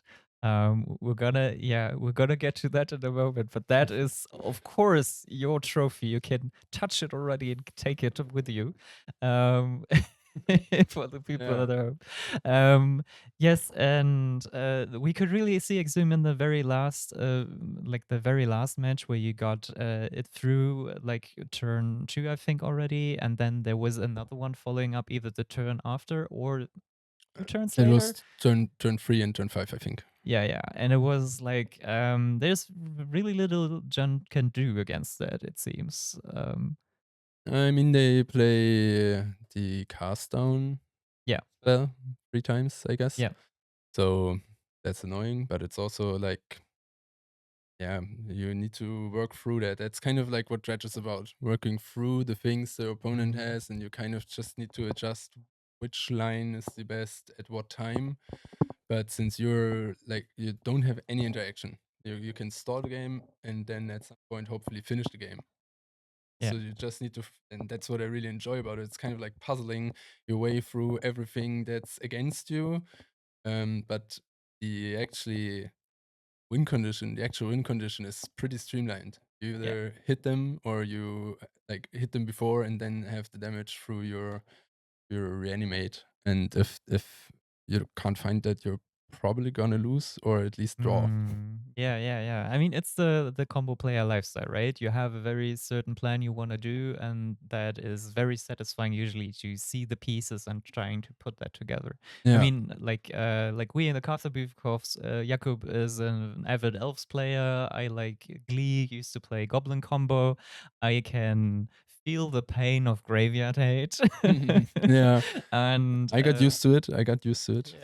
Yeah, I think Dredge has something over Goblin Combo, and so that you really only care about the graveyard and you don't really like goblins have to resolve an instant and such. And like Yeah. there's that thing you're playing red, blue blast and such hurt. But Dredge seats very well positioned in the meta in general. Like, do you have any thoughts on where that deck stands in like the general meta? Maybe here and just in general in Pauper? My feeling towards the deck is it's always kind of like listed at tier 2. And sometimes I feel like it's just tier 2 because there's not enough data on it. You have like once every 3 months a top 8 finish or whatever. And I mean, it does struggle against some decks that are tier 1 meta or even tier 2 meta. For example, Elves is a hard matchup. But I do think that it's not getting the credit it deserves, kind of. So I think it's pretty good and it's pretty fun since you're not relying on your combo as you saw in like game 2.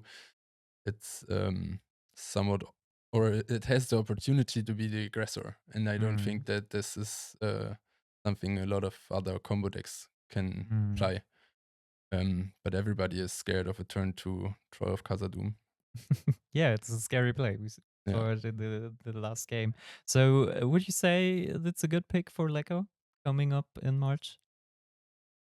Yeah, I mean, I'm What gonna are you pick gonna it. play? I'm gonna pick it. Yeah, I mean, I think it's fun, especially because it has like some options. For example, I mean, I played 61 cards main deck, and I often sideboard like 1 card more in and don't take anything out because I feel like it can have if the additions are worth milling through anyways. For example, like the Ray of Revelations or the Ancient Grudges, you don't want to cut down your creature count too hard. And it's just very resilient, I feel like. Even through Graveyard Hate, because you have like these other routes. I mean, if you're getting to 6-7 mana and you're keeping one of the big threats in your hand, there's not a lot in Pauper that can deal with a 5-7 reach. Yeah, that's true. Okay. Thank you for answering all your questions for a stream you. for the people at home that maybe couldn't join us here to watch everything. Thanks for watching. If you have any other shoutouts, anybody who, I don't know if you have anybody you prepared with or learned from, like preparing Dredge for today, or anything you wanna, or any people you wanna call out, not call out, but you know. Greetings to my family. Yeah, I mean, thank you guys for organizing the league, because I feel like it's was the reason why I really started enjoying Pauper more than before. So I got a deep dive into it, and it's really fun. And now I'm going to Lecco. I mean, it's Yeah. yeah. So thank you guys for organizing it. It was a great fun, and hope you enjoyed it as well. Yeah, it was really fun to watch. And yeah, I don't want to hold you up because there's like a winner's ceremony that we're still having to do that's gonna happen off stream. We're gonna have a nice time here. So thank you very much for joining us here. Thank you. This is pretty much all we have for you today. I hope you enjoyed these 6 hours at least that we've been streaming. That was the finale of our first season at the Lega Pauper Lipsia. We'll keep you tuned if there's anything else coming up that you might watch through this channel. And we'll have the info about the VOD up on our Instagram. So you can find the Instagram on our Twitch account. You can go through there, follow, and see if you want to look up any of the matches that happened beforehand, round 1, round 2. Maybe you missed something, you can find it there. And aside from that, I wish you a very nice Saturday. We're gonna probably have a draft, maybe play a couple of rounds of Pauper. I talked so much about it. I kind of want to play now. I mean, you're maybe the other side. You play it a lot, so. I mean, I'm gonna play the draft as well. Oh, Going for the double win. okay. So we're gonna see what Ether is it Ether Drift? Drift, yeah. Ether Drift. What that has to offer for Pauper. I do like the Grim Bauble, like the 1 mana Yeah. -2/-2. That Mhm. sounds nice. I do like the one that cycles and costs 1 less in the graveyard. Maybe in addition to the dredge deck. We will see. Only time will tell. Okay, so we're gonna brew a little bit off stream, and yeah, to all of you, Mono have a black nice dredge day. is coming. You heard it here first. Have a nice Yeah. evening. Have Bye, a nice guys. evening. Bye, guys.